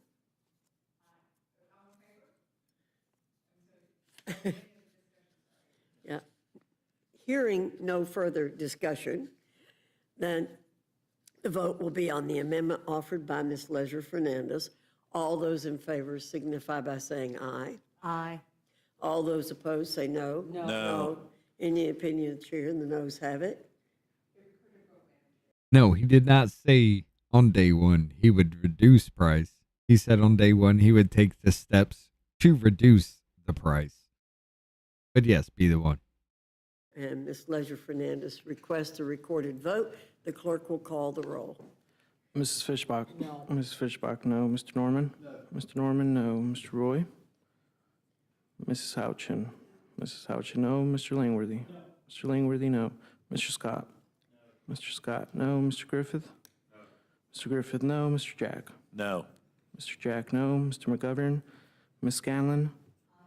Ms. Scanlon, aye. Mr. Neguse? Ms. Leisure Fernandez? Ms. Leisure Fernandez, aye. Madam I Chair? bet the boys, all the boys called her Eager Madam Beaver. Chair, no. That's her native name. The clerk will report the tally. 2 yeas, 8 nays. The motion is not agreed to.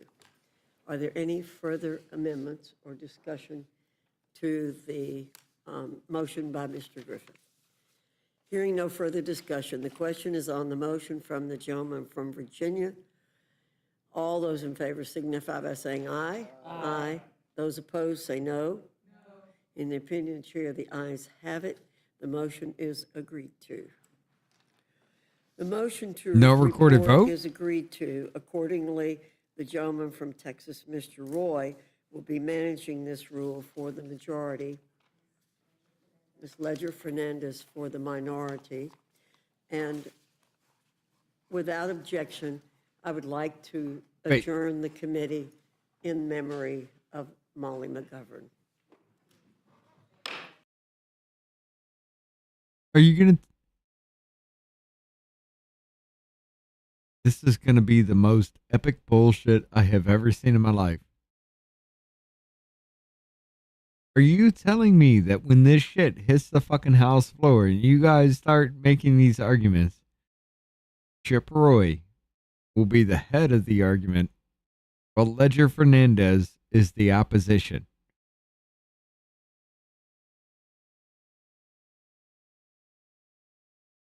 This is going to be one dumbass hour or two debate.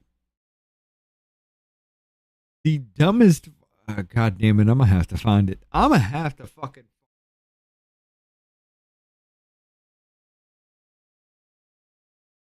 I don't know when this is going to hit the house floor, but when it does, we're going to have to come back to that.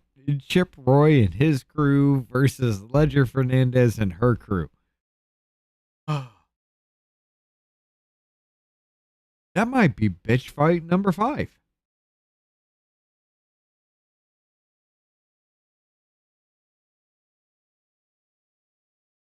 If I can find it.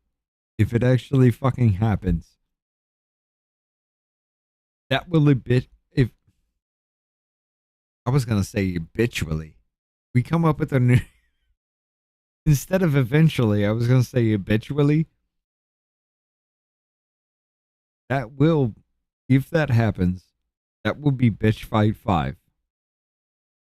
Because that's going to be the stupidest shit fucking imaginable. But this hearing is done. Ladies and gentlemen, I am done too. We've turned this 2-hour hearing into 4 fucking hours. We will be back tomorrow with a normal show. We got a lot to talk about tomorrow because there's a lot of weird shit going down. A lot of people suspiciously dying. And I don't want to ruin tomorrow's rundown. So, ladies and gentlemen, we're going to be back with a normal show or normal Squirrel Out sessions or normal talk sessions and everything tomorrow.